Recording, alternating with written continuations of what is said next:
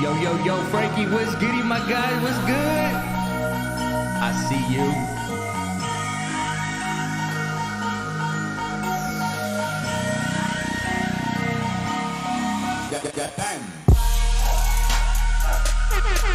Ladies and gentlemen, let's get this stream going.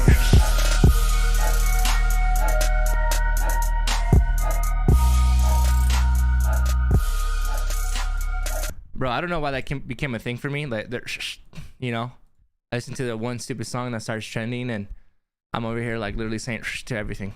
It's kind of annoying, actually. We're about to start here. Let's see. Let's see.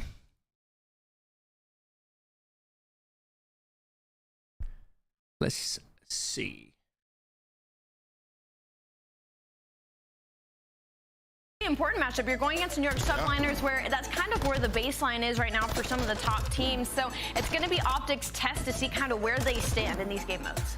We're looking at the schedule for Optic. They close out our battles tonight at 7:30, but Nameless, you mentioned it. You draw phase tomorrow. You're sitting at 2-1, but realistically, this could be a 2-3 finish in the groups, and you could struggle at finishing top 8 if someone like London rises up to challenge you. Yeah, Optic has to win one of these. I think just to like validate sort of the roster move and confidence purposes, like they have to come in here and win this series today. Going up against FaZe, that's no easy feat, especially how FaZe is looking. London is a squad that we had all eyes on yesterday. Could they get up to a second win? Well, it didn't come quite yet. Today, they have their toughest challenger of Major 3 qualifiers. They have to take on Toronto Ultra, who's sitting at 3-1, and they have been cruising since adding Hixie to this lineup. Yeah, this is one of the more unfortunate situations if you're a London Royal Ravens fan, because the Toronto Ultra has looked so good during this split. I mean, the 3-0 versus New York subliners. Everybody was having a piece of their match. I mean, Hixie had 64 engagements in an LSU of control. And not only that, their search and destroy has gotten better as well. So this is a Toronto Ultra team looking to expand in every single game mode, because they have every single game mode under their belt on lock. So this is a terrifying squad heading into Major 3, but that's also been the case for Majors 1 and 2. Looking at the numbers here, they are frying their competition. Hixie, he's below the 100 mark, but everyone else 1.0 or better, and you can see the hardpoint domination is across the board here, Nameless. Yeah, I mean, they're 9-1 since making this roster change when it comes to map count, so clearly Hixie's doing his job. This team has so much confidence. I think outside of Atlanta FaZe and the LA Thieves, like the other team going into this event, like we can win this championship, we're in a position to do it. London is going to be their opponent today, and we got to talk about the Royal Ravens, because they play everyone tight, or at least show potential to. They went to a game 5 round 11. They win that against the Gorillas.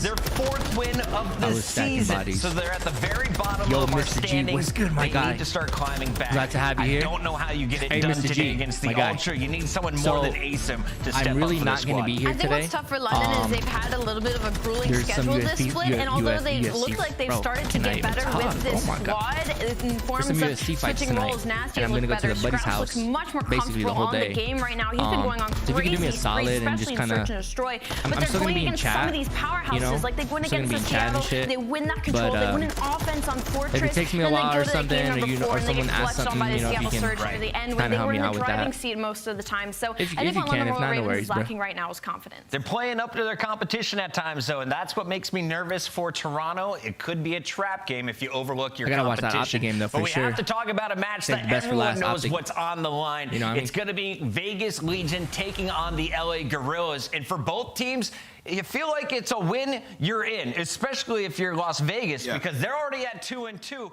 You win here. My bad, it's the audio. You're definitely I had the audio all the way turned up on Vegas get this win, that's in game. I mean, by all means, they've looked great throughout this stage. These guys have played the commentators with these same rosters. I mean, I guess are kind of are loud. I turned it down. Is this better? I'll turn it back up once the match is starting and shit. But Mr. G, good looks, bro. I appreciate you. Good looking. Hey, don't forget to hit that like. Don't forget to hit that like. What TJ was able to do yesterday. Gotta get this channel keep growing. You know what I mean? I think Vegas definitely have the edge here, but it's just been stressful in all these series that we've seen from the Gorillas. It comes bro, 4 to games today. That's stacked. And then tomorrow, say less. Say less. To clutch up, and TJ needs to play like he did yesterday. The man was on fire in search and destroy for the LA Guerrillas. So I'm a main sub, right? I'm a main sub. I don't know if it was just last night. I was playing some rank with my boys, and listen, bro, listen. I was running the tag, and I was doing kids dirty, bro.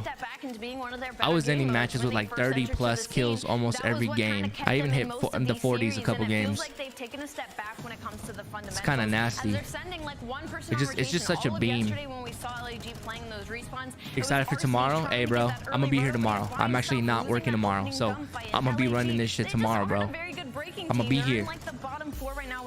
I gotta stop saying bro. I think they need to work on those maps 1s and 4s. This is the second match on the day, and in my eyes, the most important. So everybody lock in, and I have a feeling we could go to a game yes, sir. 5. If it does go to a second search and destroy, let's go. Who do you give the edge to currently, Nameless? Oh, Vegas, 100%. I mean, look what they were able to do yesterday. Like, they just look ready to go. Hey, listen. I hope y'all having a good time today. Frankie, I know you're gonna go to bed soon, but I appreciate you coming by. Mr. G always coming through with the love. I appreciate you guys, man. They need them again today. Here's a look good at the looking full out. schedule, though. We start with the rocker, trying to play spoiler and make things interesting. All right, bro. I got LA, on the leaderboard. That Guerrillas Legion, that's going down at Ultra, 4:30. Optic. Ultra at Those are my 6 picks. o'clock, and we close things Those are my out with picks, a bro. banger match. 2-2-1 teams with the Subliners taking on Optic Texas. A jam-packed Saturday, 4 matches underway, and it all starts after the break. Main AR, dope, bro, dope. The thing is, bro, like, I'm a hit or miss. I'm very inconsistent for some reason. I don't know. Just recently I switched my FOV for rank play until 110. I usually run 120. I switched it to 110, and I don't know if that, when I first switched it, I felt like it was throwing me off my game because I felt very sluggish, very slow. But last night, man, I think I was just locked in. I definitely got a drop shot more than I do, because I really don't even drop shot, but it's just such an OP tactic, bro, that like I need it. I need to do it.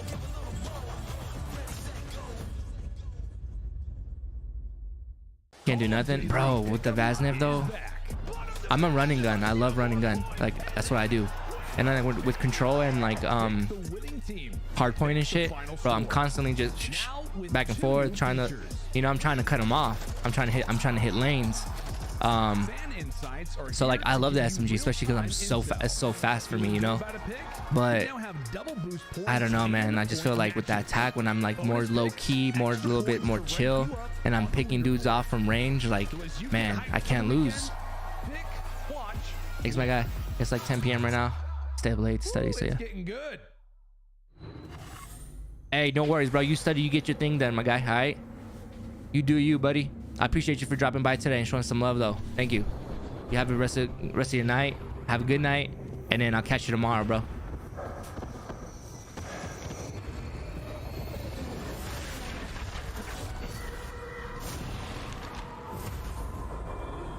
Let's go, freak. What's good, bro? Hey, I'm on time. I'm on time today. I'm on time, bro. For you guys. For you guys. After BO4, you don't do SMG often no more? Bro, I love SMGs. I love them. What do we think about Rocker's intro, bro? W or nah? So what's the plan? You know who has an actual, like, pretty sick crew? Intro is New York. But this time, like, we take everything. Something about New York's trailer, bro, it just hits. You feel me? Nice beanie. Hey, thanks, bro. I appreciate it. It's freaking cold out here, bro. I live in Nevada. It's snowing. Shit looks like a fucking blizzard outside. No lie. No lie. My PC's running right now at 48 degrees. 48, bro. Shit cold. It's not even water cooled either. It's just AIO. Which technically I guess is water cooled, but not really. Here we go, baby. Super Saturday starts starts right now with the LA Thieves. You're right, bro. Hey, they locked it in, bro. They locked it in, definitely. Matches. Let's start with the Thieves here, Ali and Nameless, because this is a squad that beat the Rocker back in Boston. That was the battle to see who would move on to the championship match. New York, I gotta agree. Ultras is pretty cool. It's pretty cool. Both dropping over 1.3. New York's is just different, like I said. Like, their intro literally separates them from everybody else. You can't be doing that with Sam LaRue, who that's not his strongest game mode. But now the LA Thieves, they've been looking incredible this split. Their respawns have just been on par, especially that hard. Bro, why does Octane always look dirty? That's a big hurdle to jump over if you're Minnesota Rocker, who's really been lacking on the fundamentals recently. I mean, worst in rotation this split so far against LA Thieves, who are in top 4 in every category. So their hardpoint right now is looking really incredible. It's really just about cleaning up that search and destroy right now. I hope you guys get excited, bro. Should be some good matches today. Hey, if you just now tuning in, I don't know if you're at work or if you're at home or whatever, but hey, you gotta hit that like button for real. For real. If not, it's cool too, bro. Don't even worry about it. I ain't even stressing. I mean, we talk about this all the time with Octane. He has the best comms in the game. It just seems like he's so comfortable on the map, knows exactly what he needs to do for the squad, and that's basically just getting kills and getting into power positions. I mean, we're watching his highlights. He's always in a power position, picking up kills when it comes to controlling and hardpoint. He's in the back. I don't know if some of you guys were here or not, but I'm gonna be gone most of the day.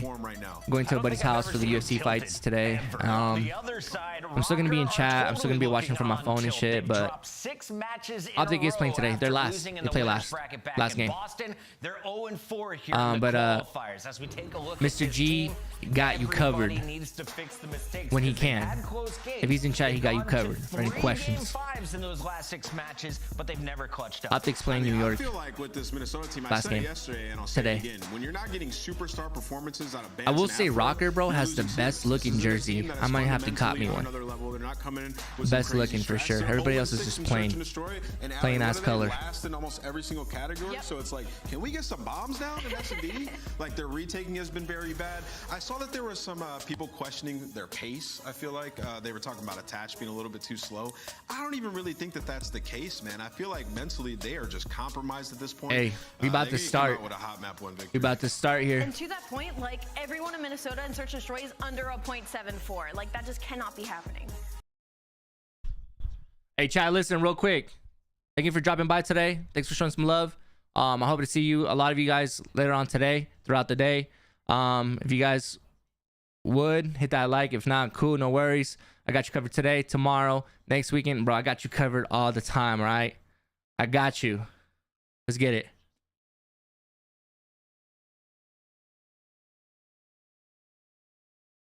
Hey, you DoorDash? That's what's up, bro. Bye, guys and gals. It's gonna be a big all right, guys. series. Cam's about to go away. I might be gone after this. Honestly, you guys might not even see me for the rest of the day, which is cool for you guys because you guys don't have the camera and shit. Like I said, you guys have a good time. Hopefully the games are dope. And hey, thanks for the love, guys. I appreciate you for real.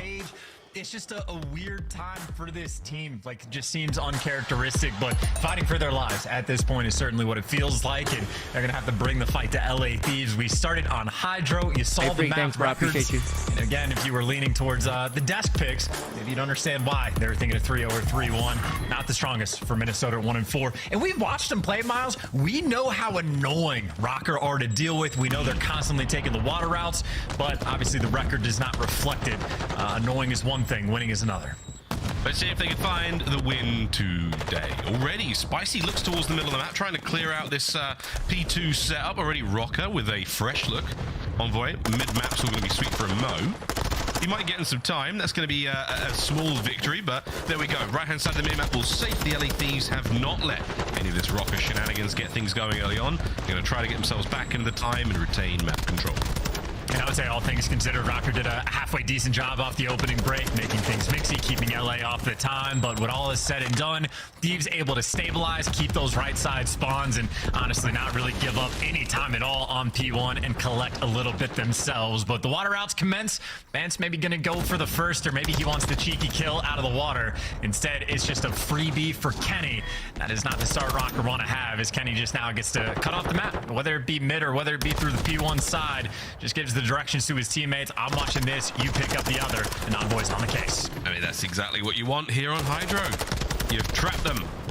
LA Thieves now having the pick of the litter. You do have Rocco now in the back line. Break onto the hard point. They're in. Oh, kills are there. You've got one player left to really deal with. That's Envoy. Easier said than done. Can Rocco find some time here? This should be a great opportunity to get back into this hard point. Oh, certainly giving it the old college try, but that is not a good start. Band's getting absolutely fried by Envoy, who repositions towards the hill, wins another big one, has fantastic chiming on when to chow out. And as soon as his teammate spawns up behind him, LA Thieves hit the go button and start that rotation, but it is a clean 4 on that roto, and, well, Bance, again, very privy to the water routes, able to take down a couple of these entry kills. I think it's really at the Cammy. Last one, last water route to be taken, but the man loses the gunfight. LA Thieves, and back spawn is now open. Kenny v Cammy comes out on top. The back spawn now wide open. This is a terrifying prospect for this hard point here on Hydro. Again, that far left-hand side of the minimap where I think Cammy right now is just sort of posted up. You're going to see those players fly on through. Draws with the entry to the side. Cammy still holding down the back spawns. Kenny gets a little bit of retribution payback because cash money flies everywhere. No one in the hard point just yet. Thieves will get a toe. Will Rocker be able to counter? Well, sort of the 50-50 split right now for the actual gunfight. So it'll be a trade fest before anyone can occur this time. But Afro gets the big 2, and that doesn't quite seal the deal to get someone from Minnesota inside. I know Kenny's trying to be annoying, and even Octane spawns out. But if you're thinking long-term and you're thinking about the routes, Afro being the roaming slayer connects with another one. 4 in a row from him. He's got Attach all the way pushed out towards the back. And Rocker, there you see the spawns come in. Finally able to stabilize, get a little bit control of the game, and hopefully for these guys, turn this into a money hill. Money hill is what you've got the opportunity to have here. Rocker set up. All angles covered. Banter's got the backline sweet. Here comes the hit from the Thieves. One player coming through down low. On the water route there, Kenny. Here comes Envoy through Dome. Octane backing him up as well. Opening gunfights. Not a whole lot of love there as Afro's trying to get himself streaks. He's playing this very, very slow. Thieves on the approach now. Attach the mana draw first blood. Afro springs to life. That's the 5. It's only Octane for the Thieves keeping the kills going. That right-hand side, the back line. That's where the pressure is. Thieves are up. Spawns are getting crazy. Can Afro get the streaks? Yes, he can. Good work out of Rocker. They're well back in this. Well, maybe for a moment, right? They had a very clean setup on the hill, but LA Thieves eventually just able to pierce it and look for that scrap time, which is a decent chunk, and try to run the score up just a little bit more. Also, number 4, Cammy, still spawning out. All of Minnesota still spawning out. Attach is trying to rotate. Everyone else from Minnesota might get punished. But now I suppose this is a 2-question game. Does LA Thieves identify that Attach is actually rotated over towards New? The question for Attach is, can he make the big play? Oh my, Envoy is shooting hot today. Post game still coming into the generators. Octane's in. Attach, finally, it pays off. Finally, he was in there for what felt like a lifetime, boys. Don't worry, I'm in. I'm chilling. Hard point in the hands of Rocket for now. They should be able to hold on this one. Afro wins another big gunfight. Starting to push the kills forward in his favor. Over to Draws now. He's going to be the entry man trying to get these kills for his boys. Get into that hard point and try to get the break. Afro again. He's looking fine today. And make no mistake, that is a massive play coming out of Attach right there. That 2-piece in the moment shuts down the cruise missile that Octane was looking to get. Now obviously sets his team up on the rotation. They now have the lead. 20 seconds to scrap is absolutely worth fighting for. And keep in mind, if you're trying to be a focus point on Attach, he gets his spawn out over towards Dome, gets his teammates the right side spawn. So even though LA Thieves get that scrap time, at least on a sort of a long-term game, Minnesota after the first set of rotation, they started on the bad side. They end this basically with a tie game. Now it's their turn to try to get control, keep those spawns, and really handle the pace of this game. Lead change. Here we go into the second set. What a first run of hard points that was here on Hydro. Bant's soaking up the time. Attach has got P2 all good for now. You're looking at Draza there in the sort of X-ray fighting for his life. Loses that battle out. Thieves now in a tough spot. They've got that far left-hand side of the map to cross over. Right now through that red building. Kenny's going to take the water out. Band's guns are up. Sweet nades out of LaRue's going to soften up the defenders now. 30 seconds remaining on the point chunk. And I will say, Rocker, it was looking great for a while. They've got a bit of a lead. Now can Afro go absolutely crazy? No, he can't. Hey, you need the trades though, right? Afro at least gets a little bit of damage out for his teammates, and Cammy needs to hop up on the mountain, but Kenny there to take him down. So tricky saying Kenny and Cammy at the same time. But either way, LA Thieves again, working from the bad side of the map, do a nice job working together, get that P1 time, and maybe another lead exchange we have before we go into this rotation. And quite a bit of the map is open. LA Thieves, the 2-2 split, putting a lot of pressure on the bottom of the map. It reminds me of trying to say Priester and Pristini in the same game. That was tough work. Cammy, though, he's the man in the feed right now. 15-11 for him. P2's all good. You still have to worry about Envoy once again in that back line, causing nothing but issues right now for Minnesota Rocker. Here comes the hit from the front. Afro with a good coverage. Kenny is taken care of all the way through the back line. He's going to get at least one. And look at this corner. Afro, oh, doesn't check it. Man, he is a pain in the ass. What a play, man. I mean, just like that, all the pressure towards the bottom side of the map. They start spawning those Rocker players out, and you just see how uncomfortable Cammy was inside of that hill, knowing Envoy was in the back. So, LA Thieves, nice job. You still have to bully your way through the front, though, right? Rocker's still applying a great deal of pressure on P2, but they don't let anything turn into a money hill. And Octane right there, snapping just a little bit. Boy, on that 7-7, snapping up close range.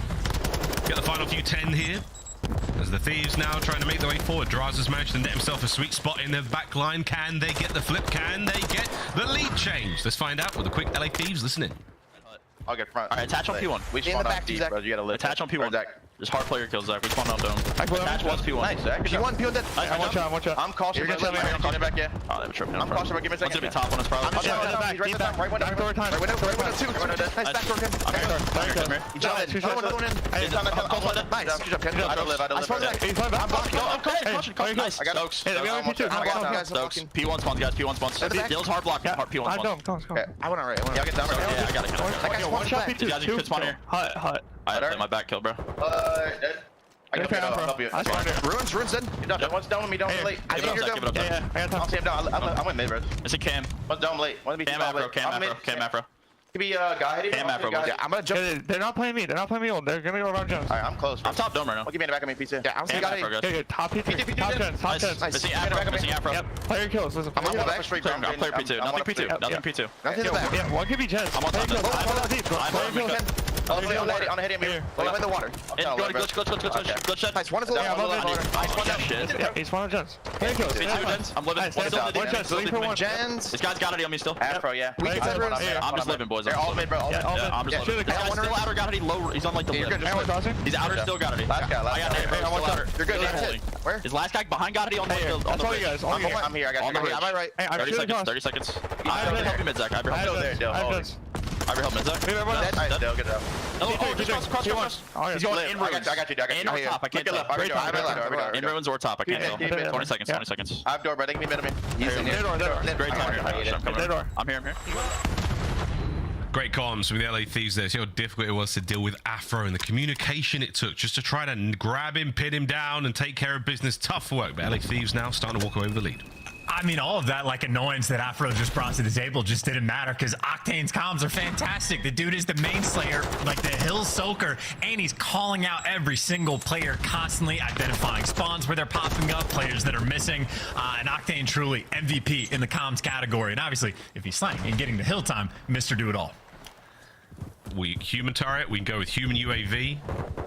The absolute motor mouth indeed as well. 202 there for the LA Thieves now. 170 climbing for Minnesota Rocker. They've got a bit of a foothold here in Nu. Can they keep the time ticking? On way through the back line. Here comes Octane to support him on the approach towards his hard point, and it's just trouble, man. Draz is there to help get the trades. That's the back line sweep. Oh, howdy diddly doodly. Cammy on the fence line there. Somehow managing to find that kill. Less than 20 now to go. You're doing everything you possibly can for the Thieves to slow down the approach now from Rocker.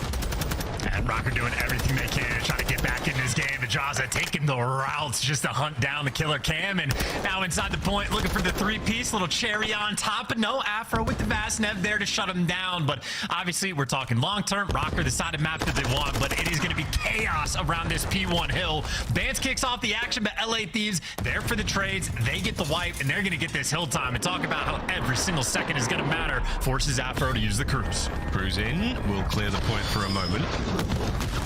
Trophies are going to be there. Keep the site safe. Rocker still within a stone's throw of pulling this one back. Envoy is already looking towards P2, and it looks like Rocker maybe let him slip through. I think think the attention, yes, it was. Far too focused on the hard point. Far too focused on P1. They've flipped. That's a huge moment and potentially a game winner for the LA Thieves. And now you got what extra help to watch the water routes that Bance might have been taking. So Envoy, just the cutoff man, knows where he needs to look, ready for it the entire time. But Bance still wins the gunfight. So the comms might have been on point for LA, but now the pressure's on because Rocker, one clean break on P2, and they're going to turn this into a game. It's only a 20-point gap for the moment, but that is the start Octane was certainly looking to have. And again, hyper aware of the routes, as easy as it gets. That's why comms are so important. Oh, look at that. What an angle as well to deal with attach here. Trades them out, no problem. 25 now for the win. LA Thieves here in map number 1. You are clearing house. Cammy, the last man up. Can't get a kill to push forward. Attach, easy. Read like a book. Easy peasy, lemon squeezy for the LA Thievesies as they will now soak the time. A final 10, and map number 1 is theirs. Yeah, I mean, that is just like clinical on that P2 hill as well. They know exactly what routes are going to be taken. They know the exact timing on the gunfights. And Octane, again, cherry on top for the game. Had a 30 bomb, plenty of time in the hill. Comms on point. And don't even have to break a sweat towards the end. Comfortable. Map 1 Hydro. Delightful hard point there from the LA Thieves. Rocker close, but that final moment, man, I mean, that break from Envoy, he creeps through water. He's done it every single time. The one chance that Rocker had to really deal with him, they didn't, and they let him slip through, caused a lot of problems. That is that, LA Thieves. Map number 1. There's Rocker now. Look at the stats, and Octane, a lot of love for him at 13-22, pushing 3,400 damage there. A lot of work being put in across the board. Great stuff there. Draza, a little slower in the kills department, but your boy was doing everything else. Great stuff there. Again, LA Thieves, they take map number 1. Yeah, Draza ends up being the technical super soaker with the most time in the hill, but obviously neck and neck right there with Octane. But I think maybe a few hills where LA overall wasn't super clean, or a couple rotations where guys like Afro are getting in the back and causing chaos and whatnot. But it seems to be a typical story for Minnesota Rocker on this map. Great job of being annoying, not a great job of actually securing those wins towards the end. I believe the record now falls to 1-5 on Hydro. As I mean, close-ish games, but LA Thieves again, especially on that final P2, just made it look easy, man. Highlights here from that first Hydro. A lot of love there from Envoy again. Watch the route, man. Certainly got paid here in this matchup. Good battles for the backside of the spawns. Again, everyone seems to be getting a sort of a more firmer grasp of how to play Hydro. Spawns are so important. We've seen so many battles take place on those extremities of the map. Those water routes towards the south side of the map as well. Very, very important indeed. LA Thieves are running up the kill feed, running up the time. As they're going to comfortably walk through there on that map number 1 finish. Neck and neck though until the last 2 hard points, I think, Chance. Great stuff either way. We'll see if Rocker can find the bounce back in the upcoming search. Nearly. And I know you brought up the Envoy flanks as well, especially towards the end, taking the water out. I forgot about the first one he had on like the P2 hill as well, where he's the guy that gets in the back, makes guys like Cammy super uncomfortable inside the point, and almost effectively solo breaks the hill himself. So I think LA Thieves showing off the best of a few different, you know, tools they have in the tool belt. Obviously Octane, I was gassing up a little bit, but Envoy as well, massive threat on the map, and really sets his team up for success. Yeah, it's a tough one there to lose for Rocker. A lot of learnings from that one. We saw Afro winning some huge gunfights. Very, very important moments there. Unable to really pull it together as a team. And that's what we're looking at. Team accuracy for both squads. Still, Chance. Uncanny how close these stats are for most squads throughout the entire year. It's so weird. I find it weird. It's unusual to me. 0.02% almost dead accurate. And I think the biggest like change you'll see in teams is just on maps like El Asilo, for example, where you can go for the wall bangs, and they're just certain players that'll absolutely just spam ammo through walls. So I think that's really the only time you're going to see a massive gap between teams in the accuracy department, because obviously if you're a pro player, shot's going to be on point. Well, there we go. Hydro, we're done. Now we go to Hotel 3 Nights. Word to Puckett, as we're going to get ourselves a nice towel from the spa. We're going to dry off after all that Hydro shenanigans. We're going to play Search and Destroy, Control, and Hardpoint if we have to follow that one. And if we do go to Game 5, Embassy, Search and Destroy for that. But yeah, Hotel should be an interesting, a fun one indeed, Chance. Like, Search has always been cool. Expecting a lot of snipe plays. Octane's been amazing to watch. If anyone's ever caught one of his streams, you know the boy can hit them. He runs an SPX. He's extremely brave with it. I'm hoping to see something similar here on the other side of the fence as well. Attached, but great sniper as well for Minnesota Rocker. I'm excited for a real square up here on Hotel. Let's get it. Attach one of the best snipers in Call of Duty of all time, certainly. But for Minnesota Rocker, I don't know if I would make that case because they've lost 9 S&Ds in a row. I think Ali pointed out that, like, on this 9-loss spree, there's not a single player that has like above a 0.8. Like, Afro was your superstar, and when he has started to suffer, when he's not dropping absolute bombs, no one has picked up the slack. Bance has fallen off a cliff. He's dropped 0.4 in the KD department. Attach has faltered as well, and Cammy, who never was having success in this game mode, has not stepped it up at all. So this is just like dire. And keep in mind, 9-loss streak is getting close to breaking the record. It is Seattle Surge and Paris Legion from last year and Vanguard that are tied at 10 S&D losses in a row. Minnesota Rocker now knocking on that door, and they were also the team that gave Seattle their first win in such a long time, and it was on this map. Seattle took it to them, beat them 6-1. Now Minnesota Rocker, this is the map they go to where they're trying to, you know, break the curse, break the losing streak, but it is certainly scary hours for Minnesota fans. Find the book, save the world. That's what you need to do right now, Rocker. You can always turn around a bad year. It begins here on Breenberg. And not even bad year, good year. They just had an incredible stage 2 major. Like, they look so good. And then in this online stage, just something bad happened. So not even a bad year, but trying to prevent the bad year from occurring. That's fair. Well, it's an explosive start to the search and destroy. Everyone's nades and lethals have been thrown out. Not a whole lot of success. Aha! But Afro finds that first blood, takes care of LaRue, takes care of Octane. Makes mid-map that bit safer. Crazy trades now about. Kenny somehow finds his way out of bedroom. Bras are backed up. Thieves are well spread. The remaining 3 of them. Let's see what they do.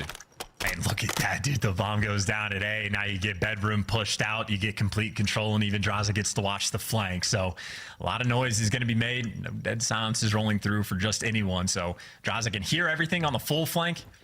He goes to blue. Hears it from a mile away, but Cammy does win the gunfight. That's the opening Rocker needed. Envoy's posted up. This is a great spot. Players call this lights or secret, I believe. And you're going to be able to see that bomb right there. Here comes the hit. He's going to be able to pass a lot of information over. That's going to send Kenny in for the fight. And that's the check. Wait a minute. Afro's on it. Can he get the kill? Kenny now springs to life, does get the player off the bomb, and that's the round. Good work, LA Thieves.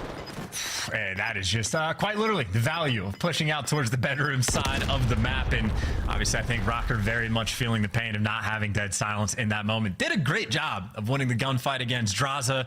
And then another 20 seconds go by before they actually get to the bomb site. And obviously, you see the work between Envoy and Kenny. Envoy is like, yeah, he's on the bomb. I can't kill him. If you can get him for me, that'd be sick. And Kenny says, yeah, that is not a problem. I will deliver. So great teamwork. And again, sort of similar to the Hydro. It might have seemed like it was close, like Rocker had a slight advantage, but I think towards the end, fairly comfortable for Thieves. The importance of that bomb placement. When you do plant it, it's not as fun as just get it down. It's where you put it as well. Thieves, great work there.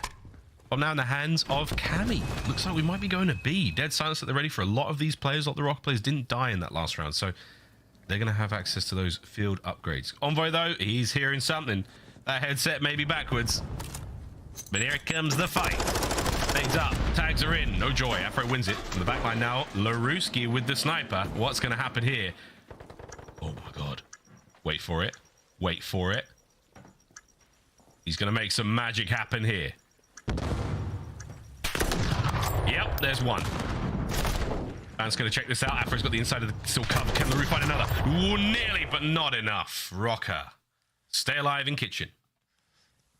And that is just a good aggressive play call. Make sure that the trades would have been in, even if Envoy got a first blood, because they had plenty of presence around kitchen. But as soon as Envoy just doesn't win the gunfight, makes it that much easier after the fact. And Octane was certainly there for the help, but a little bit too late to actually support his teammate. So aggression was key. 0 time wasted in that round, and Rocker certainly with the 9's bounce back. I mean, they've been 2 for 2 on the first Bloods front. I think Afro has them both. And again, he was your superstar player in Search and Destroy when you were successful. And right now on a 3 spree, see if he can keep it up. Right, aggressively on towards this A-bomb. Here's on the defense. One of the cross, that was the bait. The real danger was the player on the stairs. Good stuff there from Rocker. No one dies. Envoy, oh, down low. Here comes the battle for lights. And he's in position for it. Cracks the door, doesn't check it. Easy reads, great kills out of Envoy. Yeah, just outmaneuvering in that moment, playing a cheeky little off angle, and that bomb is down. So Minnesota Rocker forced to fly. Keep in mind, Bance has a trophy, so he's going to be loud, and Kenny with the reaction time guns him down. Him and Envoy working together so well. Leaving Cammy in the 1v3 with absolutely nowhere to go. Talk about Afro making plays. Well, Envoy, he steps up as well, making the big plays down low. So far, great offensive rounds out of everyone. No one's letting anything slide. The post-plant spots are great. Not a single hope in hell there for Cammy. Kenny and Octane working brilliantly together there. We'll see if another offensive round win comes through. As Rocker, they'll be up next on attack. And really, I think just decisive rounds on offense as well, right? Minnesota, just 0 time wasted, bullying straight through the kitchen. And even LA Thieves, similar sort of situation. I know the first round was slower, but they were playing for picks without the Deddy, without the trophies. As soon as they had the trophies, say, let's just hit out this site, push through, and just get guys like Envoy in position. Now Rocker maybe the first team to take things a little bit slower, spreading the map, playing for picks. That bomb is leaning towards B. Oh, Envoy. So sneaky. Again, he's a pain in the ass. He's just a colossal annoyance to deal with. He killed Bance over here on this side of the map. You know that the B-bomb site might have been on the menu there for Minnesota Rocker. Now, though, LA Thieves, just keep that map positioning. Keep all lanes covered. Try to identify the attack. And enough time has passed. Yeah, hey, that's exactly where it's going. It's over to Draza. An unfortunate timing for Octane there with a snipe. He might have been able to catch one out. Gets the next, though. Draza gets on the board, and it is a strong round from the Thieves. Yeah, Envoy just, again, setting his team up, completely breaks down the entire play for Rocker. I also appreciate just the cheekiness of, like, not zeroing in on the kill from Bance, checking the hallway just to make sure he's not going to get shot in the side. But Bance is basically sent in behind enemy lines to make the play. Get shot in the back, and Rocker like, I guess we can't go there. Like, we don't have numbers. Envoy's already there. We'll try to wrap it, and LA Thieves not falling for any sneaky tricks. Just completely set up around the site. And again, just a very easy round as LA now have a 3-1 lead. They managed to win the defensive round. Now back on the attack. Stun check lands. Bance's position has been given away now. Draws looking to spring to life. Right into the feed. Great work. That's first blood. He's on a 3 spree now. It's likely to come to a close in a moment. With that bomb down at A, once again, LA Thieves forcing Rocket to make moves. Bro, you gotta go. You gotta kill Draza. The bomb is planted on the other side of the map, and they just wasted so much time. And by the time they kill him, you have now 26 on the clock. You already know it's a double setup over towards bedroom, and you're just walking into a pinch. Good luck trying to win this round. Afro, good luck. Less than 20 now on the clock. Octane's in that tight corner. Kenny on the inside of lights. That's one taken care of. Here comes Bance on the very, very slow approach. Looking to get on the board at the very least. And he does. The round is done, though. There is no hope of the defuse. Kenny gun Kenny. It would have been nice as a consolation prize, but it is not looking good. LA Thieves, another strong round. And I think Minnesota Rocker may have been trying to go for a hard read, like stacking up the middle of the map and even leaning towards like the kitchen bomb site.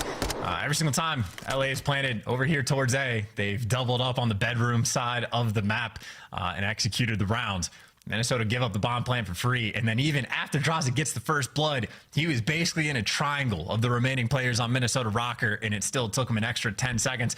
Not just to get the kill, but someone died in the process, so sloppy work in that round for Minnesota, and a very sizable lead now for Thieves.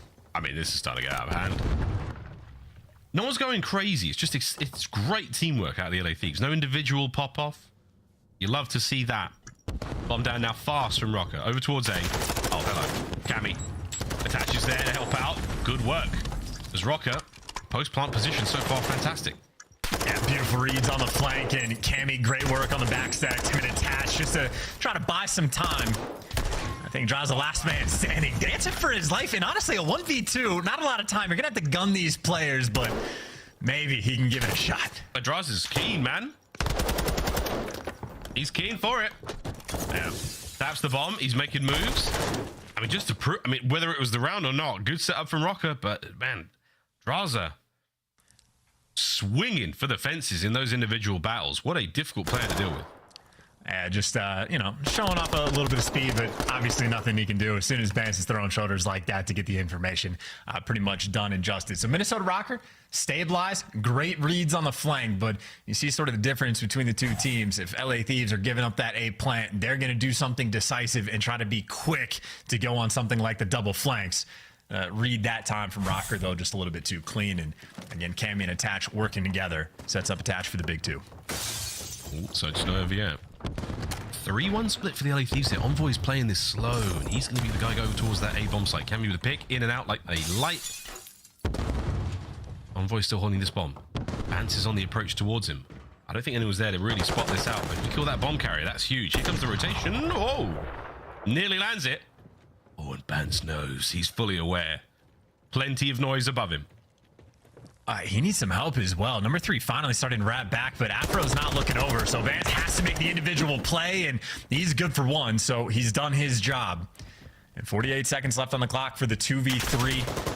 Octane with the bomb. Well, had clean shots, but attaches just a little bit cleaner. And now Kenny left in the 1 versus 3 with bomb down in a bit of a tough spot. We'll have dead silence in a moment, but it would take something magical to win this round. I don't know. I feel like it's almost more worthwhile to hold on to the deadie. Keep dead silence in your back pocket. If you get a kill, it's going to push that forward. You will have access to it in this round, but don't use it. Hold on to it. I don't need to tell Kenny that. He's well aware of it. Here comes the fight. Cammy's going to hold him still. Attach might be coming through for this one. Final 15. Dealing with Kenny. Easier said than done. But Rocker bounced back. This search and destroy is not over yet.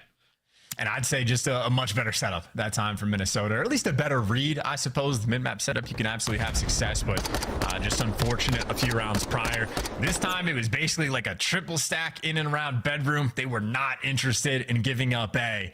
And I think one player looking more towards the middle of the map. I don't know if it was from the back patio or from top catwalk, but able to catch Draza for the first blood and no mistakes after the fact. Minnesota, a very efficient round. Yeah, really good. Nice search by both teams so far. I think a lot of us had this open and shut for the LA Thieves, but hey, Rocker, great signs of life. Good work out of Afro again. 7 and 4 from him. Attach is starting to heat things up with that snipe. Can they find the equalizer in this round? Well, keep in mind, if they're finding the kills, they don't have the bomb over by the site just yet. So Attach now wrapping back towards his teammates, but the plays around Kitchen. Kenny, though, strikes in the middle of the map, and Envoy, he just needs to give you 1. Oh. And he makes the read, knows where the chow's coming from, and just shuts you down. Way gets them all! Oh my God, Envoy! What a masterclass! I'd be chuckling too. I mean, he's just cheesing. I don't. Did they shoot back? No. He got yeah, that's why he's laughing. That was just the easiest read for him of all time. Gets the first guy 1 shot. He's like, that guy's not going to chow. Maybe over here. Boom, free kill. Let me wrap back and throw a stun to go for the guy that's 1 shot. Oh, that wasn't him. I know he's the 3rd one in line, and just... Again, Envoy, absolute wizard of a playmaker, and he just makes it look easy. He glides when he's on point. On this guy. Crazy stuff. Not over yet, though. Map point, LA Thieves. It's not over yet. Okay, it's starting to look a bit more over. Unless you win this. Oh my God, the nade's perfect. The tag's going to land. His Deddy is still activated, and oh my word, Envoy is on a tear. Hey, this is just pain, because I think Rocker are gonna know, like, oh, Envoy's playing the bottom hall again, but what do you want to do? Break open this door and chow him? You try to go on the other side of the hallway, you're gonna have guys like Octane or Kenny there just to protect their friend. Envoy again gets in position, makes everyone's life that much easier. And Attach will be the final player to fall as LA Thieves win this one 6-3. Wow. There you go, the search and destroy. An absolute smoke show at times, but there were signs of life out of Rocker there. Going to be taking those consolation rounds, but man alive, LA Thieves, simply too much, too hot. They're on Hotel Search and Destroy. As Rocker, they will fall down 2-0 here in this series. And just the plan A there from LA, just too good. I mean, how many times did they just bully through the A site, get Envoy and Kenny in the exact same positions and win the rounds in the exact same way? I mean, great coordination as Envoy's diving across. It doesn't really need the help from down low, but the only time he would get traded is if someone peeks out those like double doors up top. That's where Octane's looking over to give Envoy the free route. And again, to get him in position, he makes the big plays. 3 first bloods form. He matched Afro after Afro had those, you know, lightning fast first 2 rounds. But at the end of the day, 10-loss streak now for Minnesota Rocker in Search and Destroy. They have joined the record-tying club. Oh dear. Oh dear. Well, we stay on hotel, ladies and gents, for control and hardpoint if we have to go the distance. But this is where the comeback starts for Minnesota Rocker. I was at the movie theaters last night and I saw an LA Thieves hoodie, the Demon Slayer. And I must admit, I bet that guy is absolutely cheesing right now. His boys are smoking him. And we'll see the comeback is on the other side of this break. We'll find out. Demon Slayer.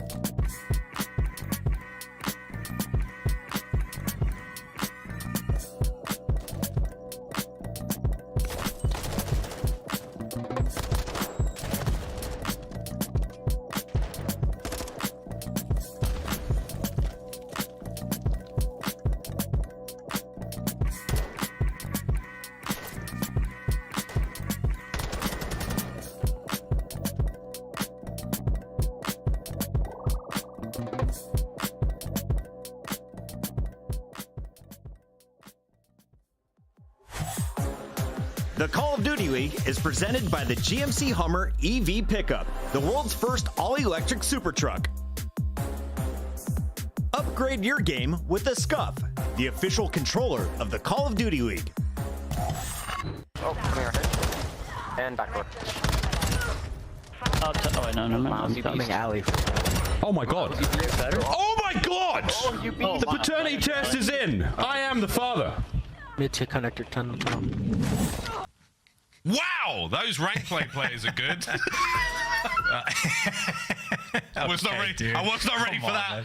I was not ready for that. You can get involved in rank play. Rank play is available right now in MW2. And if you're on the other receiving end of clips like that, sorry, not sorry. Keep climbing, boys and girls. We'll see you in the top 250 soon. Tweet us your clips. Tweet the league. Hashtag CDL ranked plays. Submit your top plays. And maybe, if they're dumb lit and gross like my one was, we might be able to put them on the show. I had no idea that was happening. That's really funny. I just think it's important for the people out there to know that if you're like in gold, you will get destroyed by some casters. Just throwing that out there. Gold? We're in diamond. What are you talking about? We're in diamond. I know. I'm being funny. What? Dude, come on, son. Anyway, speaking about getting destroyed, this series is getting ugly real quick. Rocker better turn it around right now. They've got to go wild here on Hotel Control. Absolutely wild. I mean, this is their most banned map versus LA Thieves' most played map. So LA Thieves love it. Rocker typically avoid it. And this is going to be the map that decides whether or not Rockers start off 0-5 in their qualifiers for their first time in their organization's history, going winless in the online stage. So not a fun place to be. And obviously, if you paid attention to the first two maps, LA Thieves pretty comfortable. Envoy just being the playmaker at all times. He's been able to do virtually whatever he wants. And is absolutely going to be a threat on this map as well. That little number 8 arrow going to be a force to be reckoned with. But all the action, at least right now, taking place at B. Over to B we go. Boys are on it. Starting that slow and steady capture. The first segment is getting smoked. Afro attached to 2 A's. For Minnesota Rocket finding his kills. Kenny's here, better late than never, but you've already got that first segment in, and again, that all helps towards that final round. Defense! Woo. Nice work, Afro. Back on the point we go. Rocker, clean start. Yeah, and for a team that is so alphabetically sound, the teamwork right there going to match that sort of chemistry. Easy cap in the end. And now for LA Thieves, they don't even have this setup in this moment. Attach is being the cutoff man to at least take down one player. And maybe LA Thieves can actually make use of that, get pushed up in a kitchen. But it takes a long time to try to get the setup on defense that you want to have. And a delicate thing to try to do to defend this point. There we go. A's going to be a fun one. Get your snakes ready, lads. Good pinch in the works right now. Rocker have got all angles covered. Do the Thieves. Two of their players are going to get there a little late. And by then, yeah, it might be too late. We're already on the point. 3 players up for the LA Thieves now as they approach towards that zone. ASAP, Octane's there in red. Big win out of Afro, looking to get himself streaks. Oh, stay alive. Afro can't get it done. Envoy's there. Attach, cut down before he can get involved. Bance is up next. Just about 1:30 to go. This is so tough. Vance just needs to stay alive, though. I mean, the goal right now for Minnesota Rocker is just to keep that presence in kitchen so you get the close spawn, because look at how much further LA Thieves are spawning away. So for the moment, you had like a 3-on-2 around the site, and now Afro doing the dance and taking down 2 to try to keep his team in it. Unfortunately for him, all of his teammates, his ARs, lose the gunfight, so he has to put in an extra shift. Here we go. Bruise at the back line. All sweet. Oh, nice snap out of Bance. Somehow staying alive there. Keeping the capture going. It's all onto Benjamin Bance's Envoy. Man, he has been the Reaper here in the kitchen. Straight Ramsey vibes. Throwing a little bit more than harsh language. This time, though, it's the Afro who finds the kills. Pressure is still on. Can Kenny get him off the point? Doing everything he can. The kills are in. That's got to be it. Good work, Rocker. Last-ditch attempt. Not enough. They take round 1. Yeah, just outslant him. As soon as that B cap comes through, Minnesota Rocker seems like they're just wheeling and dealing, and they deliver. It took an extra couple pushes to make it happen, but again, as long as you're keeping those close kitchen spawns, you are going to be to that point so much faster than LA Thieves. So eventually the dam breaks, and Afro, main slayer on his team in that round, putting in some serious work to get that first one in. Confidence is key. We've talked about this with quite a few teams here in the league right now. It's the belief that you can win. And right now, Rocker, with that round under their belt and a nice start from Afro at 9-2, you'd hope they've got that belief. Ready now on the approach towards B. No gunfights. All of them going the way of Minnesota Rock. I'll take it. I will take it. That's a lot of time gained. They were very ready for that push. Let me tell you, 2 SMGs down low, the ARs over top, and look at how quick Rocker are on this rotation to go and defend this A zone. And I guess being quick is one thing, one of the gunfights is another. Afro last man standing, and he adds up actually taking down 2 before he falls. So Afro still spinning to winning, and I mean that Wheel of Fortune right now is 12 kills. Afro trying to do it all. He's doing a great job. Getting 2 before being brought down there was massive. Not enough though really to save the A point here. We're going to see this zone get captured.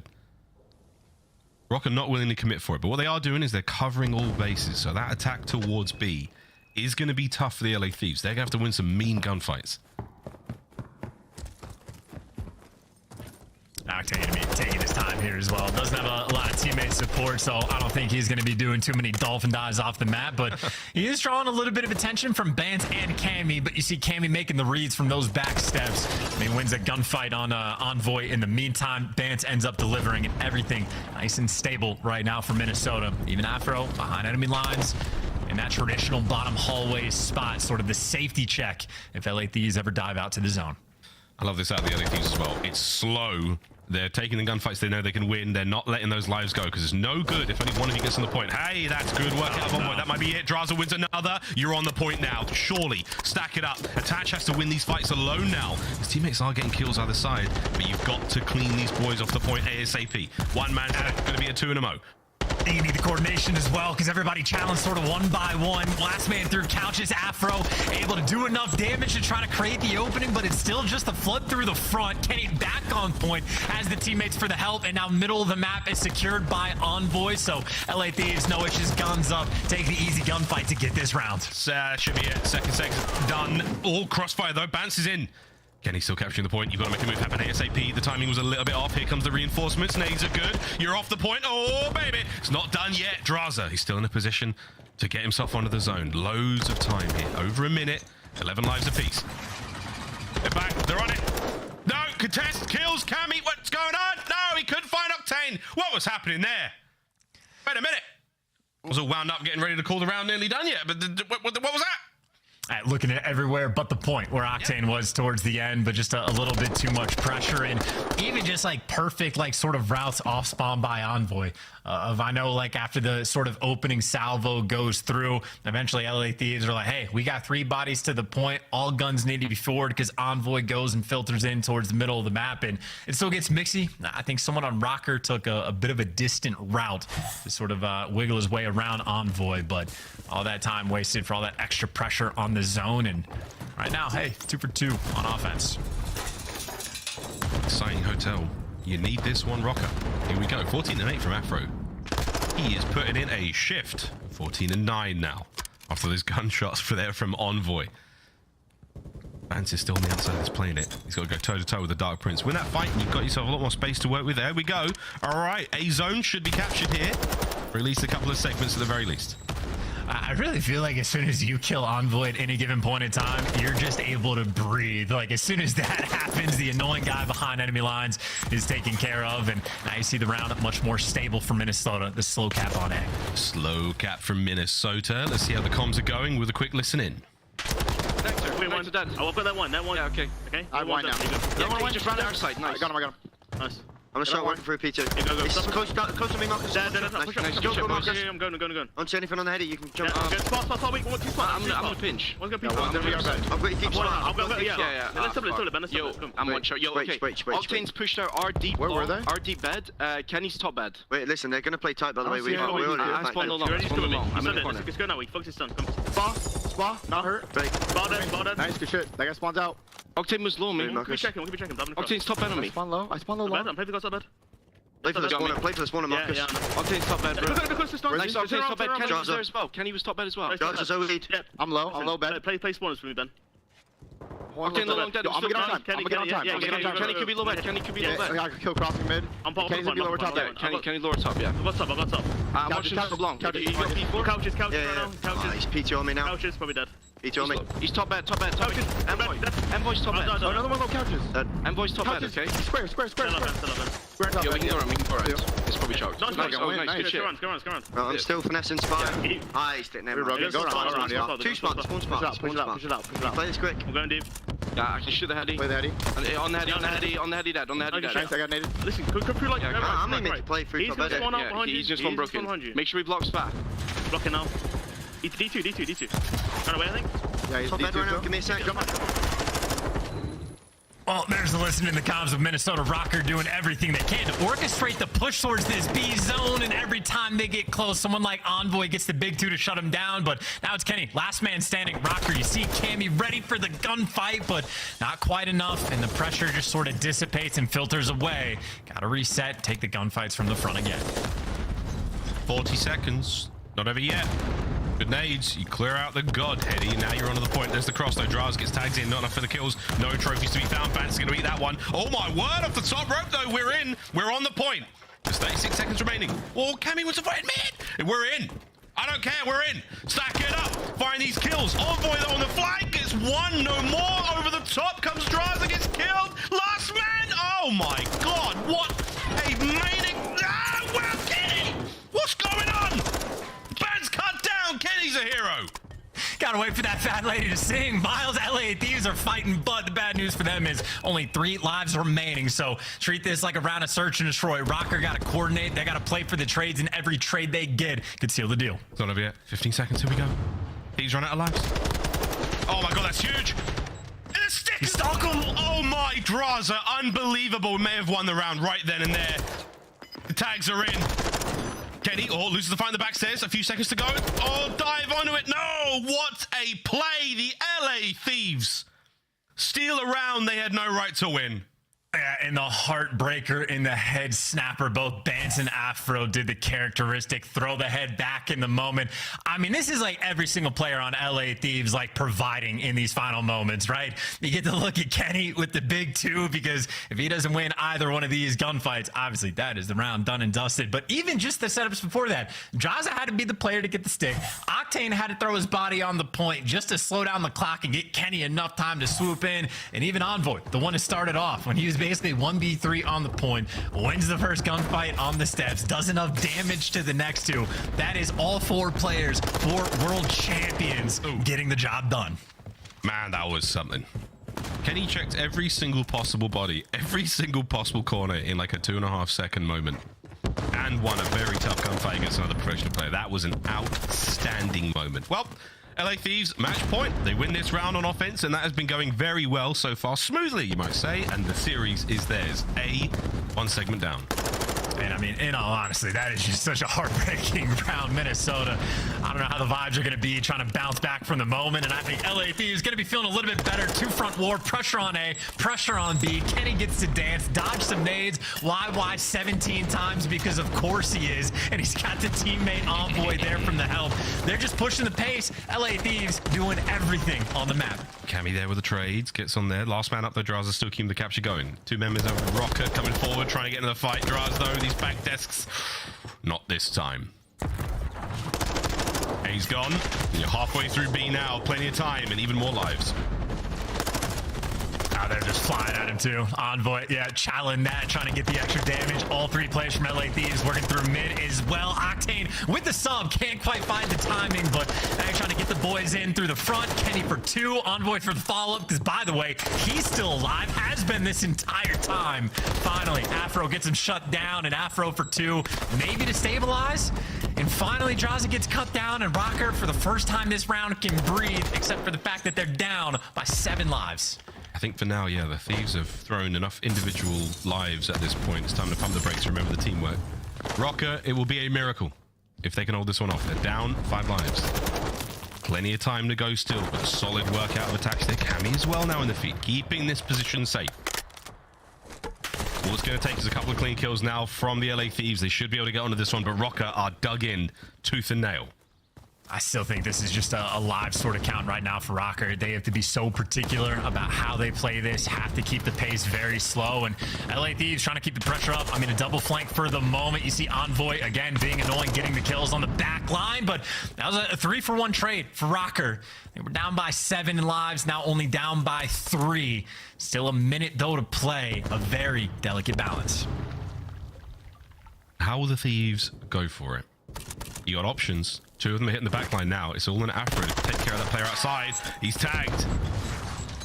Cammy loses the fight over towards the middle of the map, and here comes Envoy just cleaning house. Afro, though, he's behind him. He's got Making 2 plays. That is massive.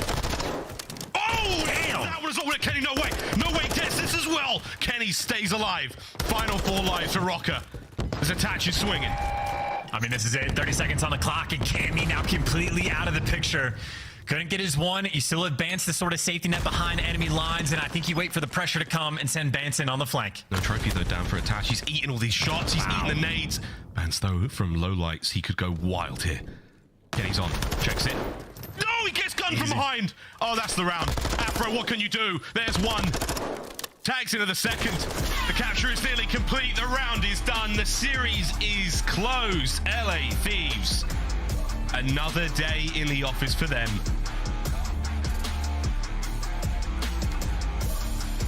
And that is such a painful series for Minnesota as well. 0-5 through the online stages. Now tied for the record of most S&D losses in a row.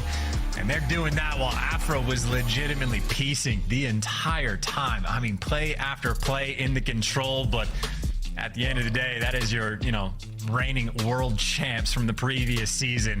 Just putting on a masterclass, man. Like the end of the round that they had on defense, where LA Thieves just flooding in body after body, everybody just making that little extra inch sort of a play. Enough to sort of seal the deal right there for LA. And I'd say Draza, who was struggling earlier on in this series, damage output second to none on that map. Obviously, the kills tied for the lobby. Also died a lot. Draza was getting in the mix. Oh, yeah, man. He was doing literally everything. And that was a very strong showing from the LA Thieves. Rocker, I mean, I can't even be too disappointed in the performance. I mean, this was ultimately a blowout of a series. There's a couple of moments of magic there from Minnesota Rocker, but it seems to be too little too late for the squad. Will they be able to go now into the major with their heads held high? Confidence is going to be shot after a series like that. It's going to be tough, but we'll see what the pros are made of. It is going to be a wild run for the major, but that's it for Rocker. GG's 3-0. Desk, take it away. Congratulations, Ali and Ant, on your correct prediction. 84% of the chat joined you for that win, and 250,000 channel points went to Dire Raven. But let's break down why the Thieves are amazing, because that looked like championship caliber gameplay to me, Ali.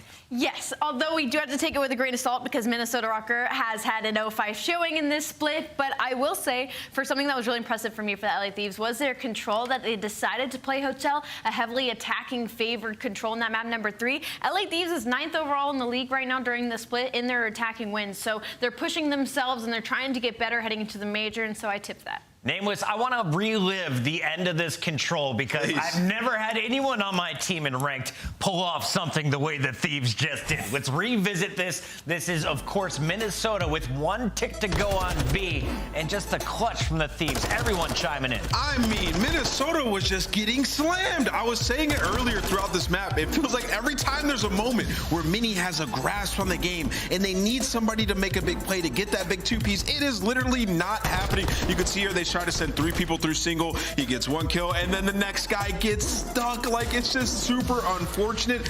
I think you need, you have 20 seconds. You got to slow it down, throw a couple of shoulders, try to gun that guy, maybe show some face mid, but it just isn't it, man.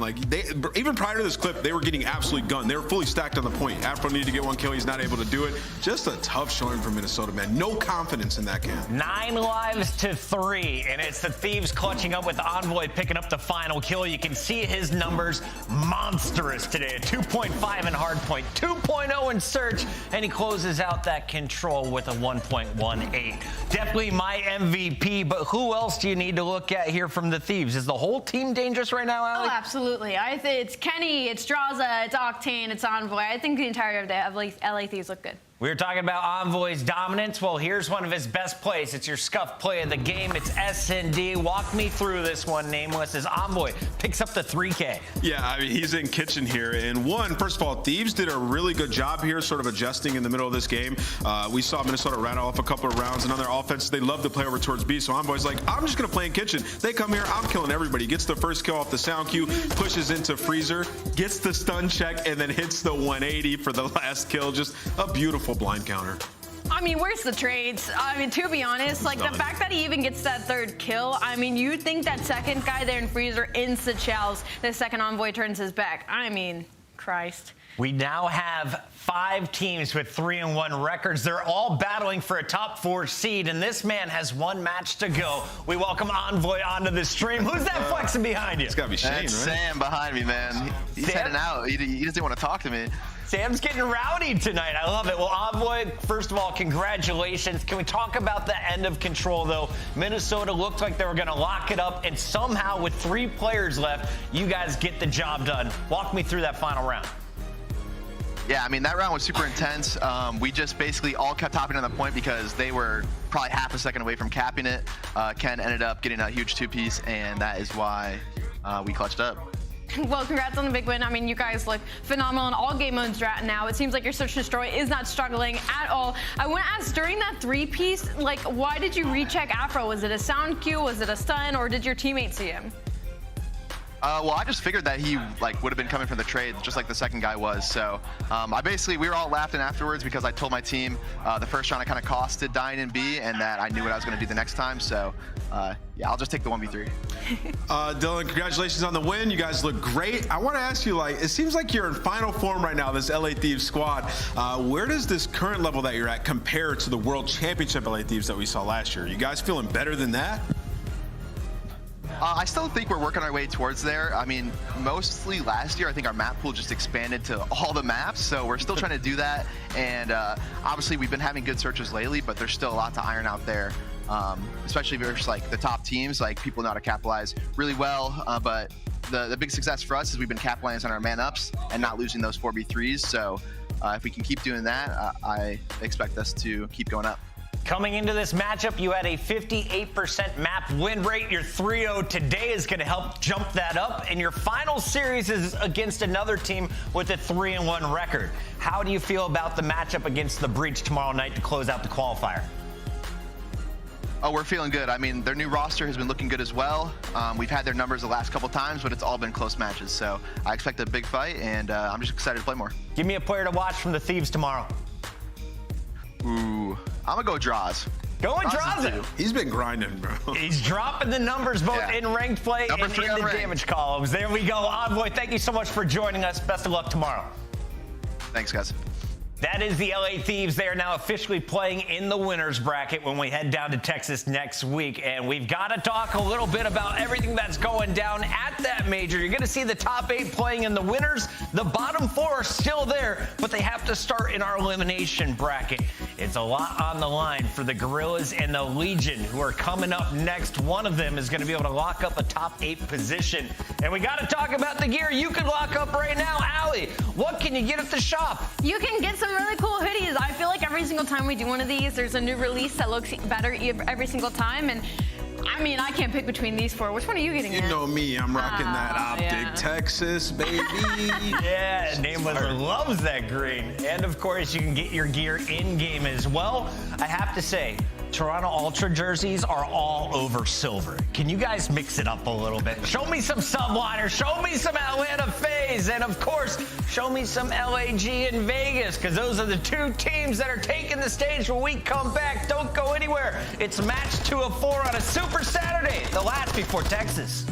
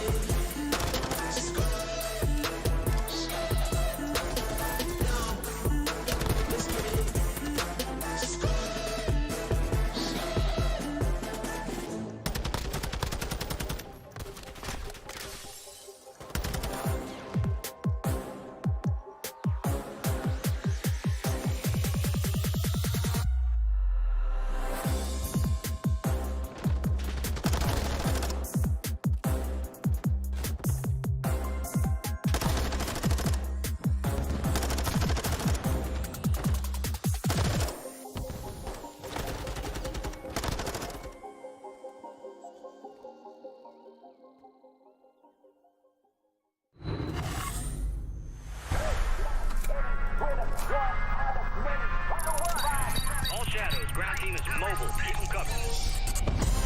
watching for the opposition, how they crushing any competition. Long range, yeah, I got the vision. When I'm in the trenches, anyone can get me.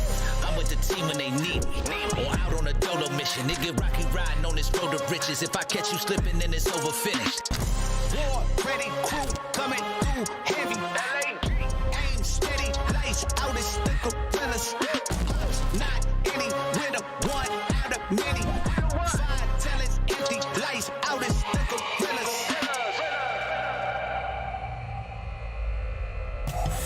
Welcome back, everybody. It is the final Super Saturday before we head down to Optic's Major number 3 in Texas. Chris Bucket alongside Alley Cat and Nameless, and this could be the most important battle of the weekend, especially if you have, I guess, some money on the line for this one. Vegas versus LA Thieves. We've already have 3, make it now 4.5 million channel points on the line for this one, and it's a big battle for both squads because you're fighting for a spot in the winner's bracket, right, Alley? Let's remind everyone where we're at in the standings and what's on the line here today for the Gorillas.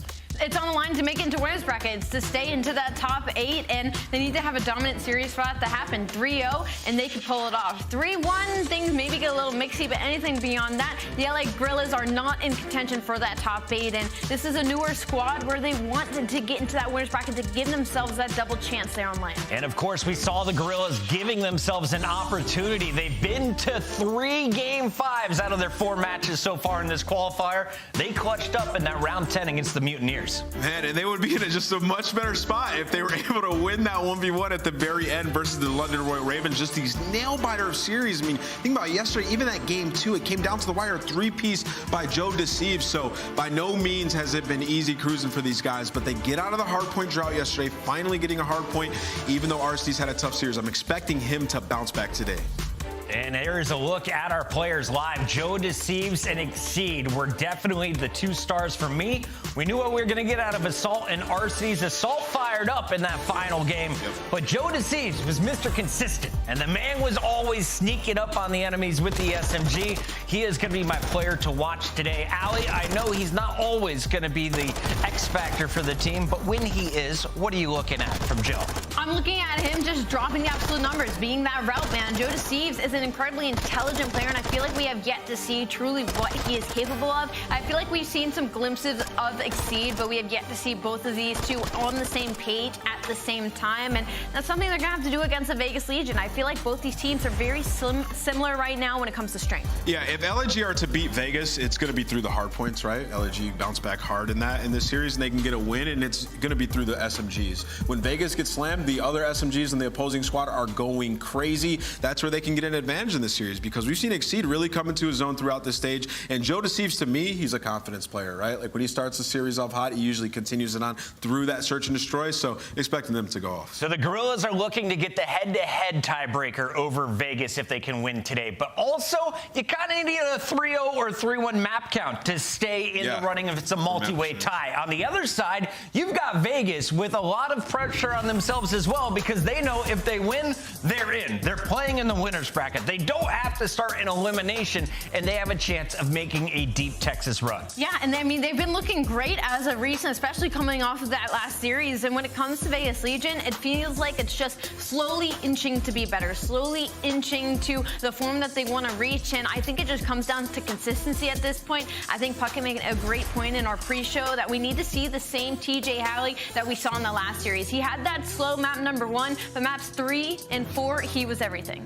Let's take a look at TJ and what he brings to the table. Search and destroy numbers through the roof. Despite Vegas's win record, TJ has been consistent in that game mode at least. Yeah, it's search and destroy. We saw it in the interview. We asked him, we're like, yo, what's the search and destroy preparation been like? He's like, my team just lets me do whatever I want in that game mode, and for good reason, right? Like, he's getting behind enemy lines. You can see right here, they had no idea that he was sitting in top cantina, right? Making plays with Deddy, and they're playing maps that really are working into his favor as well. Yesterday in the series, we saw Mercado, and we saw Fortress. Those are two maps where TJ can really take over. Today in the series, we have Asilo and Hotel, so it'll be a little bit harder to get super mixy with an SMG as the spots are a little bit more obvious, but I'm expecting him to play well regardless. Clay was looking like Batman dropping down from shelves as well. The man's going for all the nerdy spots. They're pulling out all the stops here in their final two series. This is their last match, and here are the final maps they will see before heading to Texas.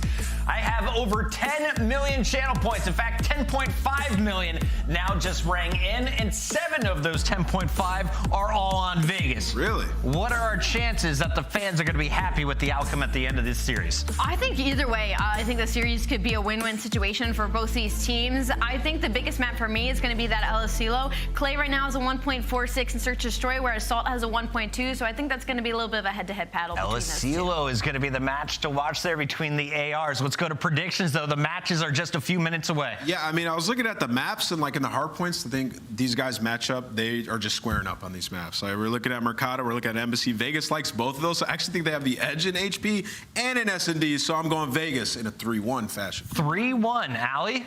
I think LAG in 4, Vegas if it goes 5, but I'm leaning LAG. LAG in 4. That would make me the tiebreaker. I'm feeling a game 5. The 4th out of 5 for the Gorillas, and they get the win. They're playing for top 8. We got our casters ready. Let's see if I'm right or terribly wrong. Lando and Study, take it away.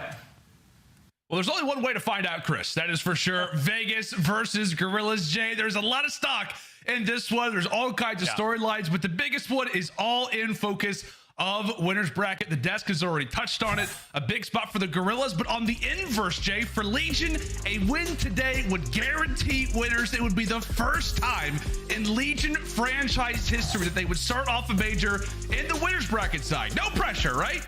Yeah, definitely no pressure. If you're definitely the Vegas Legion, this is your first time that you have the potential to make it in towards winners, but it's all going to be with this series. You see the players that stand out in hardpoint. Donnie 10, Mr. Don, 1.12 KD, going to against Exceed, who has been stepping up so far in this stage, man. Really starting to make a name for himself, sitting at a 1.03. Both of these guys are tremendous players in their own right.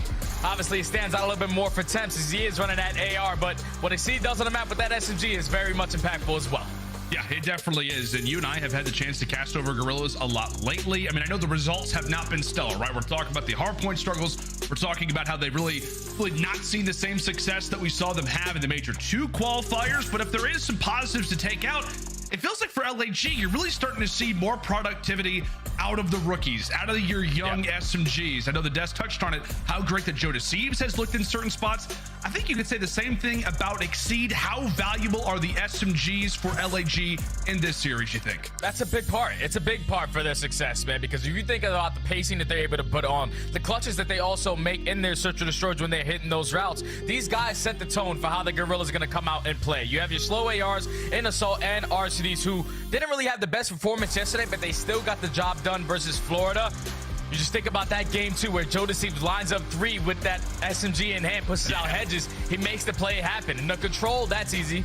But when they got all the way to that game 5, I think it was the mid-round adjustments that they were going to have that eventually led to them winning that series. Yeah, this is a look back at the game 2 Mercado in round 11. It was a quick little 2v3. You see the looks of Florida Mutineers. They're feeling good, all right? We got ourselves in a clutch, rather a situation where we should clutch, and then Joe Deceives runs through with a 3-piece. You can see it there from Maverick. So tough. Tilted, bro. Tilted is the word of the day, it feels like, but for LAG, all smiles. Maybe reminiscing on the wonderful clutch they had yesterday. Yeah, they needed that one, man. They needed that one going into today for them to have a chance at making it towards the winners. So if you are the Gorillas, I just think that they have to turn up in their hardpoint. The desk touched on it perfectly. They have been struggling so far in this stage. It's like 2-10 in their last 12 hardpoints. It's not the best. They won at least one yesterday versus Florida, their first one of the stage in that game number 4. But this map number 1, pretty sure Nameless touched on it. At least both of the hardpoints that we have in this series are basically a square up. This is going to be the best hardpoint for Vegas Legion, even though their record says otherwise, sitting at 4 and 5. And then for that map number 4, when you get to that Embassy, that's where LAG usually like to set the tone. That's their best hardpoint as well. So this is going to be a battle, Lando. Whoever wants it more, whoever's trying to get that winner's bracket is going to come out swinging early in this map 1. Indeed, it's making a swing, and I think I saw 2Real hitting some wonderful stretches actually coming into the map, so he's making sure that he is nice and nimble coming into a game where they are desperately going to need him. TJ go? Is he there? He might. It just might be too dark in the room. I don't know. Wait, he's moving around. Hold on a second, Jay. There's a figure moving on his camera. It might be a ghost. I saw something. Is he actually there? I have no idea. Regardless, though, we got to be. He could be. I don't know. Maybe TJ just stepped away for a moment. We're not exactly sure, but what we got to talk about, man, is the vet, right? There is no question about it. Clayster is always someone that we talk about when it comes down to the Vegas Legion, and he had his fair share of highlights yesterday. Jay? He's almost like 31 years old, 2 months away, and he was hitting some wonderful plays here in this Mercado hardpoint. I think it's specifically the spots that we're going to see him jump to right here. Oh yeah, this is the crazy thing is that Clay was the only guy off the rotation. We were sitting there watching this game in the green room and like, yo, Clay's got to go big, man. Old man has got to step up for the young squad. And when he finds that initial 2 kills, he puts himself in a nice little spot to close out the game.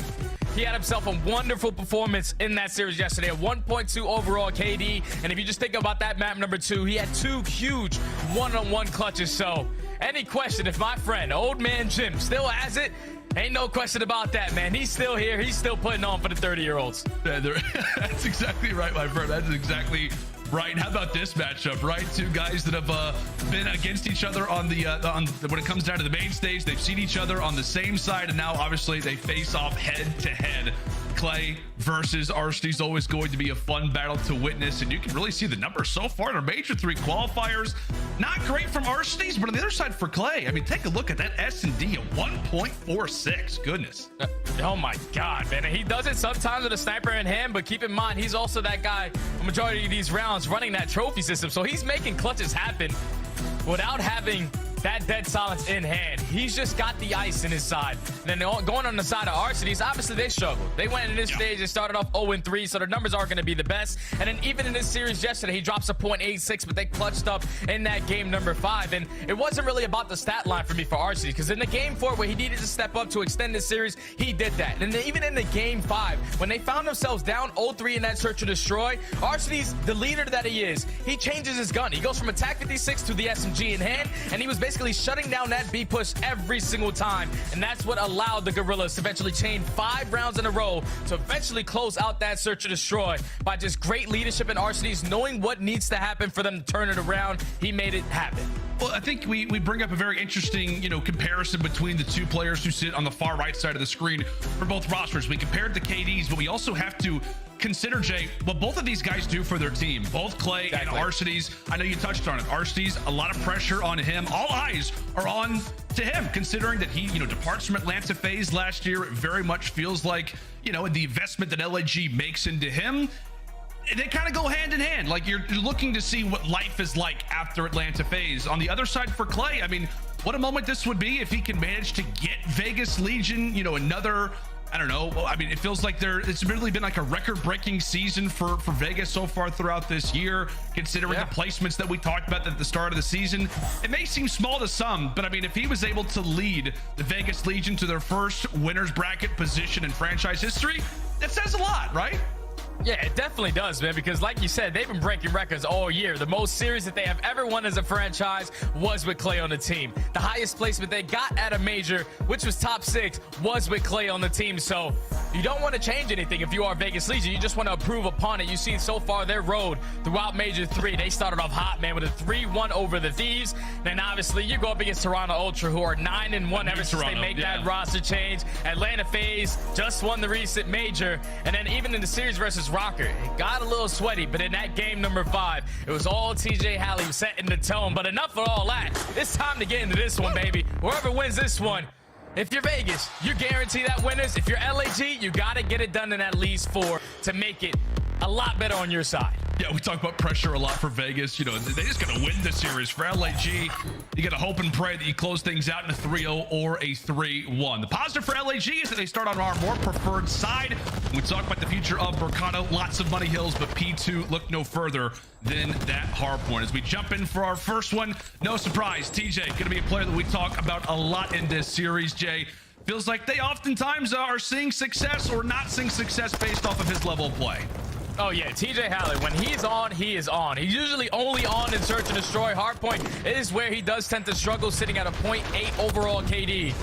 But if you can get this young man to really turn up to a whole different level early into this series, then it's basically gonna be done and dusted. But into the P1, it's scrappy. We all know that it's all about the fight over towards P2, and it's gonna be Vegas. At least with the more bodies on this side of the map, can't win any gunfights, so it's a clean 4 dead. Gorillas win a rotation.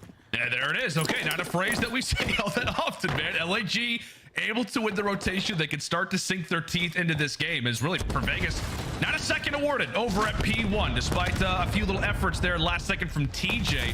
Also for LAG, you're gonna have one player off the spot in Joe Deceives, who's gonna be able to play the pinch. So it is 1-4 down that very well could lead into another 4 down situation as a few players from Vegas begin to halt their progress, waiting for a bit more of support.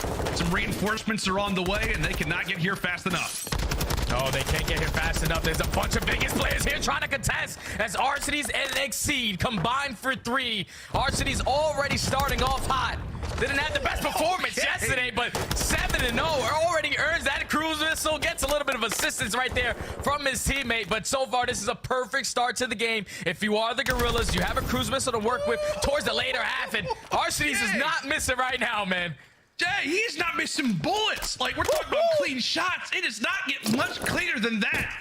From Big Daddy Alec off to an 8-0 start.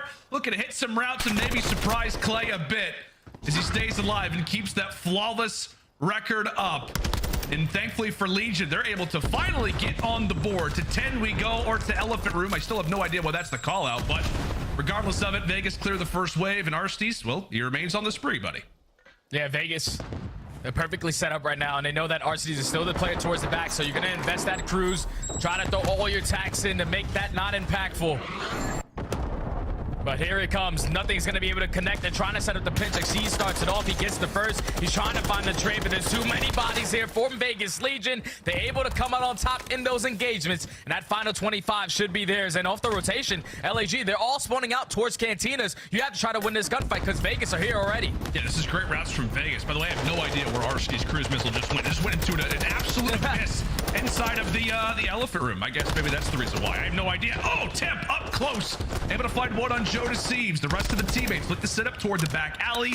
Clay able to find his cutoff kills as well. It is an all-out brawl, but it seems like Vegas are able to get a foothold in that barbershop early. And well, Jay, on the other side for LAG, it looks like they've been in the barbershop a lot. Everybody with some fresh cuts. Maybe they're trying to jump in one last time before the major. They're trying to.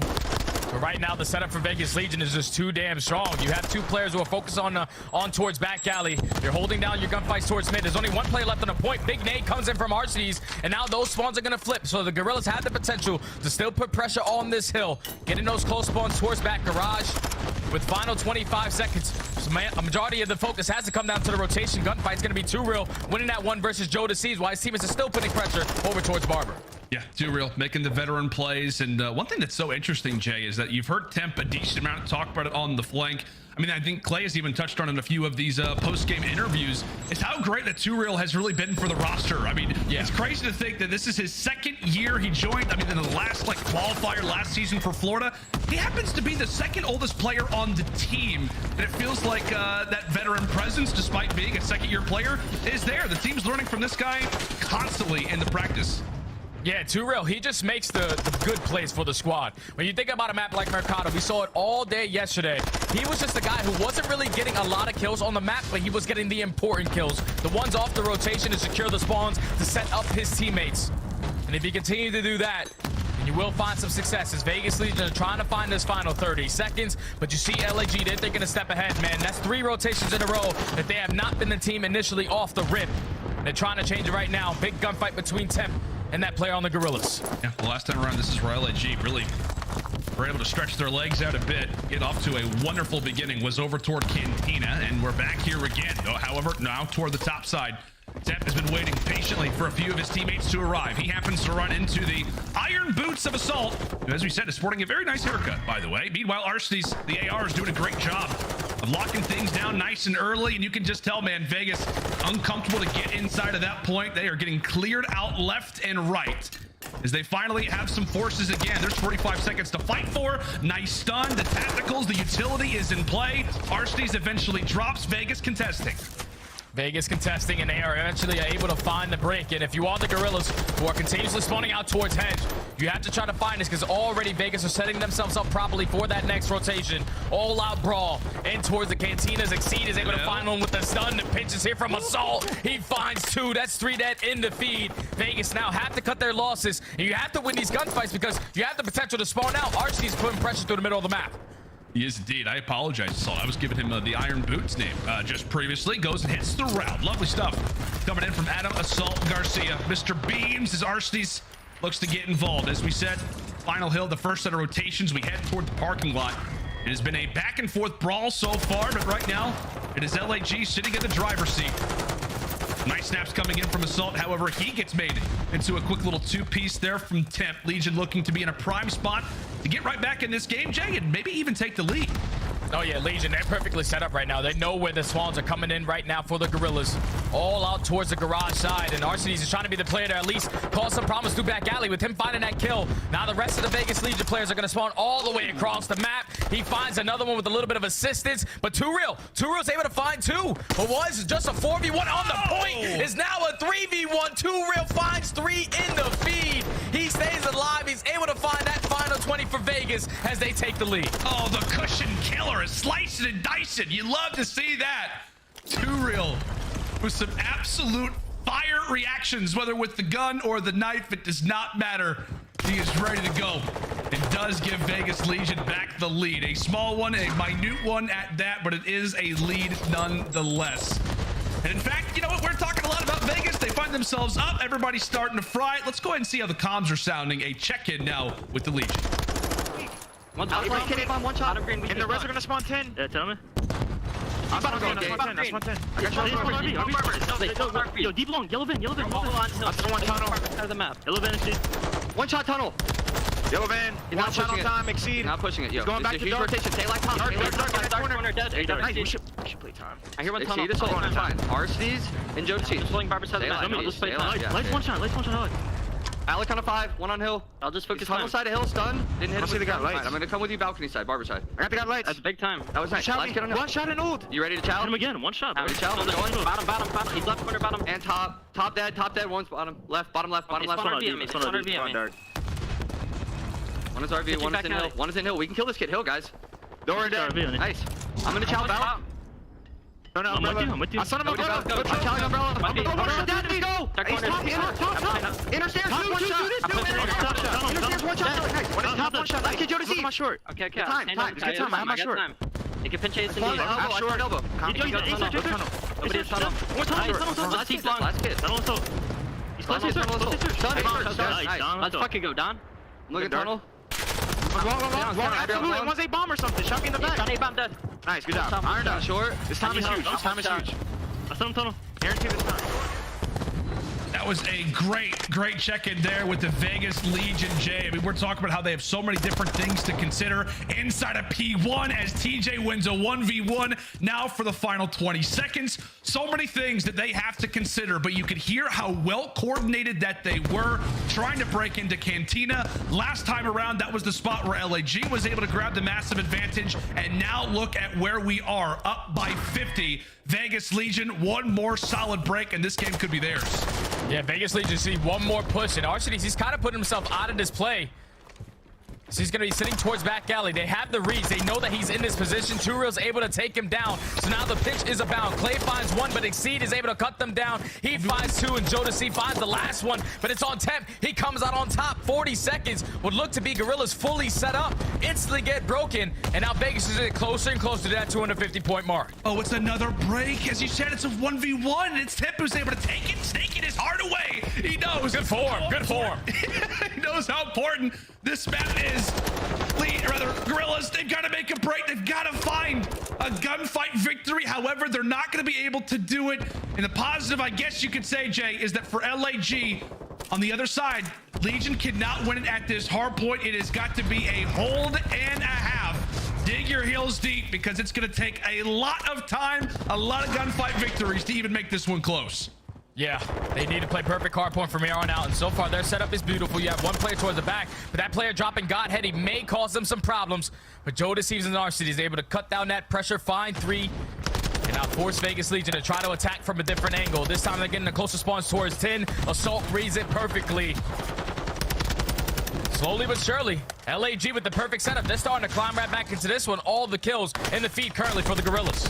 They are indeed, but it is going to be a huge rotation. As we said, only 5 seconds needed for Vegas, so they could try to toy around with going for the final bit of contest. That's going to be 2 more. Make it 3 more in defeat as the ARs have started to arrive from LAG. As we said, it's getting closer and closer, but this is where the focus really starts to come in at 10 seconds left over at that last hard point, but it's about the rotation.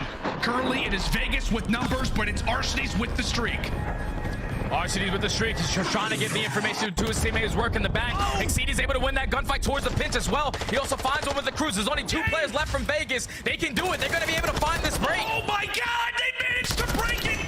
They managed to break the hard point, Vegas! They're going to be sweating it now! They're sweating it now as Exceed now on 5 in a row! Make it 6! Vegas, they've surely not thrown away the game like this! Oh no, it's Joe! A few more points before this game is tied! Can Vegas make the break? It's only Arsenes. It's only Arsenes, the last player here. The pitch is there from Vegas. You invest the streak, but it's not going to do enough. Vegas Legion close out the game. Nice sign of relief. They take map 1. Oh my God. What was that? It was 245 to 170. I have no words for that. I mean, thank God for Legion making that final break happen when it did, because Jay, if they don't win a few of those last second 1v1s, that is an absolute collapse. As we said, it was 245 to 170. LAG goes on a run, makes it a 10-point game. And my word, sweat off the brow. I mean, you'll be happy to win that if you're Vegas, as we said, all things considered, but you're definitely going to go back and watch the VOD and see what mistakes you were making there toward the end of Barbershop, because my God, that was nearly a full-on collapse. But again, for Vegas, putting on the pressure toward LAG, Jay, as we said, they got to win it in 4. And with that being the case, for Gorillas, they've got to be perfect now. And if you are the Gorillas, man, you're just thinking about that one play over towards the parking lot hill. You lose the game by 12 points. And with 2 real popping that 3-piece when it was 3 of your teammates on that side of the map. Eventually was a game changer in this one. What a great opening hard point between both of these 2 teams who are trying to put it all out on the line. Vegas trying to get their very first winners bracket going into the major ever since the organization has been formed. And the Gorillas, even with a slow start, are just trying to have some opportunity to make their way into winners. What a stellar map number 1 between both of these teams. Vegas Legion just won a couple more rotations toward the later half of this game to eventually close this one out, man. But that map number 1 is going to tell us anything about how this series is going to go, Lando. We're definitely going to a game 5. It just totally caught me off guard, Jay, because we were, at that point as a caster, like, you're looking at it, you're like, okay, this one's probably going to be cleaned up. I mean, LAG have got to play perfect hardpoint, and they nearly did it. I mean, they nearly play perfect hardpoint. TJ ends up finding the last 2, and from there, Legion relief is what they feel. It's not, crazy, hyped up, fist bumps, even though they're not in the same room, but you see it there from Clayster. All right, 1 down. Take a breath, old man. 2 more to go. Take a breath. 2 more to go. We can't be doing this to Clay at his old age, Jay. Can't do it. Can't. You think about Vegas Legion so far throughout the season, they can never have like a cruise control hardpoint. All these hardpoints that they have played, a majority of them are always like a deficit of 50 points. That's where they are playing very, very close hardpoint versus a lot of these teams, but they're able to clutch up on the very end. Now put themselves up 1-0 into the series, going into an LSCLO search and destroy, where these guys have some history. Last time these 2 teams matched up, it went all the way to a game 5. The Gorillas were able to take it in a 6-2 fashion on that LSCLO search and destroy. They switched it around this time. They put it towards the game 2. And now if you are the Gorillas, the same way they were versus Florida yesterday, you have to respond in this search and destroy. Yeah, and that's the worrisome part, right? That we said coming into this series, and we're talking about kind of the outlook, right, for LAG. As we talked about it, they need to close it out in 3 or 4. If they lose that opening hardpoint, now they've got to face off against Legion in this game to search destroy. Whereas you said, Jay, for LAG, they'd have some good history versus Vegas, but I mean, this has just been a lights out search destroy team all season long. Like, it feels like Vegas has the chance to just absolutely roll you into searches unless your name is Atlanta FaZe. For the Gorillas, right, they've seen more success in search and destroy lately. It feels like the shortcomings in hardpoint have allowed for them to actually improve in S&D and in control. What do they need to do here, right? For LAG, what do they need to try and accomplish versus, as we said, one of the best S&D teams in the game in Vegas? Well, they are a stellar team on their attacking rounds. Whenever they got bombed down, we all know when they get that bomb down, post-plant situations, about an 80% win rate. But their struggles come on the defensive side. That's where they need to be able to change this game, because we know Vegas, they like to play slow and steady. And on a map like NYSL, TJ can't really make a lot of plays because the map's not small. He can't put himself in ratty corners to find that first blood easily. It's always going to be about the trading situation. So you see the stats right there from the Gorillas. Great on the attacking, but they struggle on the defense. So if you are the Gorillas, it's all about that defense. You can slow down a couple plays from your defensive side by just putting a couple players in towards the site, but you need to set the tone early into the search and destroy so you have Vegas make some rounds adjustments early. See how it works out. As we know, for LAG, Jay, the strategy for them is all about those fast plants, and feels like every time that you and I have casted it, when they're on NYSL, every team in the opening defense just quickly rushes right into the warehouse, making sure that that bomb cannot get down for free. And we know that the objective is going to sit firmly on the back of Joe DeCease. But a slower look for both sides. I mean, at least in terms of LAG, rather. Vegas make their presence felt. And really, now the question calls for Gorillas. Can they find that opening first blood? Can these tacticals, can the utility give information? Or will TJ be able to strike? Exceed's able to snap with the sniper off the start, and now the pressure comes on to TJ. Can he win the gunfight? The answer will be no. 2v4. 2v4 now, but Turo at least puts himself in a great position towards bottom kegs. Clay is able to line it up, take down Assault, make it a 3v4. You get all the information onto this player on site. The nade is to be able to connect, but it does not. He's not able to find that kill. Now it's all Clay in the 1v2. Clay, snipe in hand. Shots are coming through the walls.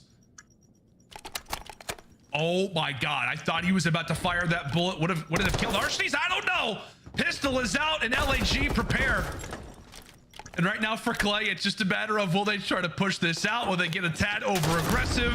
Utility tossed once more. The sniper bullet will rain forward, but the Gorillas should win this round. They need to win this. Thank God they checked that. Wow. This is way too close, Jay. These are way too close in situations right now. I can't handle it. Yeah, that was a very, very close round. Right there, if you're the Gorilla, somebody just throw a body or just go for the double chow, because you know he has a sniper and pistol in hand. Unless he hits a collat or something like that. Finds the ace on the round. That's the only way that Clay's able to clutch on up, but almost got a little scary as he stuck towards the defuse.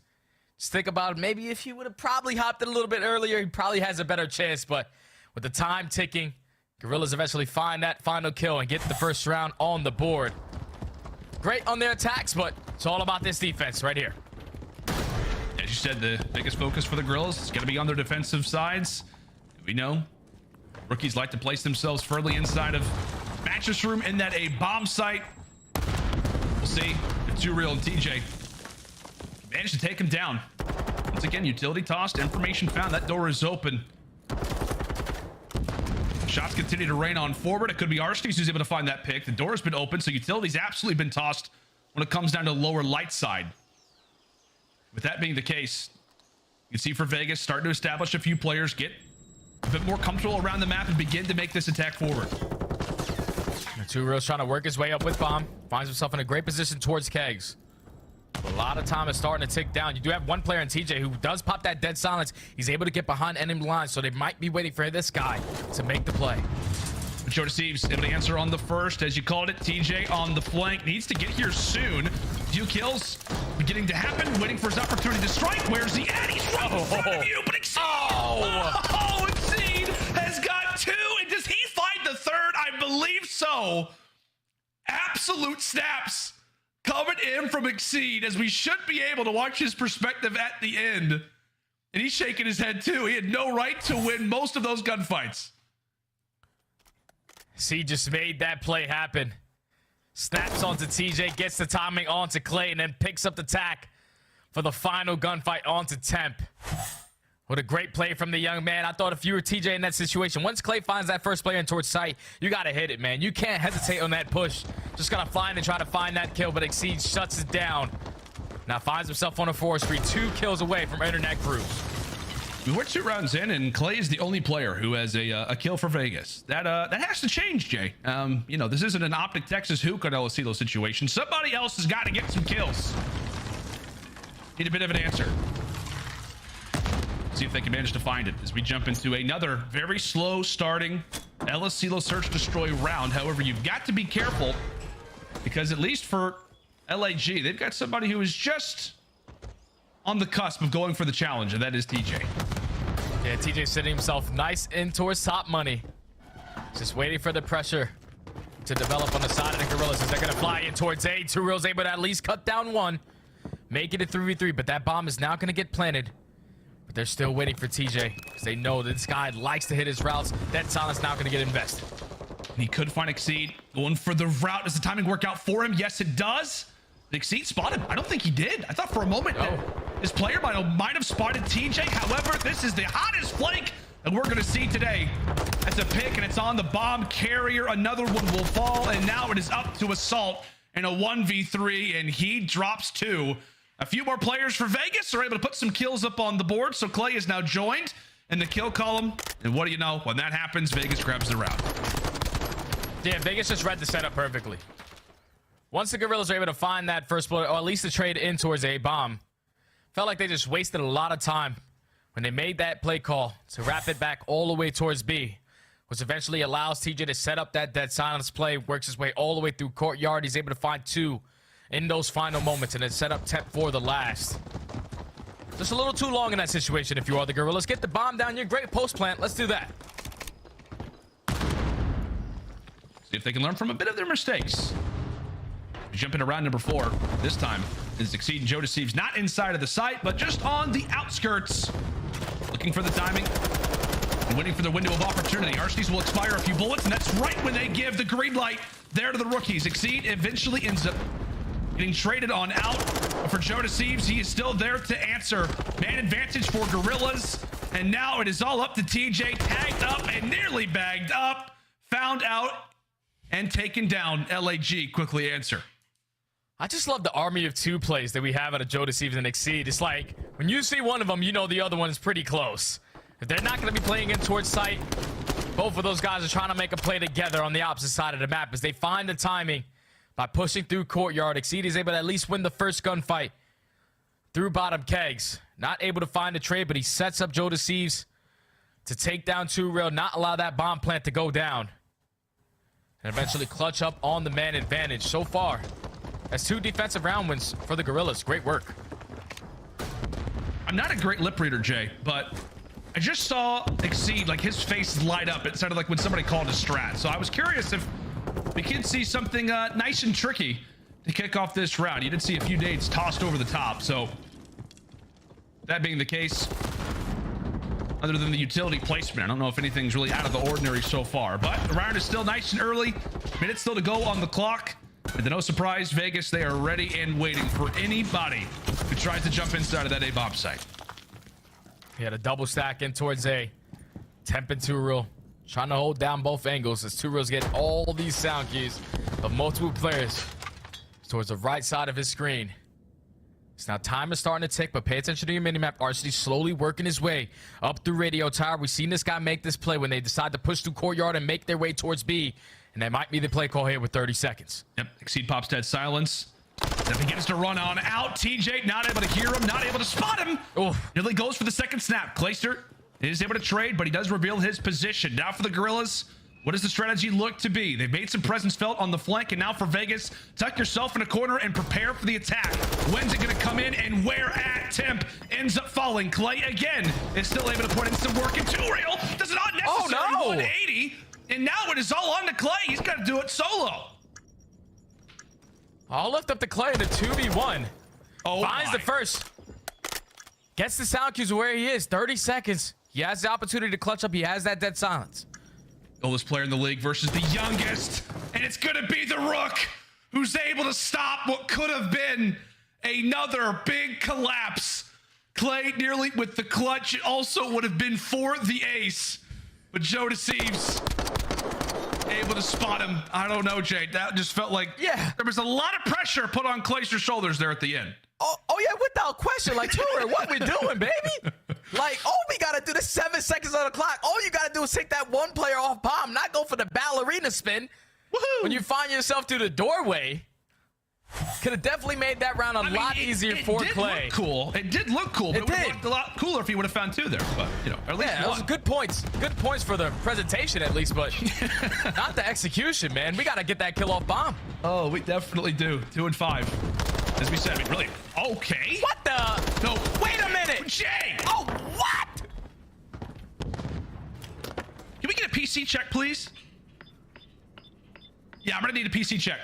Yep. What? All right, well, 2v4. I have never seen something like that, Jay. That precise? That is unbelievable. All right, Assault Arseny's stunned as to how they have quickly entered into this situation, yet have yet to see a single player. Clay. Okay, Clay just cleans it up himself. That's what happens when 2Real is able to snap through walls. Can we see that again, by the way? We got him, man, because that is unbelievable. Is he hacking? Like, do we got to submit a clip or something to get this guy banned or something? Because, like, he lines it up perfectly. Imagine being the Gorillas right there. Wait, where did he All right, go? we got a bomb. We got a bomb, guys. No brainer. We got the same 2 guys in the setup. You know, Joe Deceives, NXT, they're going to be in towards that site. And we're watching it push through the door. Oh, wait. Wait, he wall-banged us perfectly? Like, you just can't read that play if you are the Gorillas. Unless you are 2Real, basically just saw through that entire wall. Wait, what just happened?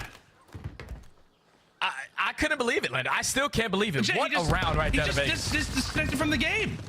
Oh, did he just get banned live? I have no idea. I have no idea what just happened. Understandably so. Timeout has been requested. We have no idea what is happening, but we're just going to enjoy some COD. A 3v4, and there is surely no way that Las Vegas clutched this up. There's no way. Oh, well, 3v3 now, making it 3v2 as Joe Deceives is able to find one onto temp. He still have the 2-stack in towards the site. TJ Six to fly in. Clay finds the first. Doesn't spot the player behind the couch as Joe Deceives is able to line up the last 2. I'm so confused, Jay. Me too, bro. I don't know. I don't know what that was, bro. I know we got to talk about that round. I'm not 100% sure what's going on in terms of, like, obviously LAG is currently playing a 4 versus 3 at the moment. But yeah, I'm very confused because we were looking at that highlight of 2Real, obviously taking 2 players down through the wall. And then he just stands up. And I'm like, wait, did they just win the game? No, they obviously didn't win the game because they're down. I mean, he's just putting on a sweatshirt. He's getting warm. He can't believe it. You can't believe that just happened. I can't either. Well, we're going to figure out what's exactly going on, folks. We're still, you know, trying to outline what is exactly happening. Did 2Real just put on his sweatshirt backwards, by the way? Anyway, regardless of that, we're still figuring out what exactly has occurred. So, okay, so it's okay. Sounds like 2Real lagged out, which is interesting. But regardless, though, Jay, we got to talk about that search and destroy, man. It's wild stuff up to this point. Oh, yeah, without question, man. Obviously, both of these teams doing what they need to do. When you talk about the rotations coming in from Gorillas, setting up properly, unless you find 2Real who can just magically see through walls on a round. Vegas Legion, they have just been starting slow in this search and destroy. We see in that first round, neither team has dead silence, neither team has a trophy system. So you want to try to feel out how they're trying to play these setups. But it's Vegas Legion so far, finding a couple openings, not really leading to a lot of success, though, because the Gorillas, they're winning their defenses. Yeah, absolutely. Well, folks, we do apologize for the brief delay in the middle of the game. However, we're going to work everything out, make sure that it is all squared moving into this game 2 search destroy. But stick tight. We'll be back in just a moment.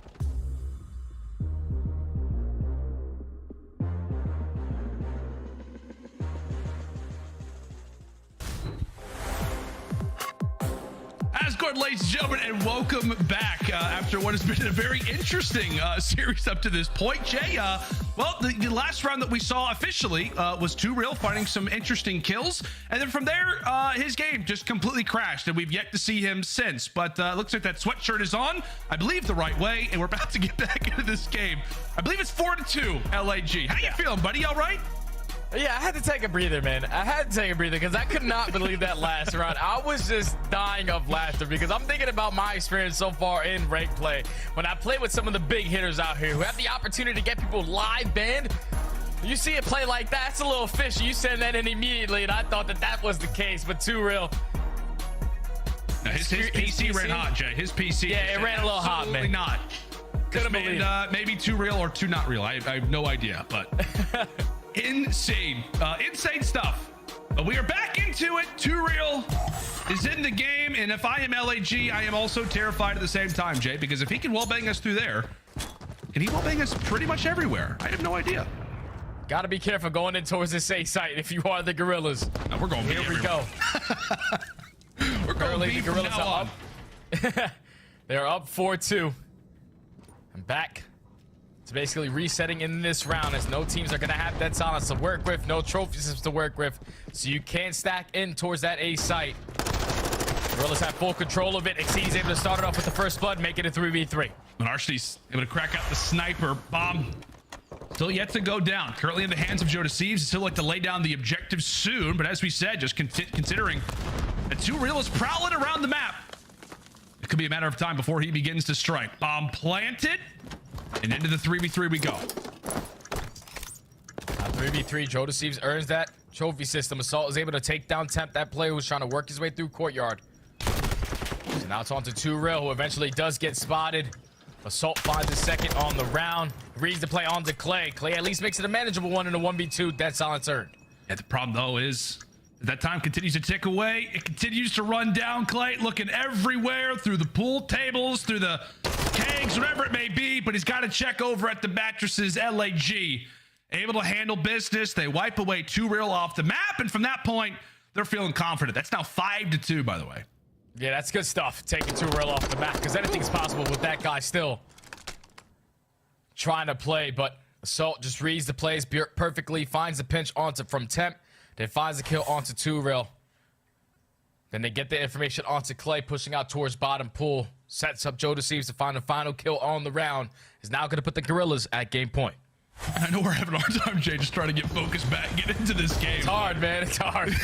It's very hard, but we got to give a lot of props to the Gorillas. As we said, their SD has seen quite a bit of improvement. Like we said, so early on, they were, pretty much just one-dimensional hardpoint team, but they have clearly turned up their game in Search and Destroy. And how about Arsenes after that wonderful hardpoint performance, despite the loss?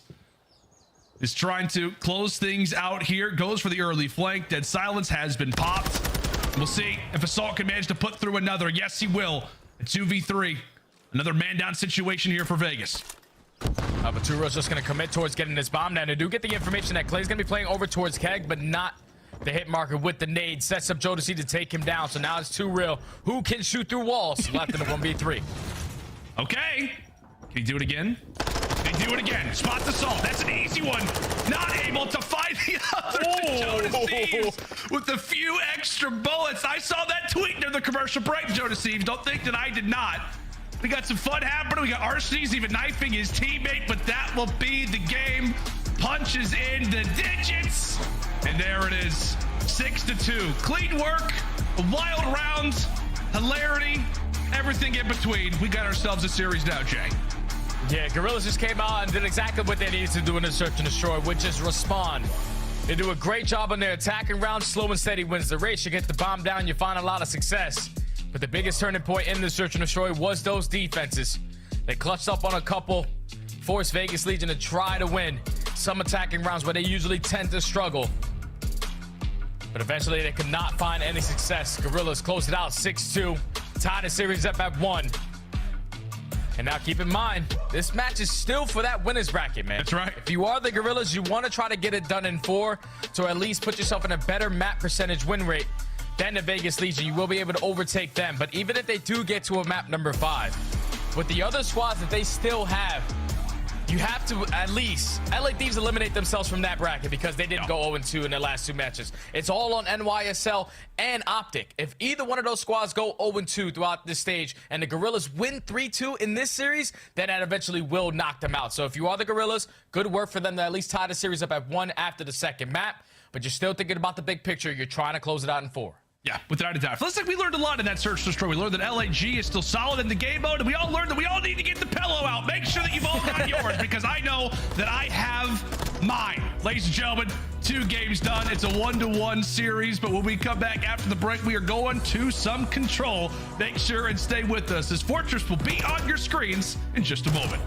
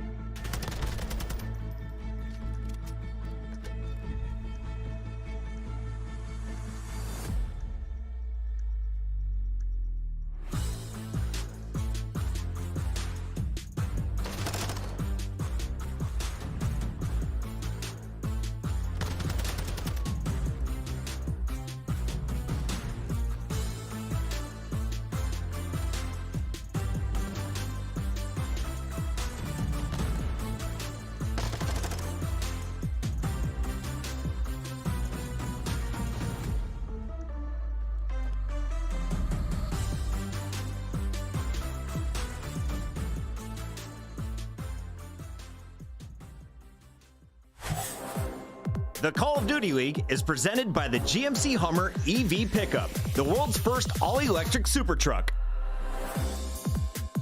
Upgrade your game with the Scuff, the official controller of the Call of Duty League. Howdy, friends, and welcome back to what has been a very interesting series up to this point between the Vegas Legion and the LA Guerrillas. Jay, I am pillowed up. I'm not kidding. I'm casted with a pillow from now up until the end of time. But currently, we've got ourselves a 1-to-1 game going into Fortress Control. Got to refocus a little bit. Wake me up, Jay. What is the focus for Fortress Control for both these teams? The records, all the wonderful stuff. Oh, this is everything for both of these squads. For Vegas Legion, this has been their auto veto all season long. They only had the opportunity to play it 3 times. They vetoed it 11 times out of all the series they had played. That is 55% of the time they are getting rid of this map. And then on the opposite side for the Guerrillas, we know that they struggle in control. Both squads do tend to struggle in control, but the biggest thing that stands out for me when you're talking about the Guerrillas is their slaying, man. They still have a team KD of a 0.8. The only player over a 1.0 KD in control is Assault. Everybody else is kind of struggling. And on a map like Fortress, we know what this is all about. Yeah. All guys that are playing rank play out there. It's very, very difficult to try to win some attacking rounds. You're always just trying to play for those segments. But on your defenses, those have to be guaranteed. You have to be able to set up the trap.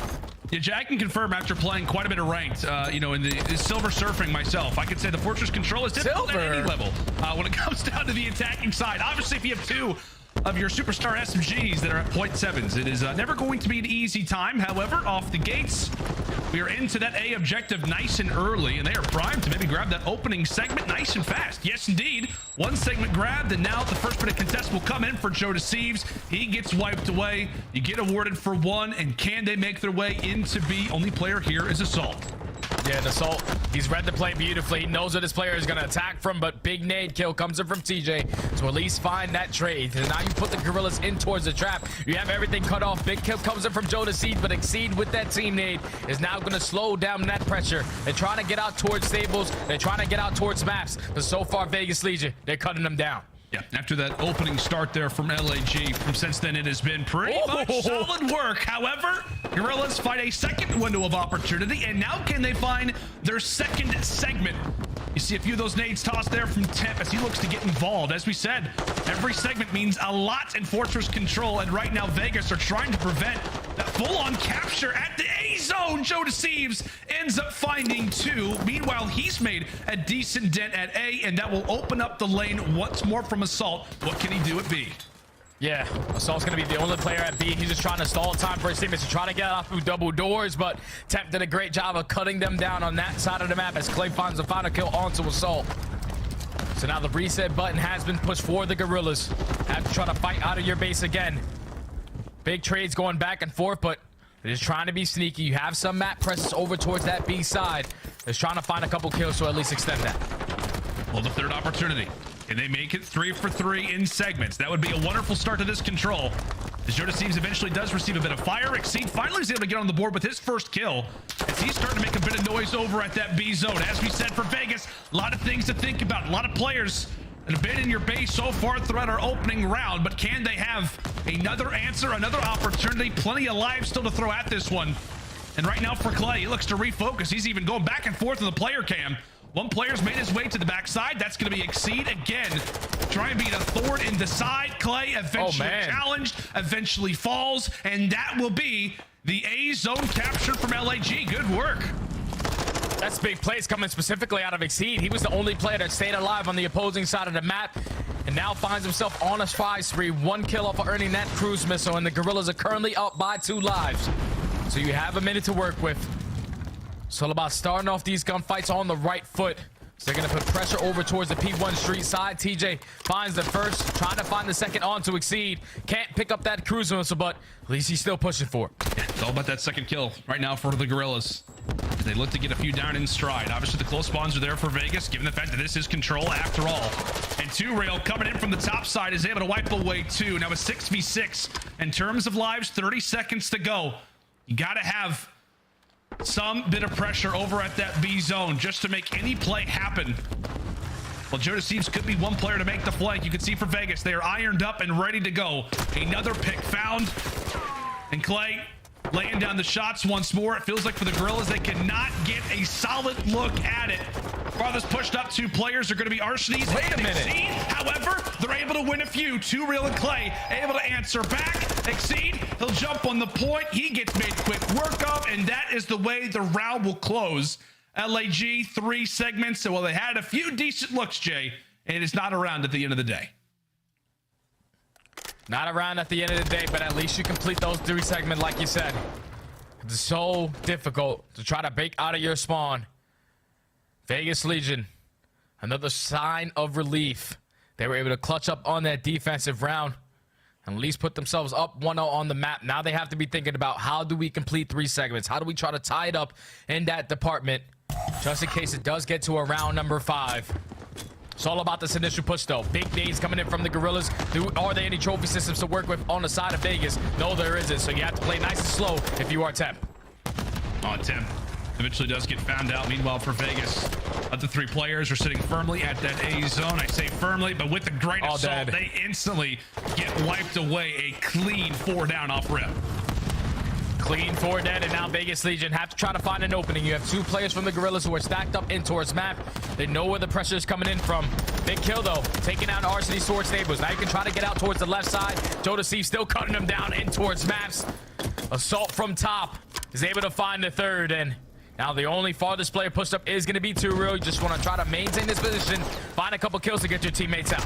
And 2 Real ends up jumping in toward the top, at least finds 1, but has to sacrifice his life in the process. That's really just what you can't have on the attacking side. You got to fight a few kills, stay alive, but they have not been able to do that at all. Only 3 deaths so far in this control round from the Gorillas as they look to hold firm here in round number 2. Maybe one last push at this if you are Vegas, but it's Assault from the top side as he looks to maybe continue on that spree. Maybe make things easier for them in a future attack. But this is just, I don't know, buddy. Fortress Control at its finest. Not a segment awarded. The final few seconds will begin to echo away. And now you've got yourself a sizable lead if you're LAG thinking long-wise. Yeah, now you're in the lead if you are the Gorillas. And also Assault does find itself on a 5 spree. 1 kill off of earning that cruise.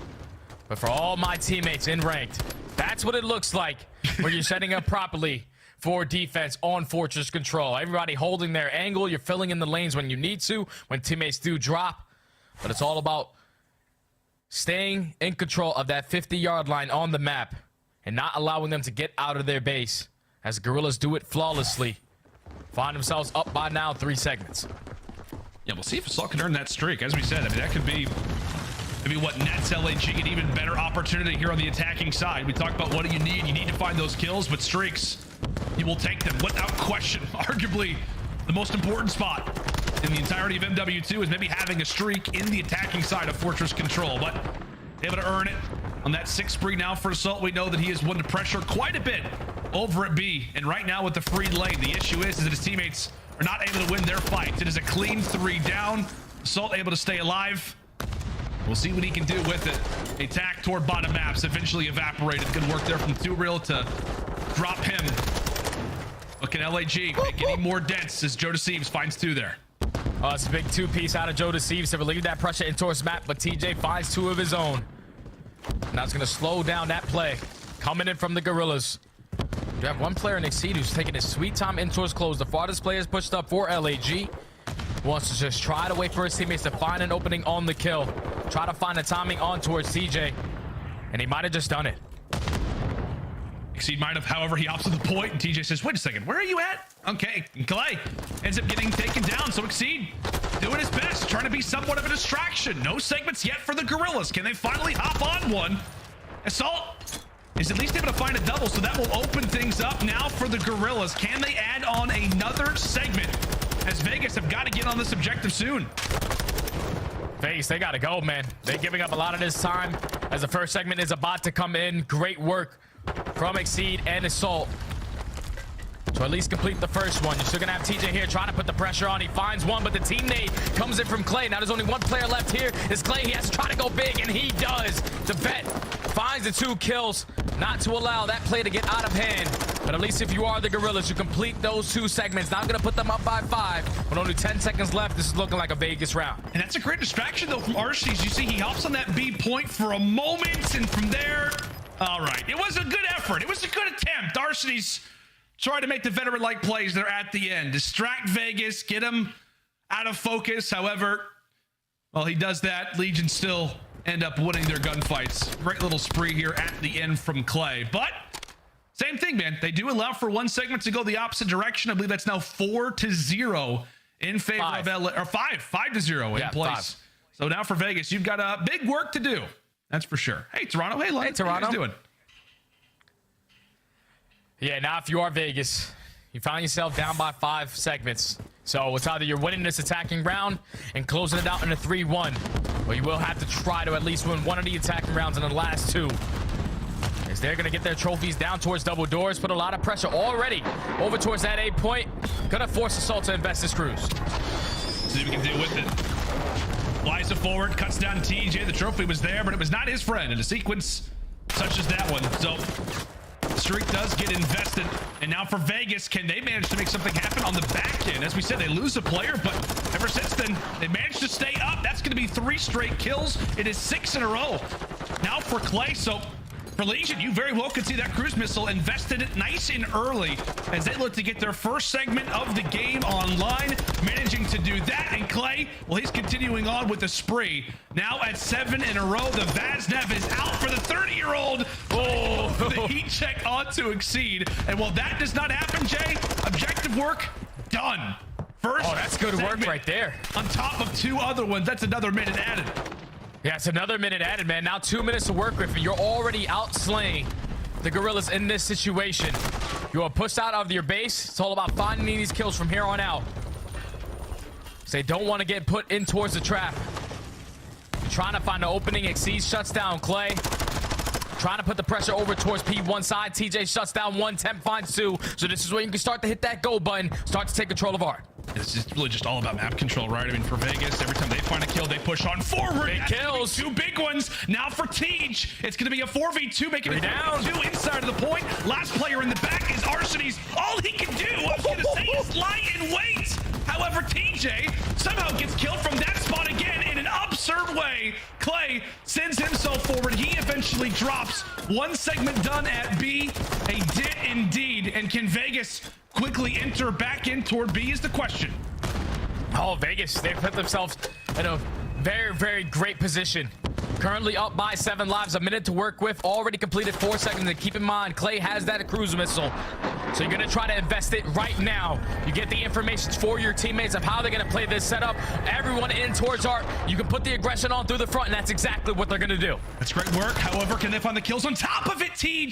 Now that they win that gunfight, 2 real. Meanwhile, he's able to at least go for the trade, trying to stay alive. Oh. He forces his way in, and he ends up getting dropped. And with that, the streak does give a bit of information. It does open up a lane, but the Gorillas end up closing themselves inside of cannons, and from there they explode into that B zone. One last good look at this if you're Vegas. Yeah, and their setup is, it has a couple openings in it. Temp is able to find the first. TJ's going to find the timing onto Jodeci's for the second. There's only 1 player on the point. You have to try to find this trade. 14-7 in lives remaining, make it 14-6. Oh, and 2 real ends up falling. It's a quick 2-for-2 trade. Temp, 1 player goes past that 50-yard line. Like you said, he has got the slay. He's got to walk away with the kill, knowing how valuable that his life is in a situation like this. He's lost Clayster. Now it's up to him. The doors are being closed, but can the window of opportunity still be there? Don drops. 3 seconds to go. Can anybody from Vegas hop on this point? Time will expire, and Tej doesn't go for the dolphin dive. LAG hold it down, and with that, I believe, Jay, that they hold on to that defense going into round 5. Yeah, they definitely do hold on to that defense. You saw right there, Vegas, they were just trying to invest everything. It was close it out there. That's what they were thinking in their minds, but the Gorillas with the perfect setup, able to at least answer with a couple kills in those final moments to secure the defensive round and now get another defensive round going into this round number 5. Vegas Legions need to have the same exact start off. They need to have the same exact start off if you are Vegas. To send 3 players out towards double doors. Let's try to get A out of the way nice and early. But it's all about these initial gunfights. You have to win them. Yeah, you absolutely do. All about the opening breaks, especially in these round 5s. What can Vegas do here? As utility is exchanged, the nades are tossed on out. Assault, who by the way sits on a 4 streak, could have another streak to work with. He does get found out. That's 2 nice picks off the rip here for Legion, so they're already making that A zone fly. Already doing a great job. The exact same play that led to success the first go around. They do the same exact thing. They find a couple more kills. The second tick is about to come in. Clay's lining up Arsenes in towards top double. And now LAG are just forced to give up this 8-point play defense over towards B for a minute. It's all about maintaining art and 2Real. He's trying to cause some problems. Jumps up through top double window. He's able to find the first. Yes, indeed. This is the best start that I've seen to an attack in a very long time. They've lost 2 players. They've got 2 minutes to work with, and they've got 2Real. Can they make something happen? Can they cause some havoc in the back of the map? The final attack. Can anything occur? Can 2Real make something happen as his 2 teammates are able to find a few kills off the rip? That's going to be a clean 3 down, and into that B zone we go. And now LAG begin to make their prowl. They've got to jump back into the zone nice and quick. Joe deceives for 2, and now it is all up to 2Real. Can he stay up? Can he wait a minute? One of these segments online? Oh! Not able to do it, but gave it his best shot. Oh, with 2Real putting a lot of pressure, though. When he finds those 3 kills, it allows his teammates to get out of the base, and they already find himself in a great position. Clay towards that forklift is able to cut down 2. So now you're going to spawn out towards cages. These gunfights are going to be big. Exceeded assault. They're able to at least find 2 of their own. But TJ and Clay combined for 2. They're able to stop that clock. They are indeed. You can see for LAG, they're just trying to close off that spigot of spawns right now for Vegas. 2 men up, and that's all they're going to have. No reinforcements for the moment. LAG retake, and they hold. 1 segment awarded for Legion. Jay, this has been wonderful work for them so far throughout this game. Currently up 16 to 11 in lives. Can they have another heroic push? They need one, because right now the Gorillas, they're playing really passive. They're not trying to play for that map control, not trying to set up the trap. They're letting Vegas come out for free, but it worked right into their hand, man. That's 3 dead already in the feed. When you find those 3 kills, now it's time for everybody to put the pressure on. They wipe the lives remaining and make it at least 12 to 10 now. Because now Vegas Legion have a tall task ahead to try to get out of their base. Yeah, as we said, they've managed to make some magic happen, but boy, do they need it. As you said, those lives have quickly started to sway the other direction. Nearly even. 35 seconds to go. Can Vegas find an answer? As they may have to do it through lives. We'll see if they can gain a bit of map positioning, but every time they do, they just continually are cut down. Exceed, just trying to be annoying, opens up a door, gets a gunfight win, and closes it. As Vegas Legion, very well, they have seen their window of opportunity begin to slip. Not a great game 3 for Arsenes, but at the end of the day, it looks like it could be a map win nonetheless. 5 seconds to go, and nobody from Vegas is going to get into that objective. Gorillas will hold and keep that winner's bracket dream alive, Jay. As we said, they got to close it out in 4, and now they've guaranteed themselves an opportunity to make it happen. What a wild round 5 that was. Gorillas just clutched up, man. They just clutched up. I thought Vegas Legion on both of their attacking rounds set themselves up perfectly. You close out A, you find yourself up by 6 or 7 lives with full art control. At that point, all it comes down to is the slaying.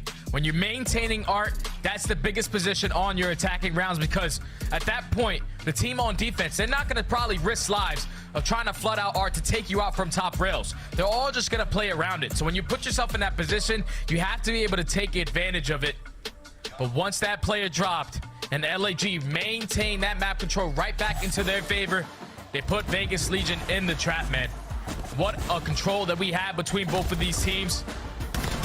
But if you are Vegas Legion, that one's got to sting, man. That very first defensive round is going to come back to bite you. And eventually it did.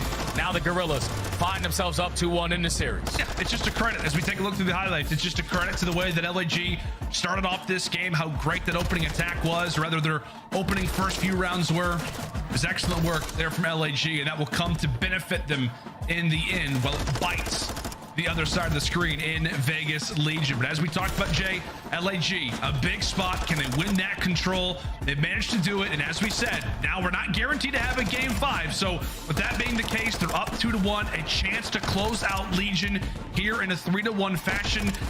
And when we talk about this next map that we're getting ready to have, I mean, historically, for this exact LAG lineup, this could be their favorite map in the entirety of this game.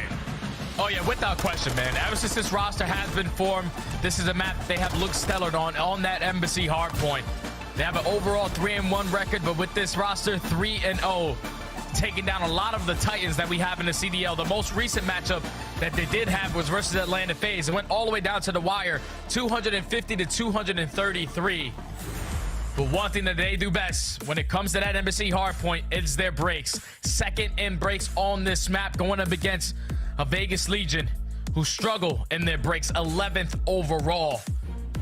So now if you are the Gorillas, this is exactly the situation you want it to be in. Obviously, you wish you could close it out in the 3-0, but when you find yourself up 2-1 going into your best hardpoint map to control your own destiny and make it in towards that winner's bracket, you couldn't write the story better.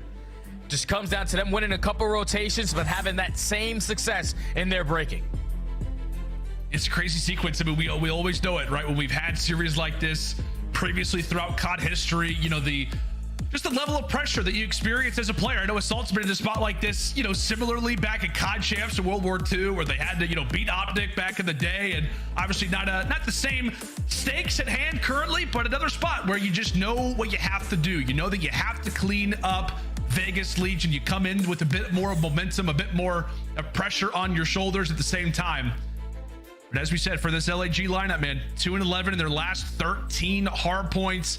Not great, but the positive for them is that they have a map, that of which they absolutely love. And the weirdest thing, too, is that they have not played this map, Jay, since the Major 2 qualifier. So when this team was going on, you know, the incredible run, starting things off flawless in hardpoint with the new lineup, Embassy was one that they were playing consistently and constantly.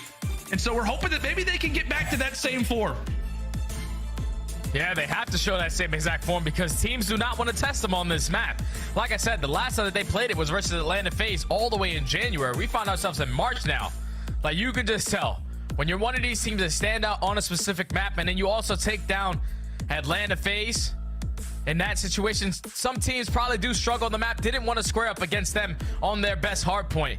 So that's why they haven't had the opportunity to play it. But it gets into this series, and it couldn't be the best opportunity for the Gorillas to potentially close this out 3-1. Vegas Legion, they need to find something, man. Too real, hit a couple more wall bangs. That would be nice, right? Maybe that's what you need in a situation like this. So far, Assault has absolutely been killing it. A 1.4 right now so far throughout this series. Did some great work on the Mercado, but ultimately it was the control where he absolutely took over. They're nearly at a 2 KD. But as we said, right now for LAG, the opportunity to close it out. We saw the spirits are high. Guys are making jokes coming into this Embassy HB. On the other side for Vegas, whether it's a strategy, if it's a player, what do you want to see most for Vegas Legion that could allow for them to force the game 5 here? And control of spawns, man. Just winning your rotation, setting yourself up for success, setting up properly for some of these money hills. So the main guy that I'm really looking at is the veteran of this squad. It has to be Clayster, the slow AR for this team. He's going to be the guy that tries to control the spawns for Vegas to try to force that game 5. Exactly right. We talked about it coming into this series. The pressure that's on the shoulders of Clayster. The same thing for Arstes. We had that comparison. We went back and forth and talked about how Clay, in 2 months is going to be 31 years of age. Just put up his best overall series stats in that last one that they had. First, the Minnesota Rocker, a 1.2. And right now they're going to need that level of Clay. Clean shaven and looking like he's back in Black Ops 2. We'll see if he's able to light it up as we head toward P2. And right now for Vegas, Jay, they've got the spawns, and currently they've got the slays. Everybody on a 2 spree. Oh, that's a perfect setup, perfect break right there from Vegas. The Windows gunfights over towards P2 and now influence the spawns for the Gorillas all the way towards backside orange. They're trying to at least push out towards back kitchen. The Clay's the guy that's trying to cut them down. Big shots. Can he find the kill on the Jodeci? Yes, he can. Now he knows that the pressure's coming in towards the back, but it's still Vegas Legion soaking a lot of time off a parking lot. Yeah, this is a lot of time and a lot of free seconds at that, too, really. He's hunkered down. He's ready to go. However, does eventually get found out. That will open up an opportunity for Exceed. A big 1v1 for him to win. However, not going to happen. Legion hold on to the spawns, and that looks to be a full 60. As the final 15 seconds will begin to run on out. Now toward the ACs we go. One attacking side, or rather one attacking attempt that has been defeated. Can Vegas make this break happen as Legion look to begin their prowl, look to begin their process of elimination? The Legion are trying to set up this break. Pushing from top AC. They know where Arcades is. They're able to find a trade. You got to invest all your attacks to blow up these trophy systems.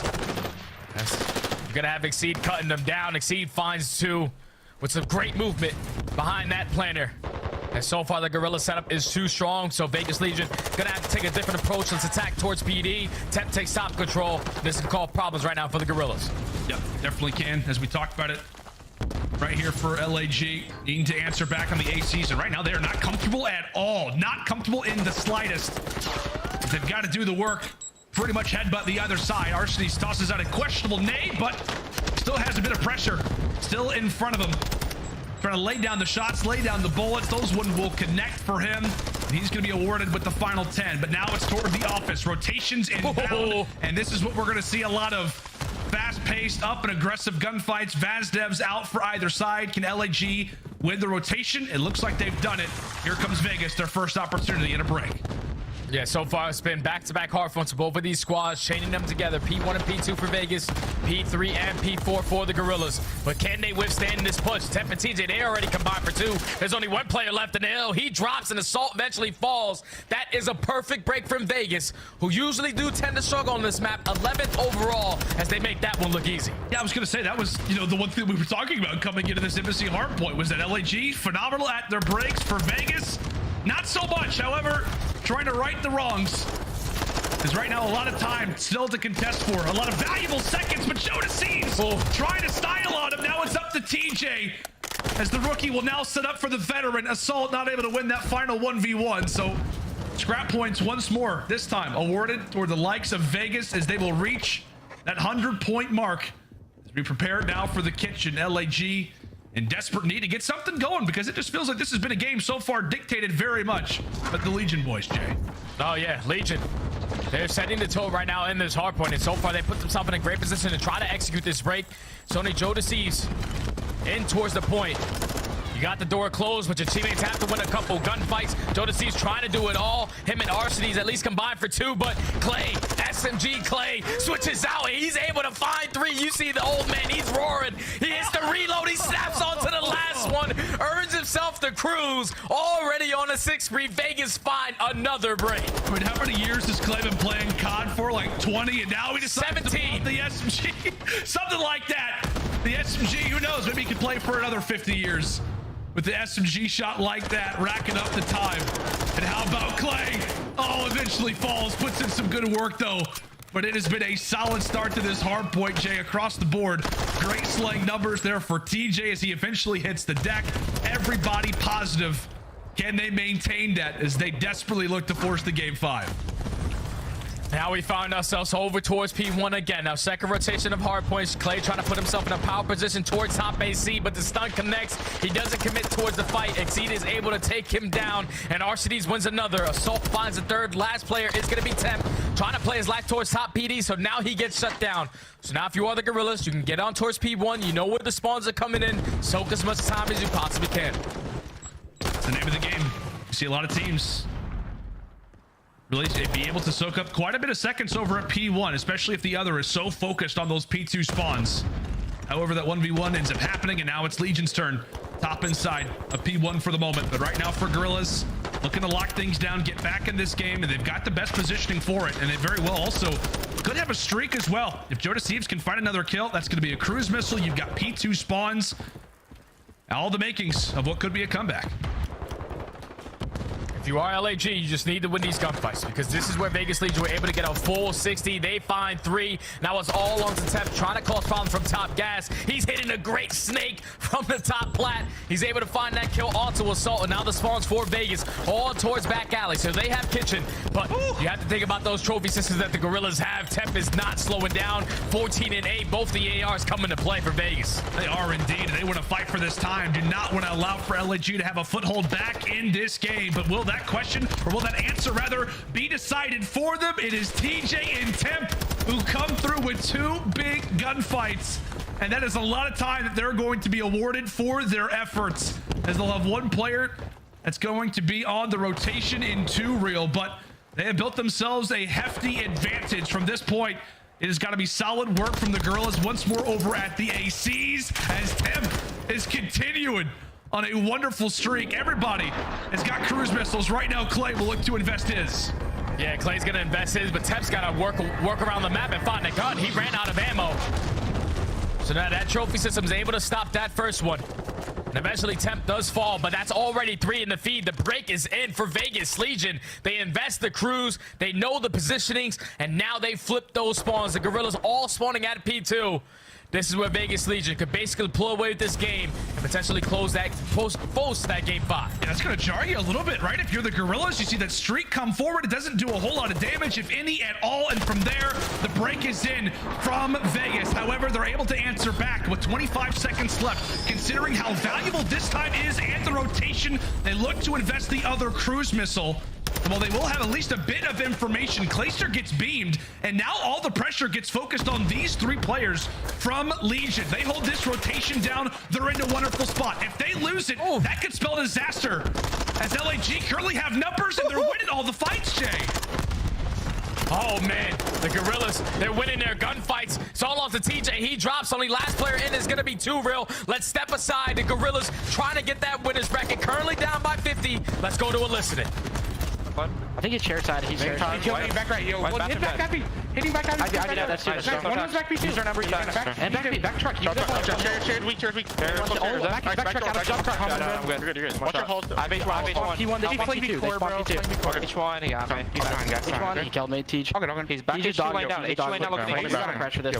Bathroom 1 shot. We gotta pressure. We have to pressure that one. Right. Yo, bathroom right now. Laundry, guys. Yeah, down me. He's dead. Top office. He jumped out white. Jumped out sign, guys. White, absolutely. He's on sign. Orange. Play tight, Joe. I'm holding your gas pinch. Are they spawning orange? Yeah. They're spawning A, back AC, yeah. Back alley. Alley, son. Back alley. Top above me. Yeah, I'm trying to stay down. I'm leaving. I can get your laundry. Give it up. P1. Big ass. I got your laundry and P1 I can call. Actually, what's the reception now? What's bottom right now? Play tight, Joe. Close the door. That's fine. Yes, just focus gas, okay? Yeah, focus my gas. I have P1 if you can. I'm here, P1. I have P1. Top gas. I can't jump. Yeah, back corner. It's close up. One more gas. I died from P1 gas. Yo, P1 still dead. Alright, he's blocking orange. I'm for the orange. Oh, you're good. Time. Heard you. Laundry, watch out. I got orange and P1. Laundry after stun. I need laundry. You can hear it at the times in the tone of their voices, Jay. It's starting to feel down, but this comeback is very much still possible. They're able to put a few away, and they do have those close spawns right now inside of the point. These 20 seconds are going to be huge. If they grab these, they're right back in this game. But Vegas, quick on the contest, quick to try and arrive. These 1v1s are going to be massive. Exceed runs out of ammo. Last 5 seconds go the way of Legion, but Jay, there is still some fight in that LAG camp. Yeah, there's still some fight for the Gorillas. Now they make this a 40-point deficit. How much time can they get off P1? They're in control of the spawns right now, forcing all of Vegas to try to break out from PD. Jodeci has a huge one-on-one. Great movement, but not able to find the kill. But they're doing a great job of getting back into this game. That's 15 uncontested seconds so far on P1. Yeah, Vegas, they look to go for the spawn investment. However, that does allow for LAG to sit up at P1. By no means a super risky strategy, but one that could net into a bit of a negative if they're not careful. At the same time, Vegas will hop on side of the point. That's going to be a few down. A few begin to fall. Exceed and Jodeci, the rookies here for the Gorillas, look to try to get something going. 20 seconds still left at P1. That final engagement goes the way of TJ. So you can feel it across the map. So many big gunfights, but Assault is able to win that 1v1. And with that, LAG have got numbers as we fly in for P2. Yeah, P2 is the hill that has caused them problems so far in this game. Vegas, they're going to just put a lot of pressure on through the street. They find the initial 2 kills. It's all on Joe Deceives and Arcades. They combine for 3. Last player up is going to be Clay towards the street. He has to try to play his life. His teammates are spawning all the way across the map. Yeah, Clay, he's going to stay alive. He's at least going to be able to find a kill, but he's not able to do anything. Dropped by the nade, and as Vegas are coming off a spawn, they can't do anything. They're not even getting an angle over at P2. It was a wild, near major comeback for LAG in the Mercado, and now they're looking to do the same thing here on Embassy. An opportunity to win as they continue to fall by the wayside. Jay, Vegas, they've got to contest at the very least. They gotta get to the point. They have to contest this, but right now the setup for the Gorillas is too strong. You invest that cruise missile to pick up all the info 10 seconds away from them calling series. It looks like it could be that way. However, here comes the last second contest. Can't win. Can't win. They can no longer win it here. They can no longer win it here. It's a race as we fly in for the ACs. Assault, the Soul Man off the rip as Vegas are able to clear the board, and now they've got the advantage now. They got the advantage. All you need to do is hold down 1 push. Exceed is currently on a 5-3, potentially playing for 1 kill to earn that cruise missile, but it's climbing. You gotta go. Vegas trying to force the game 5. Can they make it happen? LAG look to enter forward. Temp able to find 1. He's got to be careful. Oh no! As he stakes his heart away. Can Temp go off? Turns for 1. The knife is out in LAG. They make the break and they win the game.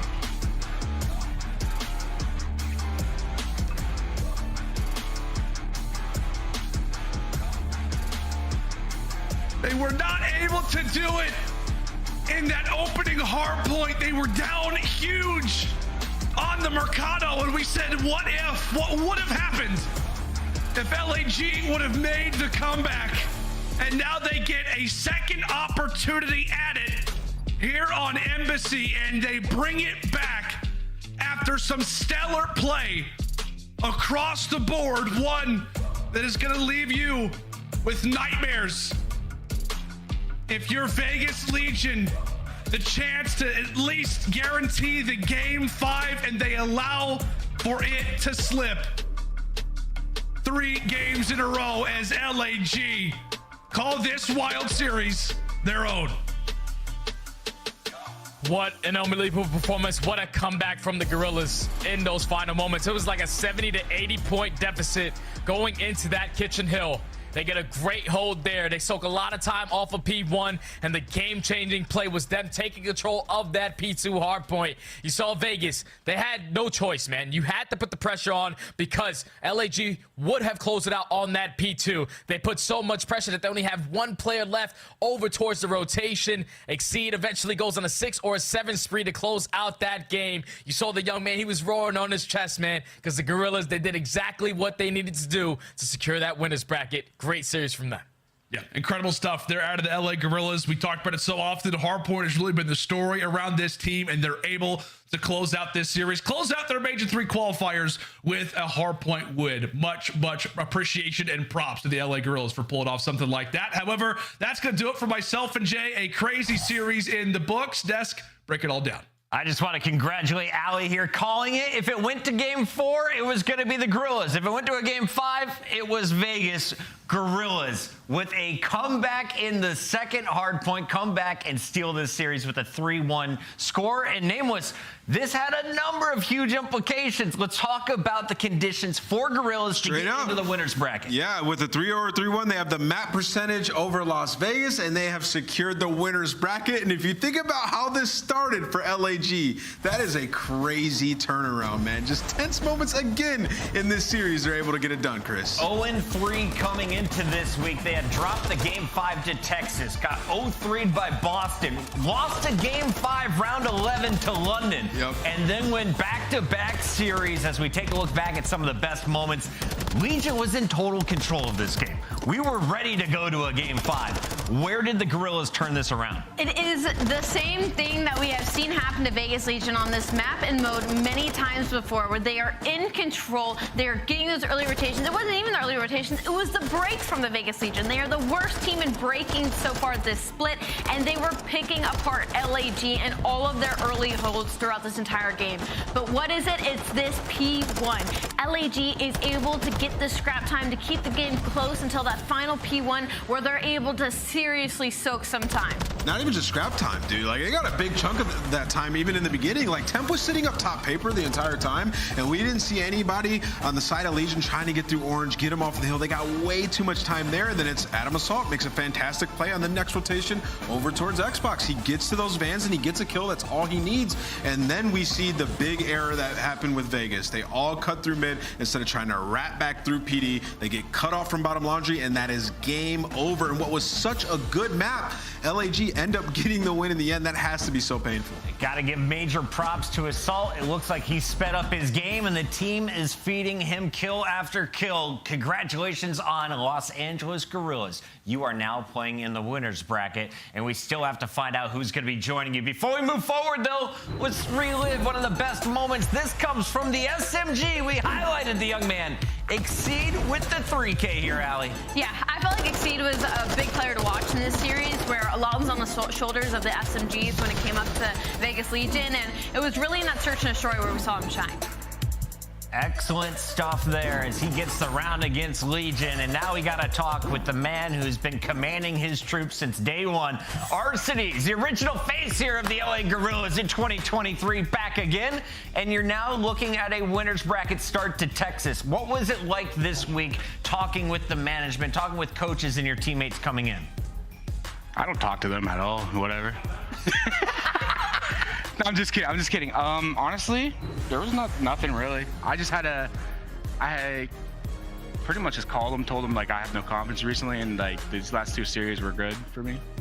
Obviously the first one I didn't play that well, but I think just winning is more like a boost for me. Absolutely, and sometimes it's not about how you start, it's about how you finish. And you guys, well, you finished in winner's bracket with this win. And I wanted to ask you, during that Embassy hardpoint, obviously throughout the majority of it, you guys were down.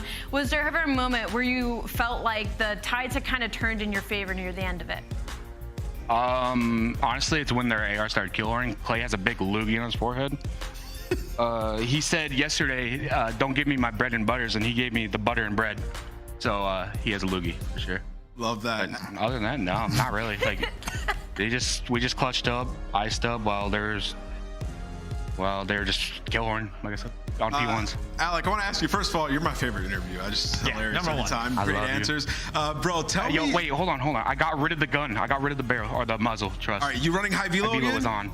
Okay, thank you. It was on, 100%. He wasn't running high velo, and I was concerned. I was in his chat. But let me ask you, so today it seemed like in a lot of these situations, you were like hard playing the back, hard playing spawn, especially on that Mercado. A couple of times it was a little bit iffy, and they were breaking on through. Was that like a play style adjustment that you made? Like, I'm going to just play in the back, guys. You guys get in the hill and slay.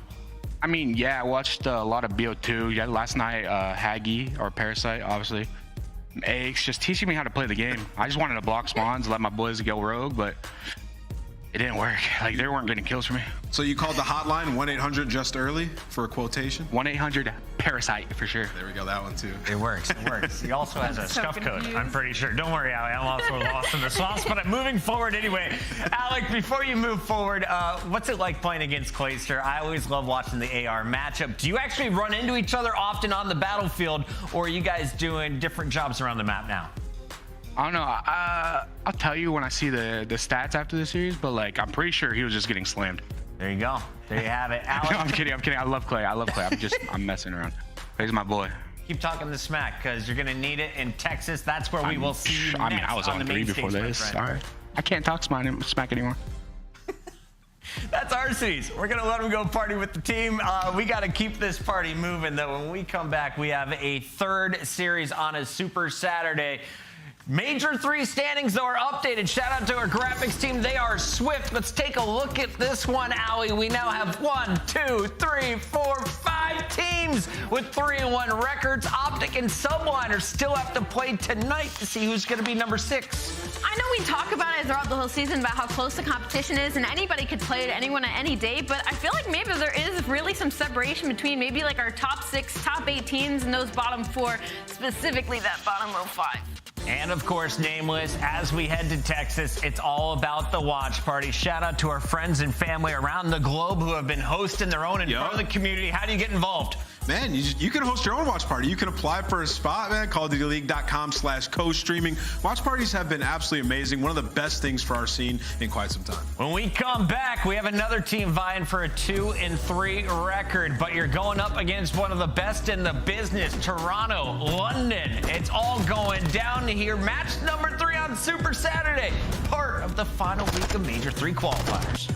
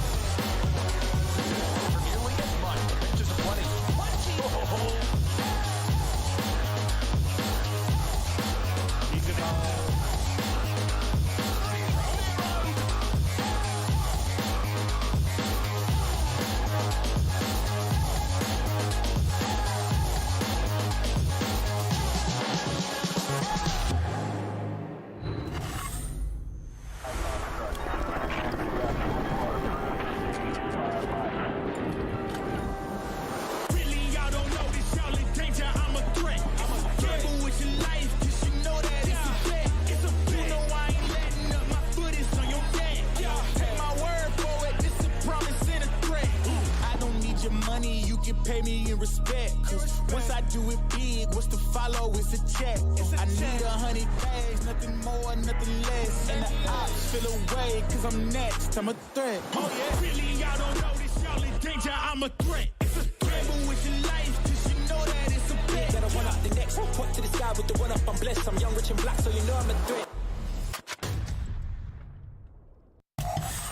Get your predictions in right now. I just peeked over 83% of you are going with Toronto Ultra in this next battle as they take on the London Royal Ravens. But what do you feel about my man Dyer Ravens' chances of hitting big here? He put 250,000 channel points on the upset today. Oh, man, I don't know if I like that pick. I'm going to be honest, man. They're going up against Toronto Ultra, who look like they're a top 3 team in the game right now. It's going to be very difficult. Hey, never say never. Let's start here with the Ultra then as we talk about this squad that has been just crushing their competition since adding in their new substitute. Hixie has become a mainstay on the starting lineup, and with him in the mix, the team is 9-1. And it's not just a 9-1 record. It's 3-0 wins over teams like Texas and New York recently. Yeah, I mean, they've looked disgusting. And I think the scariest thing that comes about the Toronto Ultra is the fact that, once again, they don't really have a weak game mode. They are strong across the board, and that is something that has been added with the addition of Hixie because their search and destroy has been cleaned up. And what's funny about this situation about Hixie is he has a 0.54 in S&D right now, which is funny because their S&D has gotten better. And when we interview them, they talk about the fact of how much he does add to search and destroy. And that proves that sometimes it has nothing to do in the kill department and just what he does for the team. Ultra, of course, is going to be one of our favorites to finish in our top 4 seeds as we head to Texas, London, looking for just their second win. But it would be back-to-back here as they close out the final week of action. Royal Ravens, the underdogs, nameless. I just looked at our numbers, and as we take a look at the maps and modes, I need to know how you can surmount this comeback because it is 83% to 17% right now. I mean, hey, listen, if you can make it towards the end of the series, you got the fortresses where London looked good yesterday, barring that choke at the end of the last one, but I still think Toronto will get this done. And also showing some quick love to Insight. I feel like he's one of the more underrated players. We said we wanted to show him some love, and I'm looking for him to fry in this series. Watch Insight on the AR for Toronto. On the other side, it's my guy A-Sim, and we got our casters ready for this one. Miles and Chance, take it away. Oh, take it away we will, Puckett. This one, Chance, is an interesting one indeed. The seedings are still up and about. There's still a potential for change, but that change is statistically unlikely. That is absolutely one way to phrase it. But I'm with Amos, honestly. I'm excited to watch Insight play this series. Underrated just because he has like a very particular role. It is kind of interesting. I guess like Hixie and Insight truly are just like the setup players, right? I know Ali pointed out Hixie is like the 0.54 in search and destroy. Their S&D got better because he's just setting his teammates up by getting the bomb down. And Insight literally on the map always is just like the hardcore anchor sort of player, or the guy on hotel control that's always going to be pushed out in bedroom, that just gives his teammates the freedom to fry, and Kleenex and Scrap have been doing exactly that. So dangerous forward team, Toronto Ultra looking class right now. We'll see how they do on Mercado. Pure class. Just like those shots from Kleenex, nearly the third. A team though will end that run is into Mercado. We are now firmly gone. And there you go. Yeah, Chance called it. That's the spawns. Yeah, they got the spot. I was going to say, I don't know how aware Paul X is going to be because it took a while to turn, but he actually delivers with 2 pretty big kills. Now Scrap is actually going to be potentially in a bit of a pinch. Good news for him, Insight spawns up towards New. Bad news is Nasty is there and ready and frying. It's still a 50-50 fight for the spawns, though, and there's still scrap time to be got. So Toronto's going to be able to get the scrap, and it's only Scraps actually, funnily enough, now behind enemy lines. So many scraps. Wow, that is unreal. Scrap time, scraps, and Scrappy. What are you going to do? Way too much. But we thought we'd struggled earlier today with the Cami, you know, was it the Cami and yeah, whatever. Crazy man. Good time though out of P1 Nat from neither of these teams as we now roll into second. Ravens full of control. Wow. This by the side of the map. Big wins there from Paul X and Scraps. They get them kills. As everything's worked out for them indeed. That's a 3 spree from Scraps. And the perfect time, by the way, for him to go on the 3 spree as well, because he was the sole player that was able to really just spawn behind enemy lines on the side of Ravens. But pops off, makes a big play, but it's one thing to make the big play. It's another to actually get the time. There's been 27 seconds collected. We're in a hill and a half deep, so a lot of scrap time, honestly, being traded back and forth. Yeah, it's an interesting one. Ravens holding the lead for now. 20 seconds left on this one as Matty Marshall, aka Scraps, is making a lot of noise. He's managed to pull players to and from the point. Kleenex is out now. He's up top as well. That's going to be scrap on scraps action over the scrap time. Over towards the new hard point we go. Now you got the snakes for Hixie out and bound with inside watching over. So it's this setup men who need to get the kills. And nice little read from Insight, checking the middle alley. And poor Paulex is left one shot and waiting as his teammates, by the looks of it, just dying around him. You had Scrap going out to hunt these players down. But a 2v2 and Paulex stayed alive long enough to get back in the point. Him versus Hixie. And where's that final trade? Maybe nowhere to be found. There's the battle. And Hixie delivers. 3 spree and the time collected. A moment like that can go a long way. Ultra with a sizable advantage now in this game. And that advantage should turn into a much larger lead unless someone can get close now for the Ravens. Asim's going to be that first man into the point. Wins the fight. Kleenex is here immediately. Straight into it. Up and about. Asim wins another. So next 20 seconds are going to go the way of the Ravens unless Scrap can have his way at this scrap time. And so far, yeah, he does get that one. So over towards the new hard point we now look. Here comes Ultra flying in forwards towards Paul. Takes care of him. Nasty from the flank though. Might be able to soften up these players before they can really get nestled in and set things up at Barbershop. Oh, good night as well, just to back that player down. And they're going to know 2 are actually in the back alley. So it's Scraps that Ultra now are going to be looking for. But Scraps stays alive long enough that a pinch is developing. Asim does get traded, and Scraps is getting kills in the meantime. This is great awareness by Hixie, though, to trust his teammate in the hill, watch the middle of the map, and even Scraps now gets taken care of. Little mixy moment right there for Ultra. They handle it perfectly and continue to collect this time. Well, they handle this hit, though. Ravens, 3 players through the back alleyway. It seems clean up one. Straight on the point, we don't got pull. It's cut down by a hail of bad slip fire. Nasty's up next, and Hixie is the man. Flies around that corner. He's on a 5 spree now. In and about. Unfortunate timing on the stun. He's going to stay alive. Might give it. Oh, nice challenge. Nearly got the kill. What a challenge it was. He'll take him. Doesn't quite get the streaks, but that's fine. Rotation's already underway, and you've got a couple of players contesting over new. 3v3 for the moment as well. So big opportunity for London to try to make an impact play. Insight head on a swivel, but everybody's inside. At least forces a team kill, but Ultra get forced to back down as well. Nasty trying to keep these players at bay, and all of this sort of standoff moment for another square up fight. But now this time the 3v4, it's Ultra without the extra men. Yeah, running out of men. The last player's watching mid-map. Trade's done. And looks like Ultra come out on top. Scrap with a 2-piece there. He's looking good so far. 11 and 9 overall. Kleenex. Nearly on a pull. Not enough, though. Play still alive. Get over to Insight. Names his faith. See if he can't find a couple more sweet kills here. He does. Lovely work from Jamie. Craven to see him up next. Nope. But good trades either way. Ravens in the point now. A solid chunk of time to be had. And they should be able to get it. Rotations down the bottom side of the map again. We're fighting over new. So far, so good. I feel like this game, or this map rather, has just been a dogfight between both of these teams. Like, this is the first time where there's like scrap time that hasn't been like completely and utterly fought over for every single second. And even then, it's seeing the guy in the hill is feeling a little bit of pressure from the shots down range. But in the chaos on that rotation, Ultra have at least a slight advantage towards the start of this time. But right now, the Ravens, they are flying. They are flying indeed. Well, let's see how they sound with a quick listen in. You want bottom house. He was the nade. Weak top. Bomb really weak. Oh, he can move He's in the left corner of the door. Give me a sec. In the left corner of the door. One shot, one. Scrap. That's one on mid-tunnel. Nice. Nice, one's still top. Yep. He's not peeking me. You have numbers there, 3v2. I'm stunned. One nade there, side. One top stairs. One's going top. I'm dead. I have time. I have time. Okay, one can be bottom house. I'm gonna go mid. Here. I'm going mid. Alley, weak. There's two there. Last two. Ivy top. Last two. P4 dead. Nice, one more. He flew me. Nice. Nice, Baron, go mid. I'm gonna go warehouse, okay? Are you gone? No, you should go that way. You're gonna go last one. I'm gonna go warehouse gate. Okay. One's back alley. Holding back alley. Good on there, bro. Back alley dated me. I'm good. I'm working up caution. No, I got stunned, bro. Scrap back alley. Play your life from the house. One small. We brought it back. Okay, boys, let's go. I swung behind the blue side. I'm getting on time weak. He's in the back alley. I'm needing over. I'm here. He's on the back time spot. He's gate. One's gate. One's P4, one's back alley. Close parking lot. Back alley, back alley, one shot. Hit on P4. P4 weak. P4 white trap. P4 really weak.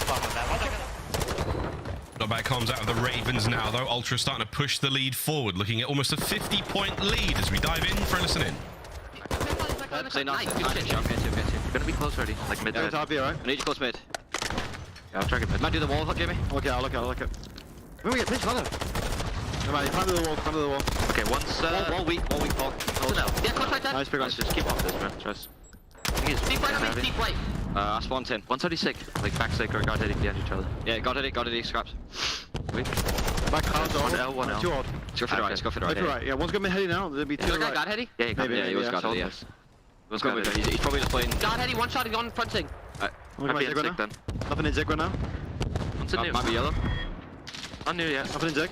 Tunnel one shot. Tunnel weak coming out mid. Lay down tunnel. Nothing now. We'll shoot him mid. I'm laying hell, watch out. Yo, long corner, challenge. Don't time. Good there. Tunnel that more deep back, deep RV on the mid heading long. RV one mid heading long. Mid heading long.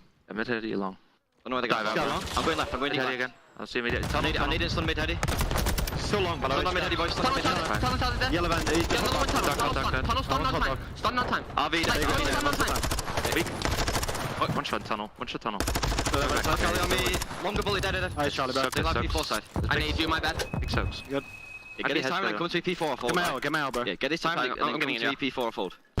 Done it? Yeah, I'll playing slow. Yeah. The coolest comms you'll ever hear in the Call of Duty League there. Ultra pushing the lead forward, but the Ravens' chance not out this year. Yeah, very calm, but with the scrap bit of flavor that always throws some spice in the mix. And I will say, by the way, that is a good chunk of time that Ultra were able to get on P1. I mean, not even scrap time. That was like an extra 30 seconds. So an underrated hill. And in London, if they're chalking up all that time, you better be damn sure you hold the bottom of new. And so far, so good. But Ultra getting ready to pounce. Scraps holding the line, though, on the inside of the hard point. Can Hixie find the kills? He does. It seems there or not the second. Once again, Scraps finding these 1v1 fights, holding down that hard point. A lot of time still to be had here on the second. Can the Ravens hold on? Insight now making his way through top. His teammates downstairs, waiting for that perfect hit. It's got 3 clean down. Ball's gone, wiped out. That's 25 going away the Ultra. Yeah, and again, there was so much time sort of given away for free on that old P1 hill to try to set yourselves up for new. But now that Ultra have broken through, and it was on the back of a massive play from Kleenex, getting a cutoff kill before doubling back towards the actual point that sets them up. And talk about the setup, man. Hixie back in action, made the big play on this hill last go around. And if he makes a big play here, it's going to put the stamp on the game. Yeah, we go. Hixie from upstairs. Not a lot of auto aim found through those railings. Kleenex on the spree, looking for number 5. Great corner to be in, catches a seam over the top. What a play out of Tobias Yul. Jonsson gets another, and we're well over the 200-point mark now. The business end of the hard point, and Ultra are looking for the win. And I'm fairly certain this is a 6-birdie from Kleenex, where he just broke 2 hills back-to-back and hasn't died since then. Just finding the big pieces, and again, being the difference maker in the game. Is Slang second to none. Literally, in this lobby, he is leading everybody with 25, and maybe finish off the game with a little addition to the 7 spree. Scraps next up in the hill. Final 10 seconds now. Ravens got to get in there quick. Kleenex. The 8 spree closes out, and you've got a bit of time now for the Ravens. Oh no, the trophy system. Jesus, son! The lineup in the middle is not going to count for much. Final 5 seconds, and Ultra have taken Mercado Las Almas. Map number 1. It goes to them. Ravens. It was a hard-fought battle, but not quite enough. As Kleenex, bottom right-hand side of your screen, he is a menace. And I think there were just a lot of plays sort of early on. Like, obviously, Kleenex is just a consistent slayer. Him and Scrap doing things the entire time. That obviously, it makes everybody's life easier. But even for that, like, first hill in 10, where Hixie was, like, you know, snaking his ass off onside that little desk, but winning so many extra gunfights, where I think after, like, 3 or 4 hills, Ultra built themselves, like, a 60-point lead. London had plenty of fight in them, but it just seemed like those big sort of pop-off plays, whether it was Hixie doing it or whether it was Kleenex repeatedly getting the 2-piece to go on the breaks. I just think Ultra a little bit stronger in the slang, and even on that sort of like exchange rate that you play. All right, we'll trade away 30 seconds of P1 to make sure that we lock down these spawns. Not even successful at that. Ultra just doing the well, making the hard things look easy. Clean game through and through, and I think the scoreboard is typical now for this Ultra team. Very indicative of how the map went. 251.57 as we look across the highlights here, and it really was Kleenex running things from the start to the finish. Good work out of him and the rest of the Toronto Ultra boys. Very clean gameplay. Wonderful battles there for P2. Again, Ravens looking solid in those close range engagements. Scraps, Chance. We talked to him about him yesterday, I think. We've kind of given him a lot of kudos that it's not an easy thing to leave the league for what feels like almost 2 years. to dive right back in and start swinging at the highest of levels. So good on Scraps for really bringing it and showing that he's still got a lot of life in the tank. Still a brilliant player, but no easy feat to get back in the league. Not at all. And like, I think the dynamic between Scraps and Asim is an interesting one to pay attention to as well, because obviously at the start of the year, Asim was the fry man. He was the shining light on the squad, but at least in my opinion, that's not exactly what Asim has ever been paid to do. Like, that's the route man. That's the setup guy, like your Hixie almost style player, if you want to make that comparison for who's in this game, of making your teammates look good. And I think over time, we've seen Scraps perform better and better and better. Obviously, this match, though, it's a difficult one against Toronto Ultra, who are a nightmare matchup for every team in the league. Yeah, that's a really good point. Ultra, I mean, I think Ali said it on the desk, they don't really have any weaknesses in any game modes. They are very strong across the board. A wonderful indicator there in that hard point. Mercado map 1 done. Now, though, for the rest of the series, very nice different looks across the board until we get to that Fortress double dose. But up next, Hotel Search and Destroy, LSilo map number 3. And we'll see what happens when we get to those Fortress. If Ravens can turn it around, I think Chance, the big defining factor here was the Ravens needed to 3-0 Ultra in order to really change the way the seeding looks. Don't think that's going to happen now. Or 3-1. I think if London 3-0 or 3-1, which is obviously not looking super likely, there's like that weird shakeup potential. Okay. I will say, though, if we're talking about stats, LSilo Control, London Royal Ravens are 0-2. Haven't won a single round. They've gotten 3-0'd both times, and I think Ultra are going to be happy to try to take advantage of that. So the dream for the series is not over, but London getting a 3-1 would be certainly a surprise to me. Yeah, we'll see if it happens, though. I mean, yesterday we saw a very shocking victory over Seattle Surge on that Fortress control by the Ravens. Good on them for that. We'll see if they can't find more success. Again, confidence is key for the London squad. They have taken L after L after L this stage. It has not been a good look for them. We'll see if they can't turn things around. They've got an opportunity to do that right here, right now, on this Hotel Search and Destroy. There the boys are on screen, playing out of California. Hopefully they're enjoying themselves down there. I know Asim's posting tons on Instagram, loving life out here in the... What do we call this? It's not the Sunshine State, that's Florida. Whatever. It's glad now it's out here in the West, guys. He seems to enjoy himself. See if he can't enjoy himself in-game a little bit more with the squad. I have no idea what the nickname for California is. Not a clue. I used to know this. Actually, I've heard it before. Just no idea. Don't even know what the Golden State is. The Golden Apparently, oh yeah, the Golden State Warriors. How does that? Wow, that is oof. Is it? All right, no comment. Moving on. We're going back to talk about Call of Duty Moss. Okay. So why do they call it that? I'm only joking. All right, Ravens, down 1. Insight. Deep breathing. Scrap on the far side, though. He ain't deep breathing nothing. He's letting that rage fill his veins. That boy plays hot. The rest of the Ultra team, though, as you can hear in the comms, not just because of their, distinctly British accents mostly, but it is a very, very different flavor. See what that flavor tastes like here in the Search and Destroy. We're going to Hotel.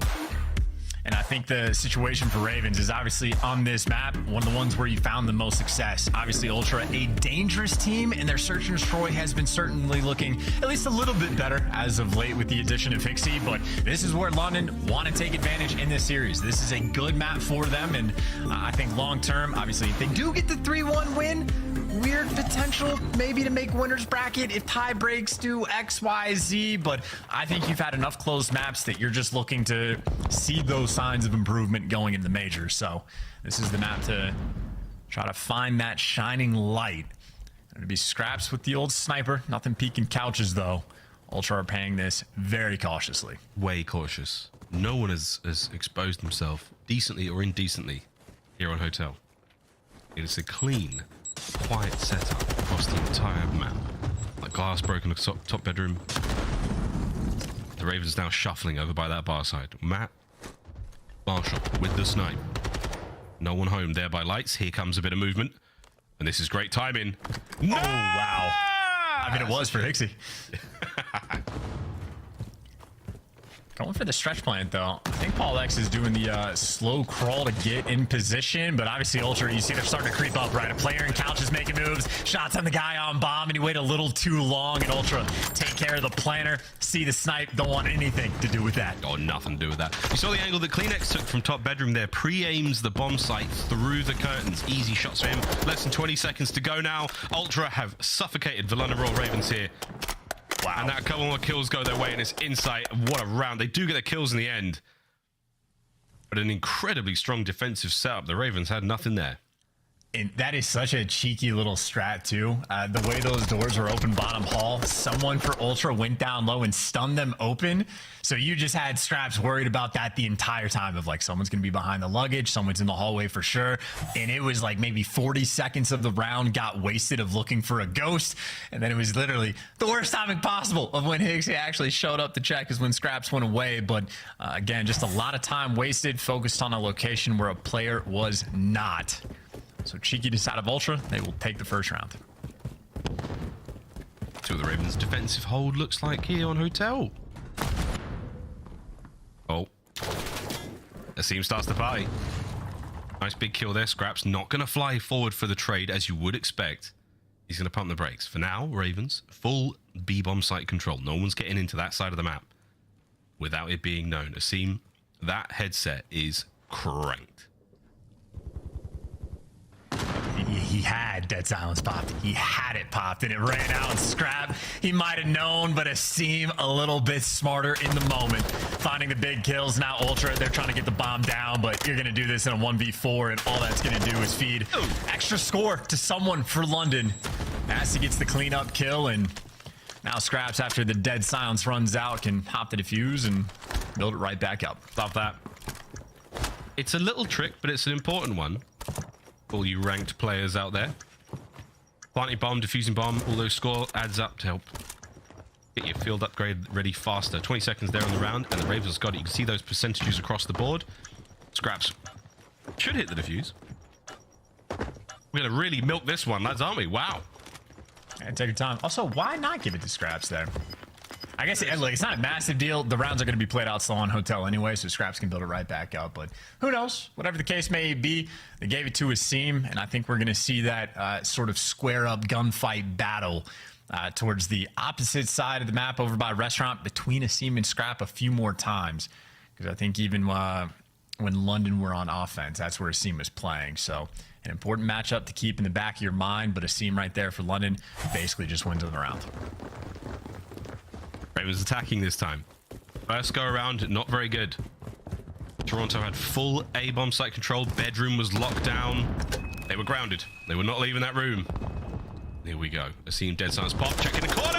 Gets the kill. Scrap. Love that first blood. That's 1 HP right there. That is the Vaznev diff.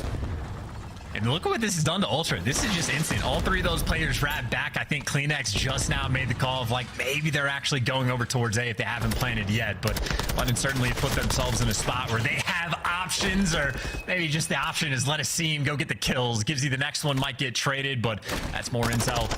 That's the attempt at the bomb plant.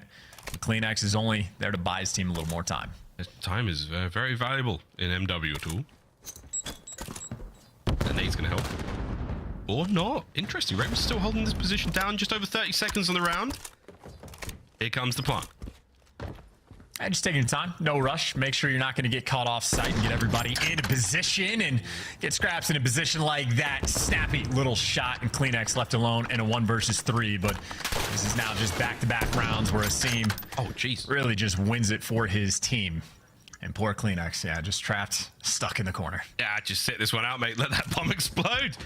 Maybe I don't get a pick or two. Yeah, Kill's not on streak, so shots are good. Watch out, though, Scraps, with that snipe. He is not playing around. Yeah, there we go. Simply just the nature of S&D in this game, you know? No Dead Silence, you just can't play. No attempt to be able to make plays in the 1v3s. You are just stuck. It is impossible. Simply just how the game works.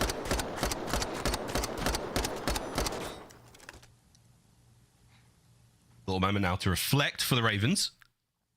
Second time round on attack, way more favorable for them. Those hits towards the A-bomb site, that bedroom side of the map, not very favorable. Not particularly adept, let's say, at cracking through the setup that Ultra had. But they've got the lead now in the search. 4 and 2 out of Asim. Those first bloods, very, very important. We were thinking maybe Asim versus Scrap. Well, this time Scrap has all the reinforcements, right? It is still Asim, outer icebox, though. And I think he's the one that's going to feel the pressure. And I think so far, Scrap's the only player on London to respond. He's backed up just a little bit. So Ravens, they're keeping their options open, but they're ready for this B push. Yeah, they heard a lot of noise. Those concussions going off. You don't see anyone move their way through mid-map. You don't see anyone through double arches. Then all of a sudden you start to think, they're behind us. Or they're going towards B. That little rattler gunfire pushes CleanX back. But Nasty, he's got eyes on. Deaddy's finished. We get Hixie on the feet first. Oh, man, look at how fast Ultra are moving, too. They are bolting over towards A and getting kills in the meantime. Just swarming on this map. Wow, they're flying. Absolutely soaring. CleanX, what a setup there. Seam gets a tag or two, another player moving across. It's a 1v3. This might be done in sight. Big win. That's the equalizer found for Toronto Ultra. And just playing with the information they had. They knew his team was tucked away back over to kitchen. They showed enough presence over towards the site. They expect more players to wrap back. And I can't remember who it was. I think CleanX, actually. Yeah, as soon as he spots out the player on patio, makes the call, baits himself out just a little bit as he's flying across. Hixie finds a kill in the meantime. And then 0 time wasted. Over towards A, get the bomb down. And no one from Ravens was left by the bedroom to stop it. So playing with their food right there, Toronto Ultra. Yum, yum. This is the battle of beans on toast and poutine.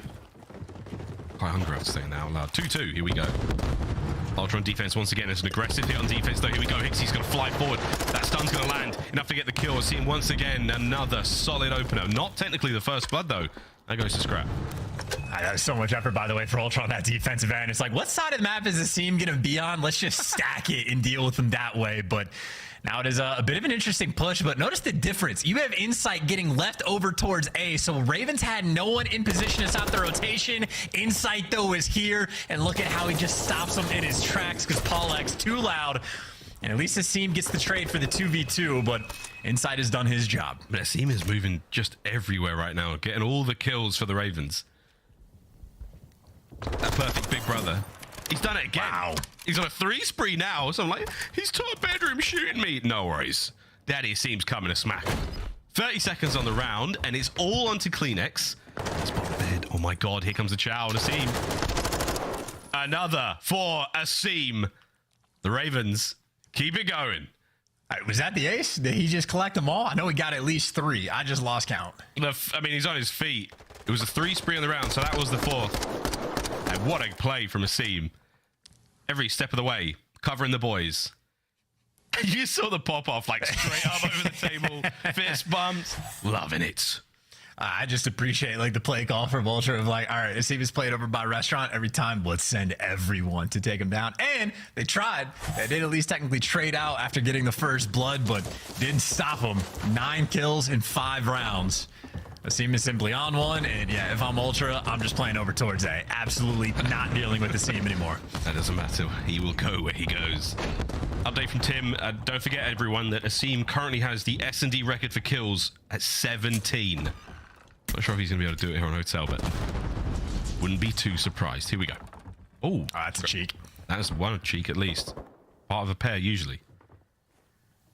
Hold this angle, Scraps. Look at how aggressive Ultra are. They got the bomb. You got players, two players in bedroom now, trying to cause some damage. Scraps first blood takes care of Asim, takes care of the Wonder Kid. Big advantage, Ultra. And Ultra everywhere, by the way. Yeah, you had Hixie up top with a well-placed frag. You had CleanX down low, who at least Nasty takes care of them. But Ultra, they're in your base. They've got Dead Silence popped. Hixie can now free roam, and the bomb is down. Good luck to Paul and Nasty to try to retake this one. Ooh, tags. Backing him up. Causes some problems. Hixie, just listen out for the play now. Paul thundering his way through top bed. You kill one of them, that's a huge moment. But Paul X and Nasty clear out Hixie. That's not the way to do it. He picks the right corner. Nasty now 1v3. 2. Paul X checked every single corner except the correct one that Hixie was hiding in. So Nasty now needs gun a player, and again, not incentivized to move, but Insight does. He gave up the snakes to get absolutely popped in the gunfight, but trades were out and bound. Gets hand delivered to Hixie. Again, making plays on the map. Might only have the .54, but a lot of that is getting killed after getting the bomb plant. And if he's not getting killed off that, he's making plays after the fact. Clean work from the new kid on the block. Yeah, this is what Ultra needed in their search and destroy game. A sort of playmaker, someone who's able to really get... We call it dirty work sometimes, but it's that first guy in. It's the guy who makes a bit of noise, has that map control. Doesn't play too slow, doesn't play too fast, just gets everything done in the right way. That is exactly what you want out of Hixie. 4 and 3 so far, 2 spree for him. Here we go. Scraps back at it with a snipe. Scrap, by the way, on the flip side for Ultra has made the adjustment yet to try to have the counter snipe. I was going to say, not dealing with the seam anymore. Wants to look through the crack in the door to see if he can find the freebie, but this is a delicate shot, to be sure. He's the crack of the door through the window. Oh, yeah! Nice. Scraps takes out Scrap with the snippety snaps. Less than a minute to go. Man advantage Ravens. I mean, winner of this series gets to keep their name, so that's an important gunfight. Oh my god, nearly lined up. Ay, ay, ay, Kleenex. It takes care of Nasty. That bomb's still going to get planted, though, but look, a lot of map space now to play with if you are Ultra. Oh, I love this. No, do it, Kleenex. Yes, do it. Third time's a charm. Oh, you timed that one brilliantly. That's unfortunate, Turby. Either way, watch out for the flank. Ultra are all over the place. Yeah, surprised about the hesitation, but now it's about just timing out this pinch. No dead silence for Hixie, so he has to do this incredibly slow, but it's a freebie kill for him. He's going to crack that door. Will Scraps hear it? He doesn't, but he's backed up. That's amazing timing. Amazing timing. And looking at the bomb now. Oh, Manny Marshall. Wow. Oh, no. No, no, no. Can't happen like that. His teammate does lose the fight as well. So just like that, Ultra, the man advantage, the map positioning, you name it. They got it all done there. What a retake. Yeah, not sure if that was Windy City for Scraps, if he just had a pistol, or if he was already trying to get lined up for the second gunfight. But just great adjustment by Kleenex. Knows that there's a sniper on the map, so just gets that instant revenge. And that would have been too clean if he was able to pick up that collat. But no dice there, but they get the round either way. Mid-round adjustments on point from Ultra. Now the Windy City also, it's worth saying, anytime Asim has died, I think they've lost the round. Yeah, that's fair. That's why we call him Daddy Asim. Going back to the Windy City, Chicago, nothing to do with the weather. More on that in the next round. Here we go. Ultra, a big advantage. And they are feeling it. This is the perfect kind of round for them to just absolutely bulldoze their way towards that B-bomb site. And they're going for it. Asim doing the smart thing and backing down, and Nasty doing the great thing and winning the gunfight towards mid. There's your first blood. And Ultra, again, a little bit scattered on the map, forced to play for picks, and I think Hixie's not going to push. He's going to wait to see if a kill falls in his lap, but that's the kill they were looking for. Scrap finds it and evens up those odds. You have Insight worried about the flank, but he's starting to make moves with dead silence just a little bit. So that bomb rotating over, and it's for the Chow on Paul X, but finds the big one. Advantage back towards London. That's such an annoying gunfight. Insight. No shenanigans. 2v2. Scrap and Insight versus Asim and Scraps. Oh, wow. Timing on that. Does he know the bomb's down here? That's another question. 25 on the clock. Scraps makes it up a 2v1. And that is brilliant positioning from Asim. The Ravens back in this 4-4. Yeah, a little too short. Get some hand claps and heard the footsteps coming from a mile away. Very difficult to move in this game, especially so in Search and Destroy. It's not a game that appreciates movement. No. Unless you're on a heady. Get on a heady and shut up. You'll be fine. 4-4. It's a very tense Search and Destroy here on Hotel between these two teams. And to me, it really still feels like this sort of like lives and dies by Asim. He wasn't the biggest factor in that round. I know everyone from London contributing, but as long as he's not getting picked off by either Inside or Scrap, they've been on point. Switch up the bomb carry and give it to Paul, and right now Scrap is the lone defender. Has the Vaznev as well. Wait a minute. And pays attention to the School of Benjamin Bands, but you do have to be quick about this. You got the spot. That's such an annoying spot. What a TV. What a TV. Yeah, you're good here, bro. You just plant it here. What's on TV? Scrap is tonight, honey. Kleenex pops dead. He's making moves. Inside, spots a couple out in mid.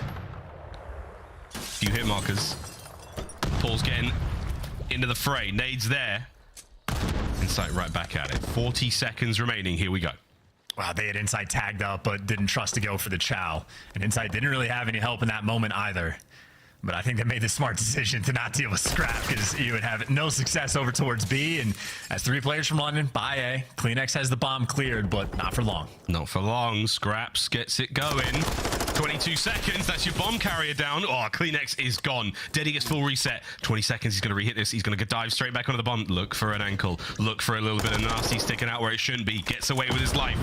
Scrap and Kleenex now doing what they can in the 2v3. And you have, again, Asim versus Scrap. This has been the battle the entire time, and Scrap is waiting for the chow, so it's a standoff, but time is on Asim's side, and so is the man advantage. Scrap's trying to play this so smart, but just going to get pushed into death. A wonderful setup by London.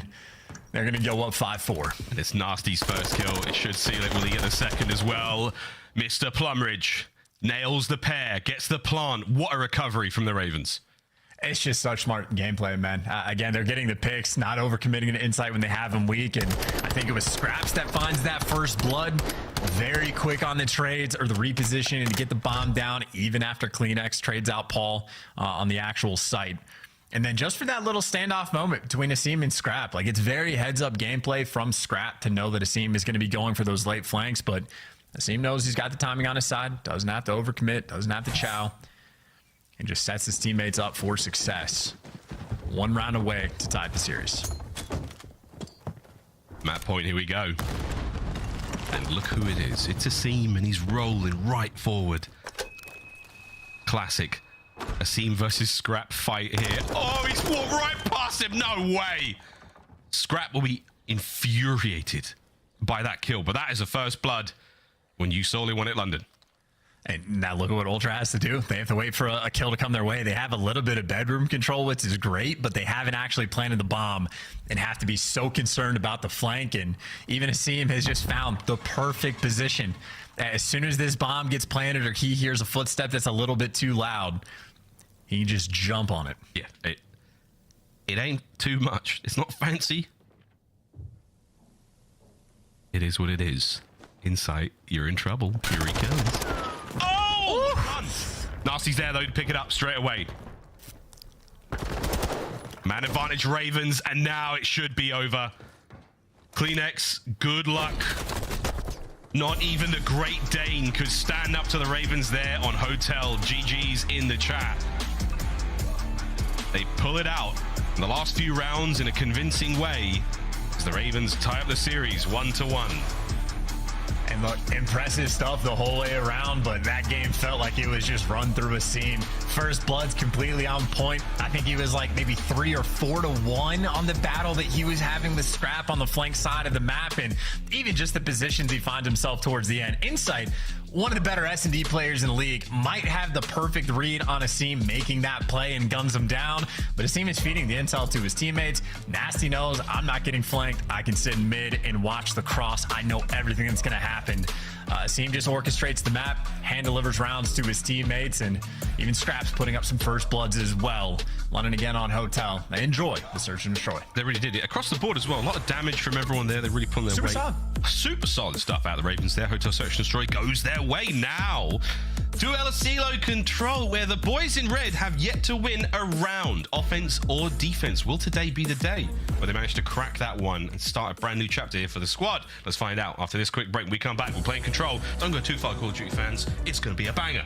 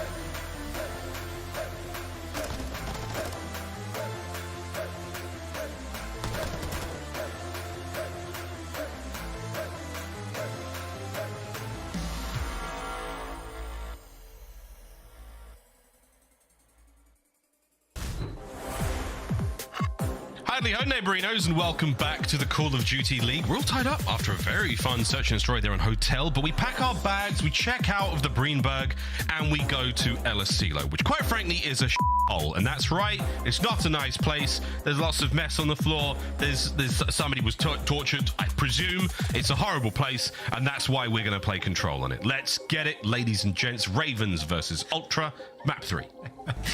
The biggest difference between you and I, Miles, is I do not play the campaigns anymore, so I'll take your word for everything that you just said. I do not disagree, and I think on sort of hinting on what you were talking about for El Asilo, that might be how London feels about it. Again, 0-2, yet to win a round. However, obviously made a role swap. Paul X now running the Vaznev. You got Nasty on an AR. Scraps is making improvements over time, so it's not the most preferred map for London. Maybe in scrims they've getting a little bit better. It'll be a brand new look for us. And obviously we're just looking for shining lights for London because they've played a ridiculous number of tight maps against basically every single team that they've played. Start playing ultra close. Positive signs going into the major. Let's see how it goes. And again, the big story here is also getting that first round victory on LSC. They've been 3-0'd every single time so far. Let's see if they can find it here. As far as the standings go, though, I do believe it's a 3-1 still. We'll trust that to the others in the league to confirm what's going on here. But Kleenex and Pullix, the two X's on these teams. Those boys had a lot of fun in the last one. Quick look now at their control stats overall and chance. I'll leave this one to you. Well, this one is not difficult to break down. Kleenex, especially again since the role swap got made, and obviously these are the major 3 qualifier stats, has been one of the best slayers in the game. The sort of Kleenex we have all come to know and love in the gameplay we expect from them. Offense, defense, does not matter. Kleenex always on point. I would say for Pollux, I guess technically better on the actual number of caps that he's getting per round, but I think that is very much a map-dependent thing on how many captures you're able to secure. But I'd say Paul absolutely has his work cut out for him, because if you have Scraps versus Scrap and the loser has to drop the name, does the loser of this battle have to drop the X? So just have a Clean or a Paul in the league potentially, which honestly kind of works. We'll find out though whose names get changed by the end of this one. Those are the old school rules, guys. You know the deal. If you've been out there, we play with a flash. There's a lot of flashes, and we tell them after every game when they lose, like, sorry guys, you got to change the tag now. We'll send you the Microsoft points. No worries. Here we go, Ravens. Get off your phone, Asim. And I apologize in advance for bringing this up, but Method Sick did beat Methods in a 1v1 back in not a 1v1, but Heretics beat him and whatever. And that was the square up. Yeah, I think they actually agreed on Twitter. Yeah, loser drops the name. And, yeah, so he never changed that name once. Never did. It's probably for the best that he's retired. It's probably for the best, isn't it? And we know you're listening, Zin. You didn't change your tag after losing. Them's the rules. Disgraceful. Okay, you took that too far, man. If you give me an inch and I'll go a mile. There we go, though. Let's get into this control. What is going? The London camp, everyone's way chill. Way chill. While we're looking at these player boxes, let's have a dive into the standings and see where we're going into. Of course, this is the run-up to Major 3 next week, Charles. Can't wait. This is where like the funny business kicks in. If London get the 3-1, the map count makes a situation where like Vegas could potentially get through, or London could potentially get through, because like sort of the crux of the matter is New York and Optic play against each other next. One of those teams is guaranteed to end up 2-2 because someone has to lose. New York plays against Seattle, dangerous matchup. Optic plays against Atlanta, very dangerous matchup. So there's very real potential for one of the teams in 6th or 7th to end up 2-3. To be tied with LAG, to be tied with Vegas, and maybe even tied with London. And then, of course, the head-to-head, map counts come into effect. So that's why London needs sort of a dominant win. But even then, they don't have great odds, because I think both Optic or New York, whichever one loses, would have to go 2 or 6 in map count or worse to not end up in winners. So there's a bunch of particulars around this, and obviously by the end of the series, things will be a little bit more clear-cut. But there is always that wild back pocket 0.1% chance that some craziness happens for your favorite team to get through, or your least favorite team to get eliminated. We will find out. Optic New York Subliners match will take place right after this series here on twitch.tv/Call of Duty. Get your pals in here, whether in here or in the watch parties across Twitch. We hope you're enjoying yourselves. We're almost ready to get into this control. Map number 3, we will be seeing the hardpoint. We're going to Fortress for that one after this. Not quite sure what's going on here, but the Ultra Boys, they are cool, calm, and truly collected. The first family of 4 we've ever had in the CDL. Yeah, I mean, if Boss and Breach used to be a sort of Pokemon evolution chart of one another, I mean, Ultra could honestly be family. Truly. Insight and Hixie for sure. Maybe Kleenex could be a cousin. And Scrap is from New Jersey. Scrap is from New Jersey. You are not wrong, mate. We're not too far away from the game, guys. Thanks again for tuning in, and hope you're enjoying these matches. Scrap's definitely enjoying them. Look at that. He's having a great time. Game's ready. Hixie might not be enjoying himself as much. He's been a lot of fun to watch, though, since joining the team. Again, a contentious team change, I think, for many people. They thought, you know, Stanley was definitely a better fit for the team, but Hixie has slot right in, and it has not been a bad run of things so far. And here we go. We are ready to load in. LSCLO control, map 3. Let's get it. Fist bombs out and bound. Always a happy sign. Always appreciate seeing it almost as much as I appreciate the Asim hand claps anytime he gets excited or trying to get well prepared for a game. But it's going to be a dangerous map for London to contend on. Obviously yet to win a round, and obviously Scrap incredibly dangerous, not on this map but control as a whole. Best KD that we have in the league on attack. On defense, he is on point the entire time, and I know it's very much a map specific thing, but if the dude's throwing up a 1.4 on defense, that'll come in handy on a map like this. Here we go into control and LSCLO. Insight with that big bad TAC 56 will be taking the highest of high grounds here on the map, and Scraps will be contesting it from the far side. Insight gets there a little bit quicker. Will that pay off for him? Let's find out. But the answer is hell yeah.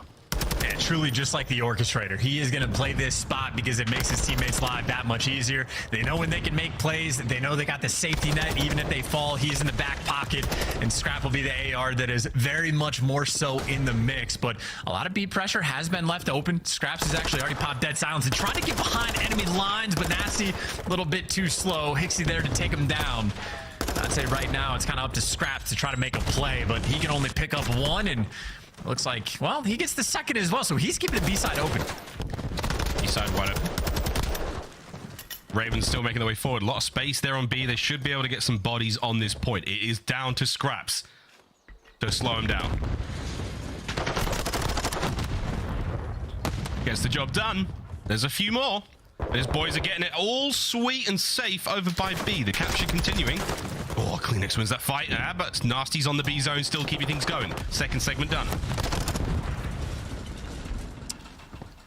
They're still putting on moves as well. Oh, those are crisp shots coming out of his seam, but now the problem is he doesn't have any trophies. He got nades landing on top of him. He's trying to slow everybody down, but eventually does get caught. But London not wasting a lot of time, continuing to try to put on this pressure. Scrap, though, wins a difficult gunfight. And Nasty gets cleaned up as well, so it takes a long time to stop it. But London only get those 2 ticks, but it should come in handy. If they ever capture A, they're going to be in a phenomenal position in this round. Oh my God. Kleenex. No way did he get that. No way. Helps from Hixie. Ball's on point. Oh, not enough to snap, though. Time ticking. Here comes Nasty right into the eyes of Insight, who plucks him out. Still looking at that 1 segment remaining on B. Big win from down low on Asim. Can you pull some of the defenders away? Ultra turtling up for the hit now. They've spread out across the map. All bases covered. I was waiting to see where London actually want to go. They're trying to fight a 2-front war. They are playing split, and that is not an easy thing to have success with on this map if you're not playing with your teammates. But Paul X at least on point to stop the clock, but there's only 5 seconds, so right now London, they are forced. You gotta hop on it.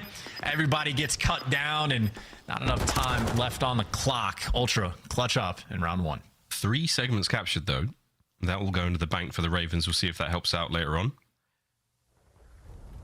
Air of frustration, though. Paul X shaking his head. They're not so happy with the way their round went.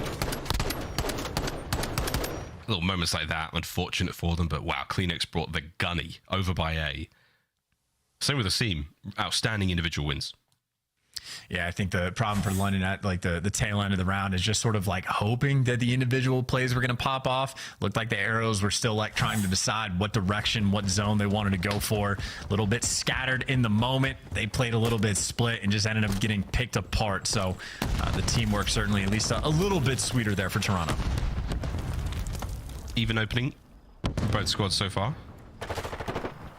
Paul gets his second kill of the game. Immediately cut to pieces by the firing squad of Toronto Ultra, and they're now going to be able to get themselves closer towards A. Not quite on it yet, though. Scraps and Asim cleaned up. Last man to contest this is Nasty.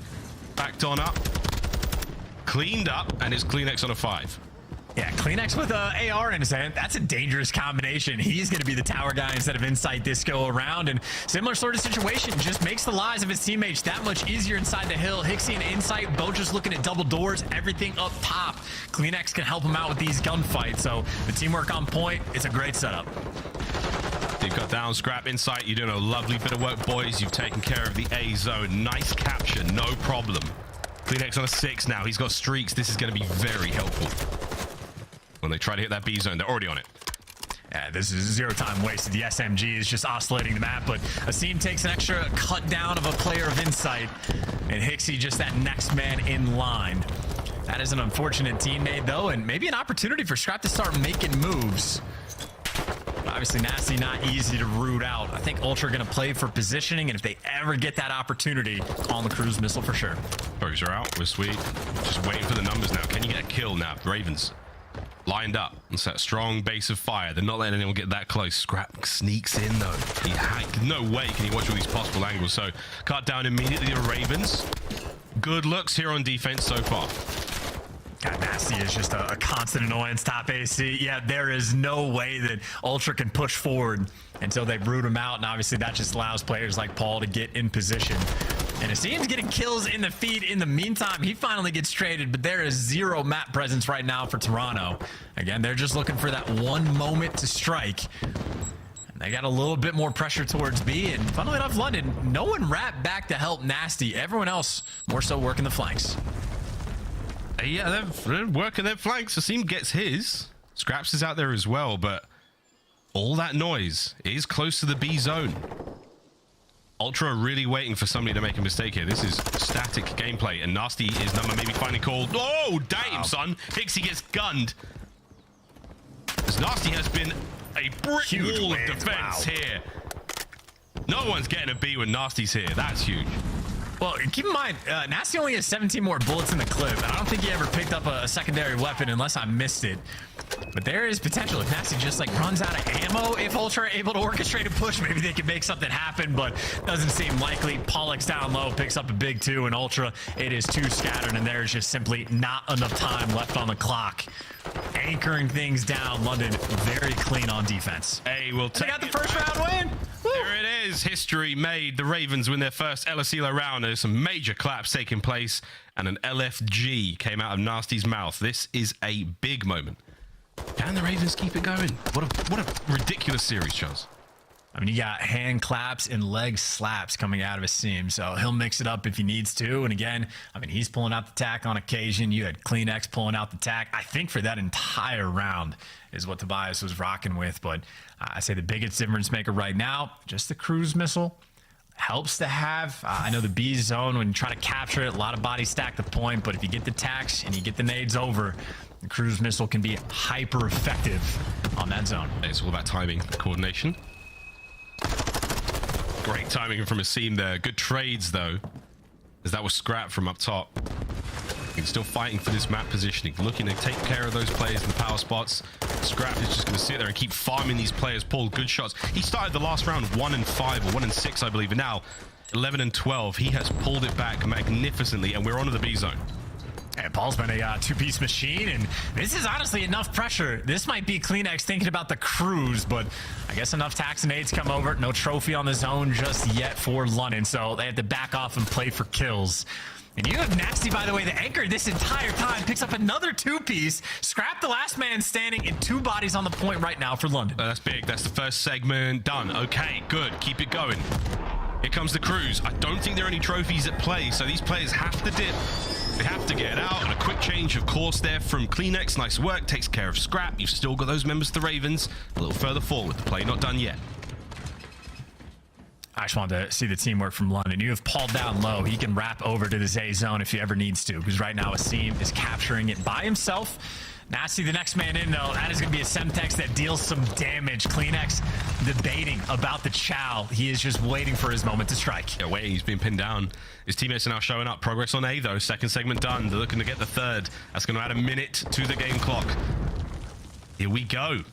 Ultra have had to chalk it. They've called it out. It is not going to get any easier from here on out. The Ravens, they are moving with purpose. Yeah, Paul X continues down low, by the way, consistently finding these kills. Very close spawn, though, for Scrap over towards this zone, which delivers the quick trades on a seam.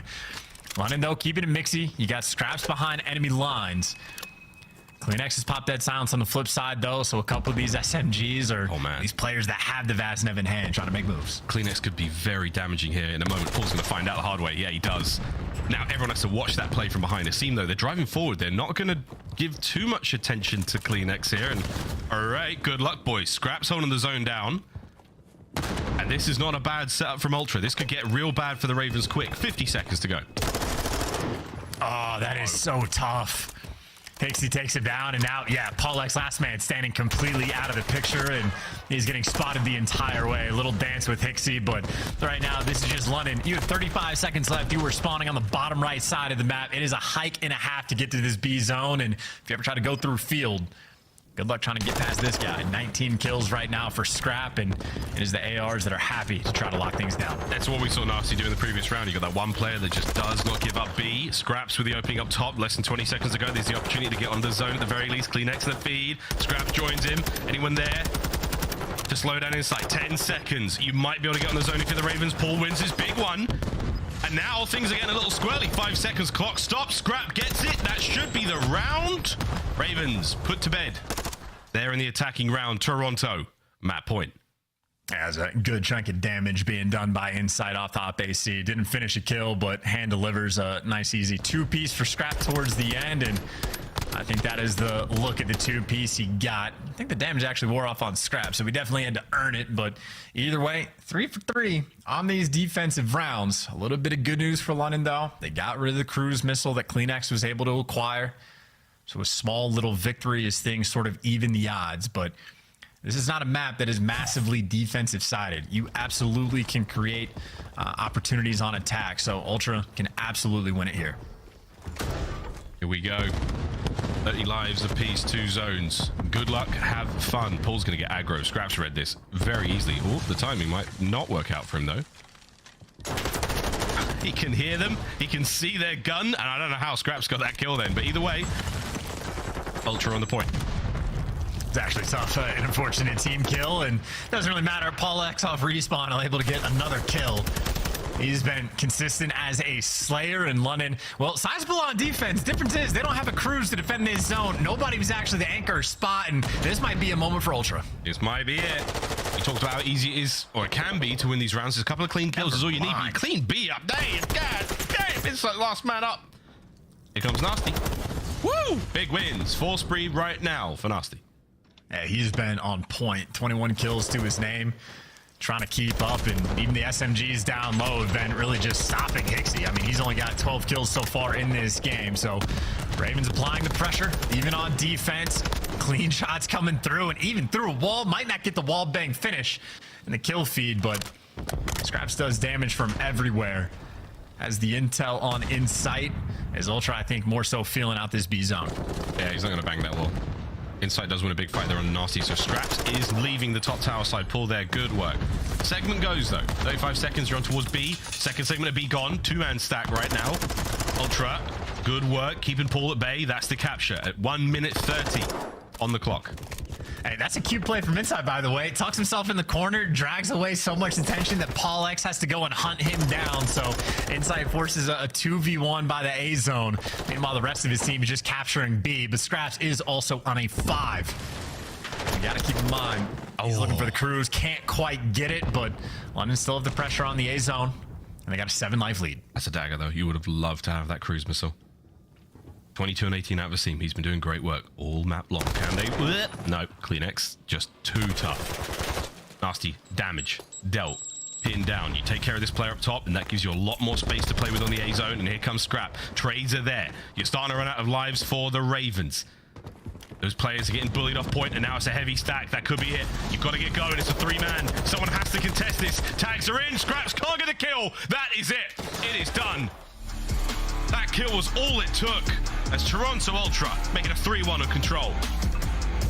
And not just that moment, by the way, I think it quite literally was the play call. When Insight is on B, they knew somebody was on radio. That was Scraps, and Insight just drags their attention. Paulex runs over, defends A. Meanwhile, the other 3 players on Ultra leaving Insight behind so they can capture the more difficult zone. That was the setup for the long-term game, and that is just Ultra being slightly more cerebral in their play calls.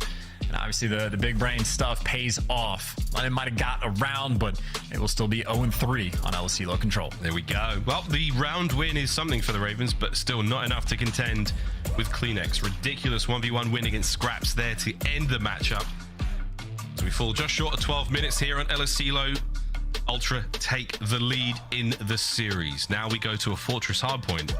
Whoa, baby, where things could get real dicey. Can the Ravens pull out a big win here and force that game 5? To get to the game 5, they've got a chance. We'll see how it goes. Highlights now from that control game. And I would say overall, I mean, that's the situation from Ultra. I think they got outslayed by 9 kills, it might have been. So they weren't exactly keeping up in the slaying category. They just knew how to play the map a little bit better. And again, finding those sneaky little moments to just get the captures on offense, really all it was. Other than that, a defensive showcase. Nasty absolutely putting in work in the slaying category. Scraps might have gotten gunned there, but I mean, had his time to shine going on a tear. Paulex certainly a fair few 2 pieces, and the Seam Slate as well, but I think Ultra care a lot less about the KD more so than the victory. And again, the 3-1 towards the end felt convincing. It did, yeah. It was the first few rounds way tighter, but that last 2, absolute cleaned up there by Ultra. Great stuff out of them. Nasty, brilliant wins. Saw a lot of them in the highlights here, but not quite enough to pull out the dub. And this was the final moment. CleanX's kill. Absolutely preposterous snap on a Scraps there, and that was it. The 3-man stack helped get that point softened up so quickly, which was great out of them, but damn son, that final kill, that was a stinger. Twisted Tobias. He definitely lives for the moments like that. No stranger of the drop shot, the gunny, do whatever he needs to do. And I think London, again, a lot of close maps. You see, like, it's these small little things that have been costing him, but they've been playing everybody tight. But I think now that they've already lost the extra map, even if they win the series, no expectations, I believe, of winners bracket for them. So less funny business there, but still looking for those positive signs. And again, in the slang column, they are keeping up. If you said we're going to Al-Bagra, you need to make sure the slang's on point, because there will be a lot of gunfights on that one. Oh yeah, oh yeah. For Ravens now, their objective is to go into the major with as much confidence as possible. You're taking big rounds, you're taking maps. It is not over yet. That 6-4 hotel for them is a shining example of that. But the double dose of Fortress now, again, if we have to go to Search and Destroy, good looks for the Ravens. We'll see if that can pay off, but they got to get through the hard point first. Here we go. Another hard point chance, another one. Fortress is a small map. It's a dicey one indeed. And right now, we're definitely favoring the form that Ultra are in, for sure. 100%, and I think CleanX will probably be the guy to watch as well, just because I know his slaying numbers have kicked up quite a bit since the roster change, and this is a map where I would be terrified of CleanX. If I ever hear the call out, he got behind us, he's either in our top maps or he's in our top rails, I'm just expecting nightmarish performances if he's ever able to get out and about. On the flip side, though, I mean, Asim has had one hell of a series. I mean, certainly is the SMG combo. The side of London did outslay the previous map, so make no mistake, they can try to take it to him, but I don't know. I fear CleanX, I really do. And he's terrifying, man. He's absolutely terrifying. Last moment now for the Ravens to get each other ready for this hard point on Fortress. You shake off that tough loss there in the control. Scraps is shooting bots in the range. He is locked in. And the rest of the team, though, it is smooth sailing for Toronto Ultra. They are feeling great after that one. 3-1's a big result. Now back onto a map and mode again that have got such a strong record across most modes in the game. They have to be feeling fantastic. Somehow I feel like Nasty is in a darker room than the rest of them. That contrast goes crazy. It does go crazy. Mr. Plumbridge. He was a bit of a demon there in the control. Can he bring the goods here on Al-Bagra Fortress? We're loading in. What could be the last map in the series if Toronto can continue this fine form. And then 1.2 from CleanX certainly helps. That hardpoint record as well. That 1.35 he put up on map number 1. Oh, let me tell you. Here we go. I think for CleanX, it was really just like sort of snapping in positions in those moments on Mercado of when they needed the breaks. He was picking up the 2-piece, but not just the SMGs who've been frying. Scraps has been on point. Again, we have seen him improve series over series.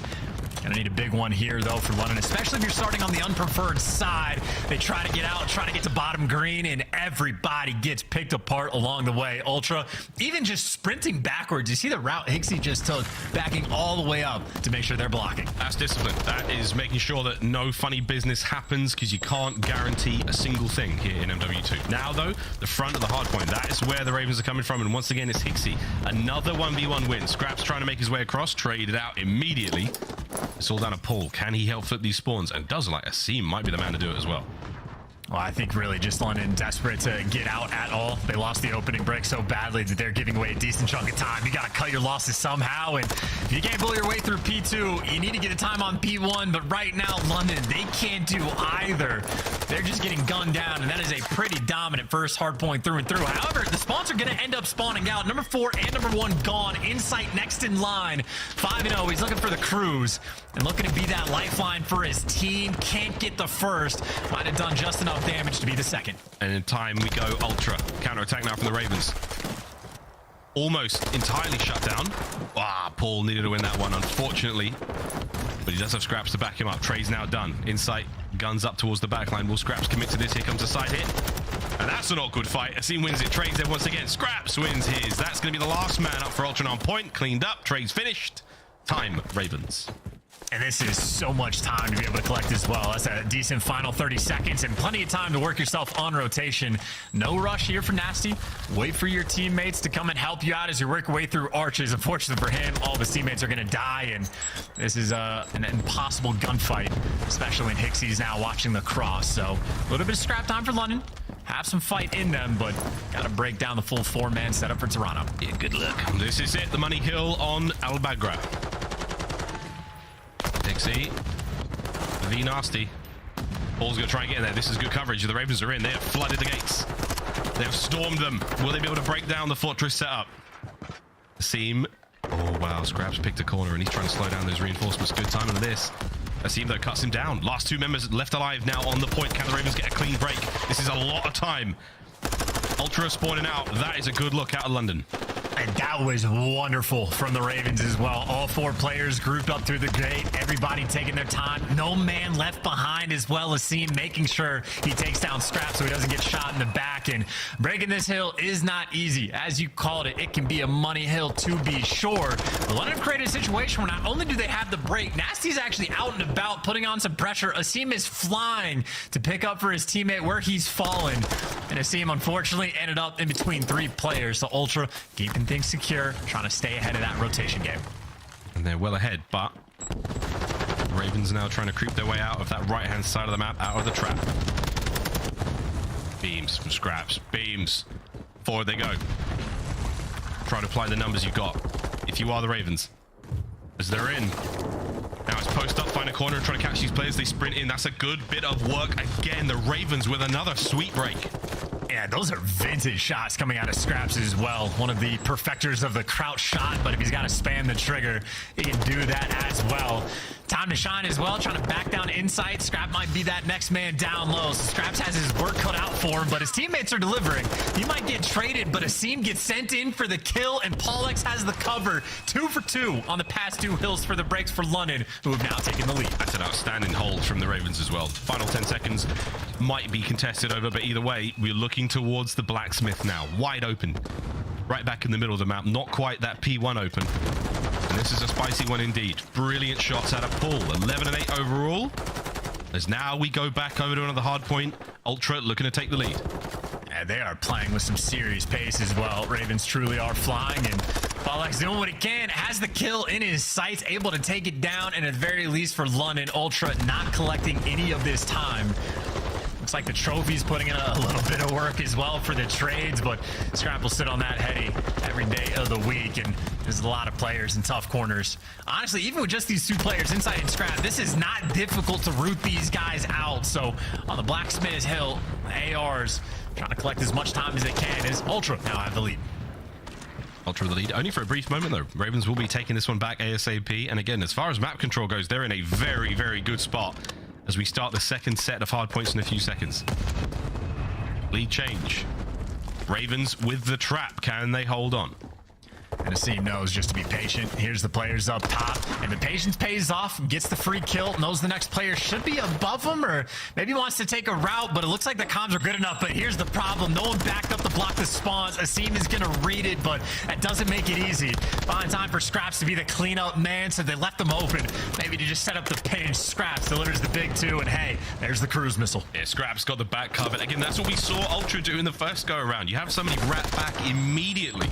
Don't know the Gallo spawns be given up, and right now that's Nasty's job. 11 and 15 from him. 30 seconds remaining here on P1. We're holding it down. This is a strong hard point from both teams so far. A wonderful finish. I've got no doubt about it is ahead of us. This is delicate though, because Nasty for the moment not in the play, knows he needs to go and reposition, and there's the moment where he strikes, but the rest of his team is stuck in the trap. Someone needs to get out. Asim has made the cross, but now the question is, where do these spawns come through for London? First player in the back, second player completely out, so never easy to read. We'll see how both these teams manage it. Here we go. Asim playing so sneaky. Scrap though, easy reads on the wine barrels. Nasty absolutely eviscerated. Scrap on a tear, looking for the third in this little spree. 4 overall. It's beautiful work. And Asim, tagged up heavily. Not enough to get the kill though. You're shoulder to shoulder here on the point of your Toronto Ultra. And now the attack from the Ravens. Oh no. Untour team kill. Nasty's low HP, waiting for the boys. They're going to hit the break now. Scraps has invested the streaks. That's going to sting. Keeps the players on the inside of maps for now. Lead change is a matter of moments away again. I think Scraps in that moment probably just making sure he doesn't kill any of his teammates, because they got the setup around the hill, but they had the setup. They did not have the ammo, and now they don't have the rotation either. Honestly, this could be the moment of the game. I know it's been a close one. I know it's been a battle, but Ultra, they got broken down on this hill previously. Or at least the next one that we're going to. This is their opportunity to make up for the mistakes, and it's just that deja vu sort of all over again. But now it's more difficult for Ultra. The players are spawning out, so it's a 4 versus 2 to break this new point, and they do it instantly, punishing our London on this hill. Now it could be the moment of the game, but for that. Oh my God. How easily the script flips. Nasty. Can he get both? No. Ravens still hold the defensive line over by the hard point, now soaking it up. They've taken the lead. As this hard point on Fortress is a dicey one indeed. 2 for Nasty and Scraps out, baby. They're sharing the feed. What a hold. As they're keeping it together, this is sensational hard point. Yeah, this is how you hold this hill. Get a couple players pushed out, and good luck trying to get through this setup. I think Ultra have to just straight up chalk this one and set up for next, and maybe set up a trap, and they're getting a few of these kills. But that is a massive moment for the Ravens. Plenty of fight in them. It has been a battle so far on Al-Bagra. And honestly, maybe an open avenue to try to get out of the spawn trap. Asim leading the charge. Couple trades come through, but Ultra for the moment, they're keeping them contained. Nasty. Damn! Oh my God. Ixie trying to hold down open. Oh, he saw Nasty's cheeks as he just snuck his way into the top window. Here we go. Into cannons. Ixie's spree continues. Oh, he might have timed this so great. He does. Hixie making moves, softening up these defenders. Can his teammates now get there in time to break? Well, if he let the player in single, and that's how Ravens got the break initially, he's looking to make the big play to make up for it, but it has been nothing but London in the feed. Kleenex flying into death. Paulette from up top is going to be able to get 2 in London again on this rotation. The 3 to 4, they have been menaces, pushing Ultra towards the back. And Ravens now, this game firmly within their grasp. Oh, baby. Are we looking at a game 5? We stay on Fortress for it, but it's not over yet, ladies and gents. Hardpoint still in the hands of the Ravens. They cannot win it here. We have to go to the blacksmith. And the iron is extremely hot right now for the Ravens. Here comes the strike. 20 for the win. I mean, it's just set up and play for kills. You're already massively outslanked. Just get the trades. That's a good start. Nasty only, though, for 1. So Ultra still secure. The first push has been stopped. Ultra trying to keep things slow. 2-2 split out of the Ravens now trying to get the break. 2 through the back. 2 players going through mid. Kleenex, he can hear all of this unfolding in his headset. Takes care of what? Trades are about. You've still got players on the point now. They know there's another up top green. This is where things are getting wild. Oh, it's nice route. That's a big one. Pressure now on the point. Their team is so difficult to keep track of. He's even putting pressure on the flank as well, but Scrap's got the angle covered, him and Insight. They have all the different setups on this hill just to keep Insight alive and in his home, but finally he's gonna fall, but that is a massive amount of time on Blacksmith. Ultra were just able to get. He's talking about keeping things close. Rotation for P1. This is where Ravens can end it here, but Ultra, they've been getting all the kills. CleanX is able to get the 2, and they're trying to turn the tides. The Ravens got 4 seconds off of the Blacksmith Hill. Now back over to P1 for the final time here on the map. Ultra currently holding it. How well can they hold on to this P1? Not an easy thing to do. Hixie, he can hear all sorts, but the players above him. Spawns all over the place. We are so close to the lead change. You can't read this either. Scratch, by the way, he has just been posted in the back to actually block these spawns. So maybe even long term you could get the left side, but short term you just need the time. I don't know if enough contest is going to go through to end it, but right now London's, they can win it here. Oh, Scrap, he was the man. He had to make something happen. This is game 5 in 5 seconds. Kills in from Ultra, flying forward, nasty. Oh my God, pulls out the knife. The body block. As the hard point goes the way of the Ravens, 1/2 of the Fortress battle is complete, and now game 5. The Ravens turn it around at the last possible second. And you know what, man? These guys made the role swap between Paul and Nasty. Nasty has been looking like an absolute menace on the map, winning some absurd gunfights. And again, they have played enough just ridiculously close and tight maps and are starting to put together performances like this. Again, I don't want to give London fans a little bit too much hope. I know how it goes for British fans, but the team does look good, or at least looking like a threat long term. And I mean, hey, outslang like crazy. All 4 players positive, on point, especially those P3 to P4 rotations, but it was like those breaks that they were able to get on those Statue Hill. Both times absolutely clinical. The timing is on point. You got to give love to Paul X as well. Super soaker inside the hill, and he still managed to go positive. Everybody from London putting in serious work. Well, here we go. Back and forth here in the series. And the Ravens 6-4, that hotel search and destroy might be the decider as we now look towards Fortress. Game 5, the last one here. Our penultimate series of the day. We're going to find out who walks away with a win here. It won't change too much in the seeding department, but hey, we'll find out how the Ravens look going into Major 3. We come right back. Fortress, Game 5.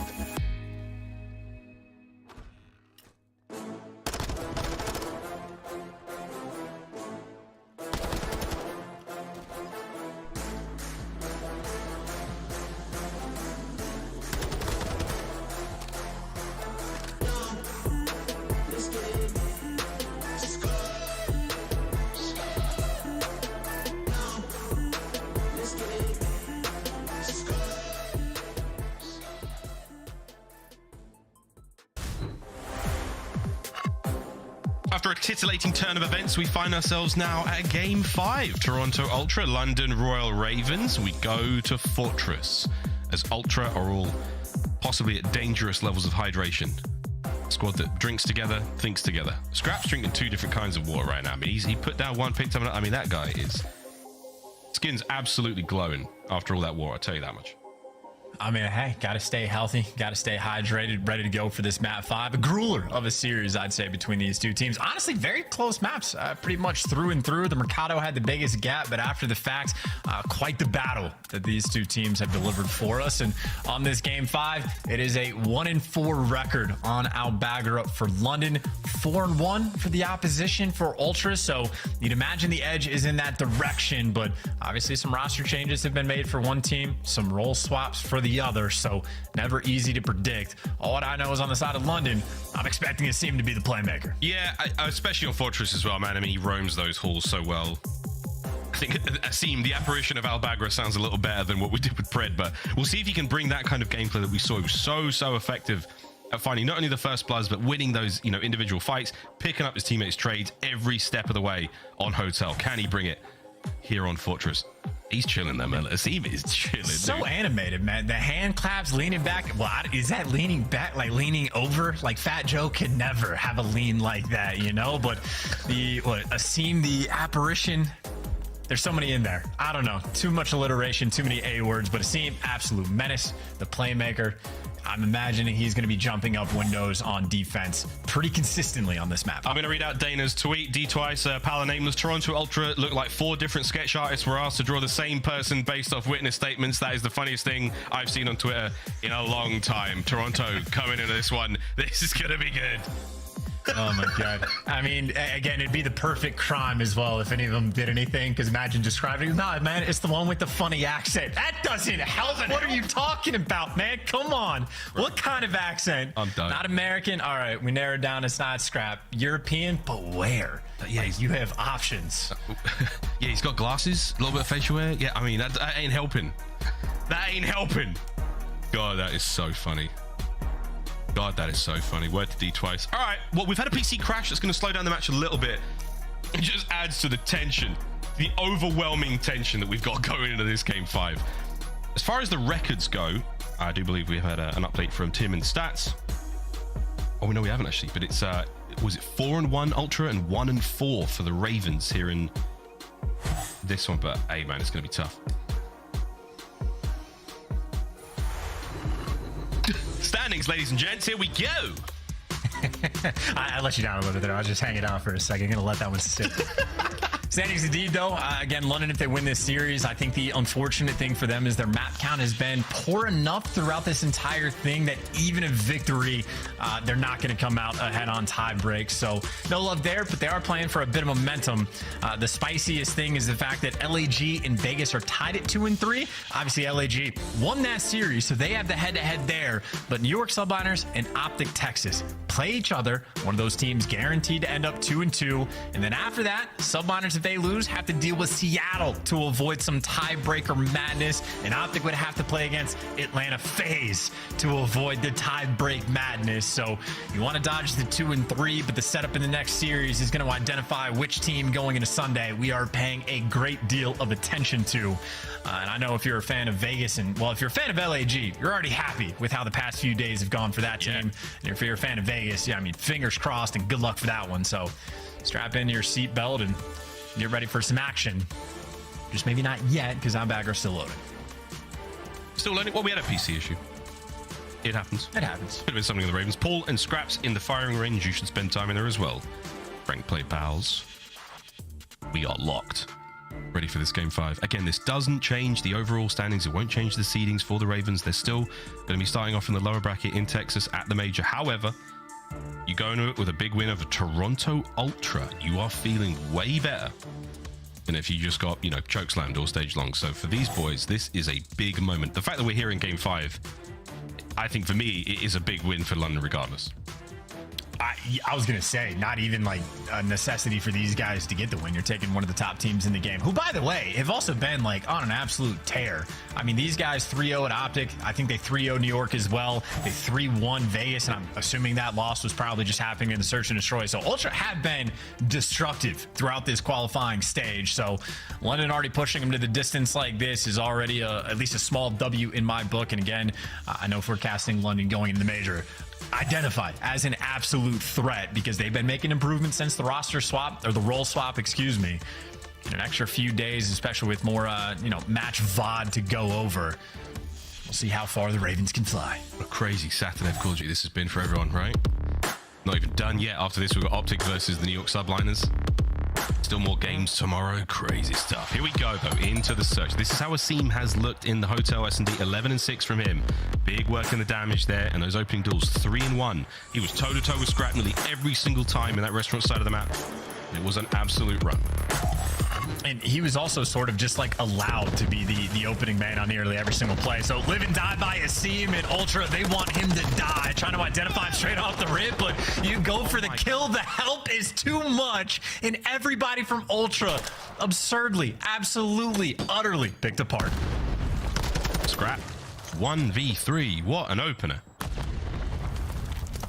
The Ravens feeling good about this one. Scrap can play this as slow as he wants. Dead silence not really anywhere close. And that's the round. Ravens strike first. And that is, again, Asim being put in a dangerous position. His teammates there to look over him, and everybody winning their ones.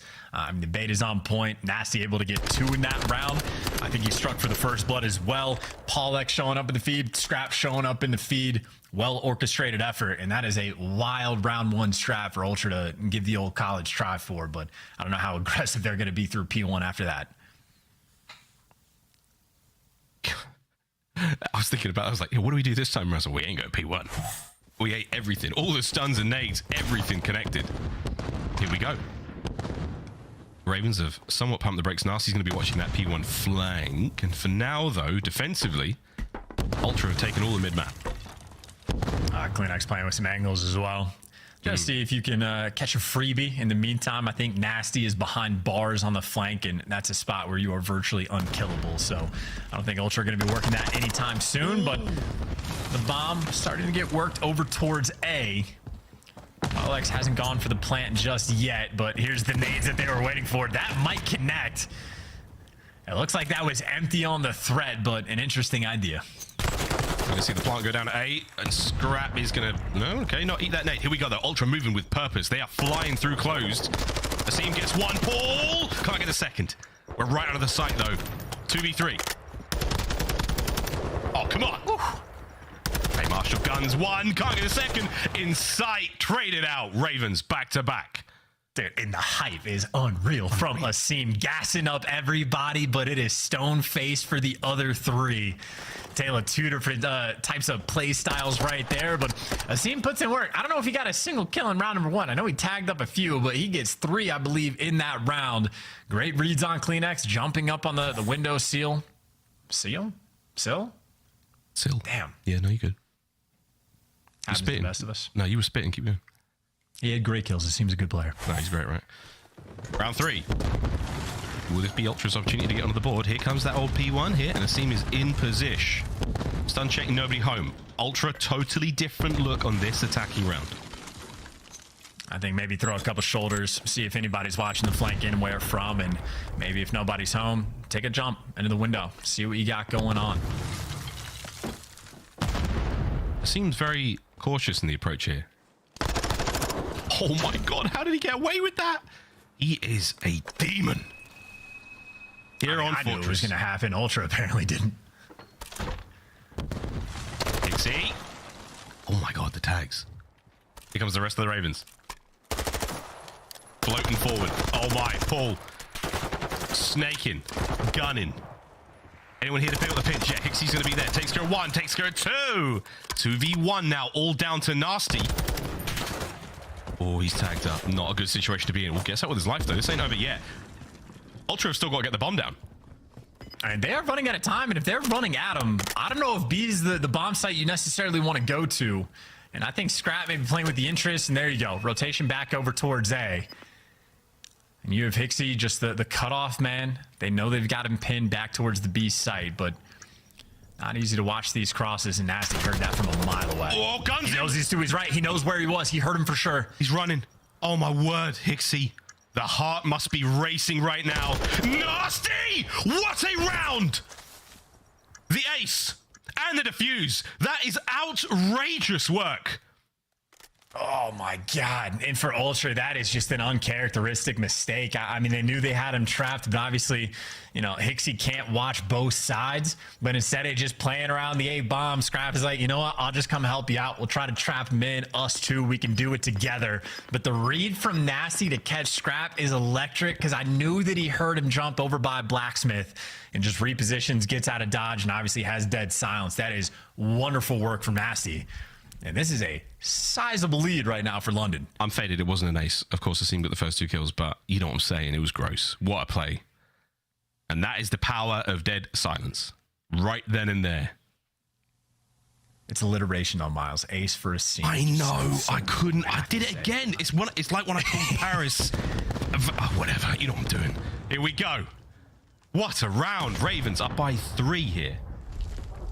And I think a scene maybe taking a page, maybe not quite from Benjamin Bance, but you see he is very concerned about the window jump up, so he's constantly going to be spot checking for both of those. So Ixie might try for the timing, but not easy to get away with it. And Ultra maybe more aggressive towards A. They're actually going for a hit on the site on defense, but nobody's home.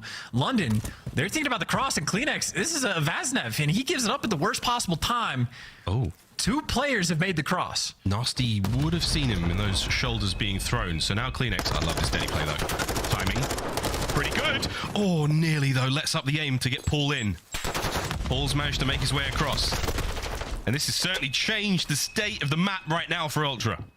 It's just so awkward. And now for Ultra, they don't know what's going on the map, but Hixie does deliver with the dead silence play, so that's going to soften up the blow, and Scrap finds the extra kills. So even in the chaos, even with a very strange round, Ultra should be able to deliver. You just don't want this man to get the cruise. No, not at all. Let that clock tick out. And Nasty, he is fiending for the kills. Hixie should have eyes on him though, but he's going to play the streak well. Trying to bait him out just a little bit. I know, right? Heads up play though. It's Ultra finally get on the board, 3-1. Yeah, well, first of all, that's just a massive gunfight win by Kleenex to get the first blood initially, just to make sure that they're not free and clear out over towards B. But even the motor mouth on Scrap, just giving the call outs, telling, hey, nades are flying out a single window. I know there's at least one player up there. We got another guy in maps, and Hixie just gets sent in for the kill. So he realizes the dead silence, makes the big play, and Ultra stop the bleeding. Still concerns though. Don't want Nasty to get the cruise, and a stagnant round so far. This is a scene. Classic moves towards that top window side. He's gonna hit the hops. He is in. Oh, Kleenex landed the stun. I don't think he's gonna. He does expect him to be. Oh my god! He expected him to be towards the doors. Paul with the coverage. Such a nuisance. It's such a nuisance. You have to constantly be concerned. But talk about the Kobe in. Like, where was that even from for Kleenex? Kill cam, please. Where did that even bounce off of? Snaps from Paul. It was just straight through close, but either way, what a yeet. Here we go. Ixie cross covered. Oh my god, Scraps drops a deuce on him. Scrap now towards the back. Oh my god, cleaned up. Inside on the inside.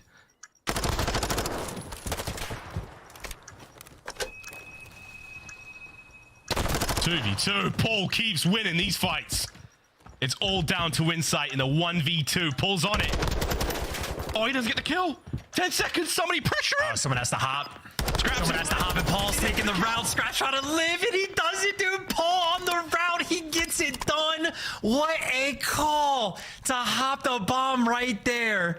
And Scraps the smallest feet I've ever seen to make sure he doesn't get cleaned up. That is an amazing play right there from London. Here's the nade. This was the Kleenex nade. What in the doink? Yo, that is a nade spot. That goes right out to mid. All right. Noted. Good job, production. That's the beauty of the frag in that moment as well. But honestly, doesn't matter. The nade is great. And then Paul X picks you apart like that, gets the 3 big kills, finds the freebie on Scrap, guns the player that's next, and goes and hunts down Insight. I mean, that is a wizard-like round, but this time Asim has been dealt with. So Ultra could take a slightly sigh of relief. Doesn't make it easy, though. Still a lot of problems to be solved. You're down a man now as well, so no Asim to play on the inside. That's Paul's job now. Mid-map, all good. Ultra, once again, they have all bases covered, and now it's just a question of making sure that they don't make a mistake. The Ravens are going to get antsy here and try to make something happen. A sweet Toronto nade. Doesn't quite land. Scrap stays safe. And we had Ultra last time. They were super aggressive trying to jump out towards A on defense, and they might be thinking about the same thing. They're able to trade out at least 1 kill, but there's Nasty poking his head out. CleanX had him covered. So the coordination and the trades are there. That is how you want to play with the man advantage, and I think Scraps knows they're going to be going on some sort of rotation. I'll get the bomb down, try to make a play, but Scraps, he has the trophy, and he's going to run straight into death. Yep. Easy retake from Ultra there. CleanX and Hixie. I mean, only CleanX really uses his dead silence, so Hixie will be able to probably grab that defuse and get his ready to go for the next round. But that was a good retake from Ultra. Sorely needed. It's now 4-2 after this gets taken care of. And Scraps, I mean, with the situation he's in, yeah, it's nice to have the Vaznev, but he ultimately still has a trophy system. There's no way he's got to post up and absolutely rip 2 players to pieces to win that round. You got to get very lucky of being able to like get out to a spot where they don't actually see that you go there or not get hurt along the way. So too tough of a spot, and again, too clean of a strat from Ultra. They're happy about the timing that they have to try to bully back out that A site, especially again with that man advantage. So they are 4-1 on this map. I know they've had a couple struggles in these rounds, but making the adjustments as well. Asim, who loves these window spots, keeps getting just met with nades. I mean, that's the thing that you finally caught like a couple of great moments there where you're taking care of a scene without having to hit those individual gunfights. He's a slippery customer to deal with, and now you've got his number with the nade spots. 3 spree from Hixie. Can he get any more? As Toronto is still down by 2 here in the search. They know Asim's down low as well, so always a frustration to deal with, and a very tight setup coming in from Ultra. The flank is actually open through P1 for a moment. So there are avenues of attack on defense, especially as Scraps couldn't quite find them. So much damage done, and now you got London down low. They're making moves. Here we go, pulls in. That gunfight is still going on. Asim managed to make his way upstairs. Deddy popped once again. He's in his happiest of places. This is a bad look for Ultra. If they can deal with him, that's one thing. He's making noise. Gunfights are out. There is blood in the water, and Asim is the great white shark. The second as well. That's a 3 spree, all down to Hixie. Oh no. And Asim with another on the round. Match point, Ravens. You had initially, Asim was the only one getting hype. Everybody on London can feel it now. More smiles, but a hell of a play again from Asim. I mean, Paul doing a nice job just to stay alive bottom green and not actually get killed on the player top rails. But then Asim wins his one, doing the window jump ups. Again, it is the bread and butter of this player. And he turns it into 2 more after the fact. Another clean round from Asim. Another great round from London. And this is series point on this round, a 5-2 lead. Surely not. 4 spree for Asim right now, 9-4 overall. Paul, the inside of Fortress now, just trying to roam the halls, not let anyone get in. Toronto Ultra on defense once again. It's that mid-map setup. It's all those angles towards the gates covered. You've got eyes across P1. They have to get active. They've got to make something happen. It's just a game of patience as well. We saw some of those cheeky nade spots coming out from Ultra earlier, trying to work that A-bomb. I'm hearing a lot of nades get wrung out, and Asim again, 1 HP, just trying to dodge the explosives. I've heard a couple of them go off, and eventually you're going to be forced to make this move and try to get this bomb down. Or maybe they want to hit him. If Ultra's been trying to push the pace, this is some extra Vaznev stacked up inside. The stuns around, Asim out and about. Nothing left to throw. Inside, trades are there. Asim want to fight, look for one more. He's going to get that streak. Whether or not he needs it, we'll find out. But here we go. 25 on the clock. Nasty. Oh my god, it's done. I do not believe it. The Ravens close it out in game 5, and it is elation. on their faces. Big time seam claps taking place there as Ultra are frustrated and incredibly stunned by that one. GG's, the Ravens in 5.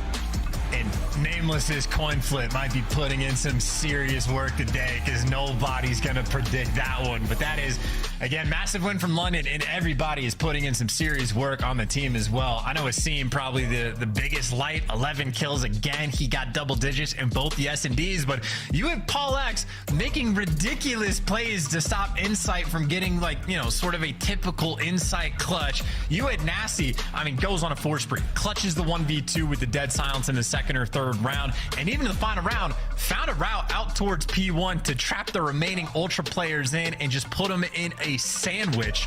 And then even Scraps was there throwing trophies. Absolutely tippable. I just can't believe the one day I don't pick the Ravens to win it. They absolutely... I can't believe it! Anyway, GG's there, 6-2, the final score there on Fortress. The incredible comeback on the Fortress hardpoint was real good. LSC, they went around as well, so it was a big day for the Ravens. I think this is a good thing for them going into the major, a bit more confidence under the belt. They've got to be feeling great after that one. A big win for them. GG's, one more series to go. Desk, take it away. Thank you so much. And I just got told by Paddington, one of our mods, that someone just won 2,067,500 channel points by taking London in this matchup. Sheesh. They put it all on the Ravens, and the Ravens came through. Now, what's crazy about this is we now have a little bit of a tiebreaker scenario at that 2 and 3 spot. That A seed is not safe for anyone right now. Vegas is going to be celebrating this win, but also London beating Toronto. You got a lot to celebrate tonight. Yay, Ravens. I mean, this is a big win for them, to be honest, especially a Toronto Ultra team that was looking so good heading into the Major 3 qualifiers. And I mean, they're beating teams like New York, our Major 2 winners. So London Royal Ravens, we talk about how close that they're playing all these teams. They're going to these game 4s. They're going to these game 5s. And, you know, sometimes the layout doesn't tell the whole story. And they finally close it out in a game 5 here. And I know you were saying nobody should be challenging them on Fortress. Yeah, seriously, I'd be getting rid of Fortress on every single map in the series when it comes to the vetoes. But man, we got to tip our hats to the turnaround for the London Royal Ravens. I mean, these guys made a role swap since then. The team dynamic has gotten so much better, and it's also helped Asim in these last 2 series. His performance has been much better as well. The search and destroy, just mind games, bro. Since the first rounds of the game, we're seeing them go towards Diner on B on the first hotel, and they're just making plays, which then leads to success later in game. We saw how Toronto tried to stack over there. Doesn't work. In this last game 5, early on, we see Toronto try to turn on the gas pedals. It doesn't work. They get wiped, and what happens? The London Royal Ravens abuse side missile and P1 the entire game when they were on defense. So just beautifully played by the Royal Ravens. Now, I owe London an apology because I didn't even do the math. If they won, how would this affect everything else? But I think with the map count going to a game 5, they are probably outside of the top 8. But you have to think whoever drops down to them in that elimination bracket possibly is in store for a hurt. They are playing up to their competition. And as we take a look at the box score, is there anyone better than Asim in the game? Hydra maybe? Predator still up there? I'm not putting Asim that high up on the list. I just think that, like, you know, depending on how his team plays, like, he finds a lot of success. It seems like today, Chris, they really said, go out there and do your thing. We fully trust you. And we saw that in Hotel. Asim, you're still that high on my list. Don't you worry about it. We got to take a look at our scum play of the game here from the Royal Ravens. Walk us through it. It's another play in S&D from Nasty this time. It has to, I'm sure it has to be this 1v2. Yeah, absolutely. I mean, they're just getting this first kill. He stays alive. He gets a sound cue from the player behind him. He's popped steady, and he just plays this beautifully. I mean, bomb is down. I think this was a little bit of a misstep from Toronto Ultra as well to play for this kill when they had the bomb down so far out fountain side. But, I mean, again, it's a clutch from Nasty. This puts them up 3-0. Could have put them in a 2-1 situation. The following round was won by Toronto. Could have been 3-3. So, big momentum push for the London Royal Ravens. Some mental booming going down in the search and destroys as well. Congratulations on the London Royal Ravens. They're going to finish with 2 wins, something they haven't done since our Major 1 qualifiers, and this is going to keep them in the running for a top 8 finish on the year. But right now, we got to talk to the man who is laying down the numbers all 5 games. We got Asim on the line once again. And Asim, first of all, congratulations. You guys are walking away with 2 wins this qualifier. What's turned up here on the team? You guys just took down one of the juggernauts.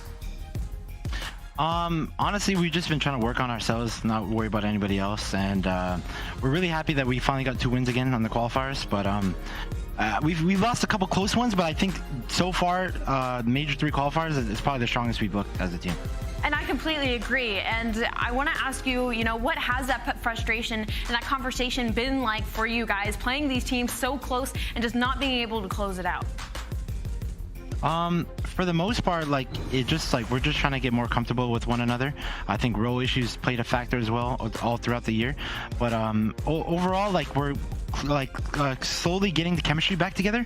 So I mean, that's where it showed today, where like in a map 5 we just absolutely smoked them because our chemistry is finally building and we're getting in those uncomfortable situations together.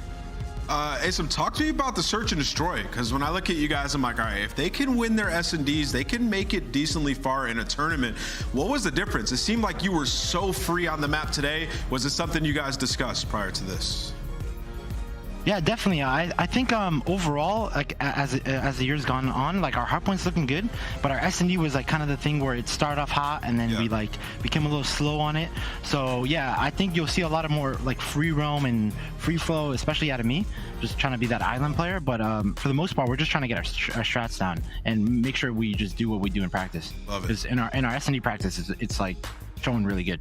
You guys were 8-15 before today's matches in Search and Destroy. Now we're seeing double digits on the win column. Love to see it. Asim, final question for you is, what is the travel plan? I know a lot of teams struggle to get to Boston on time.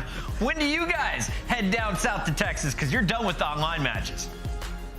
Hopefully there's no like severe weather storms in LA, but for the most part right now we're good, so we'll be traveling on Tuesday for sure. That's what I like to hear, man. Well, we look forward to seeing you in Texas. Best of luck at that LAN event. All right, later guys.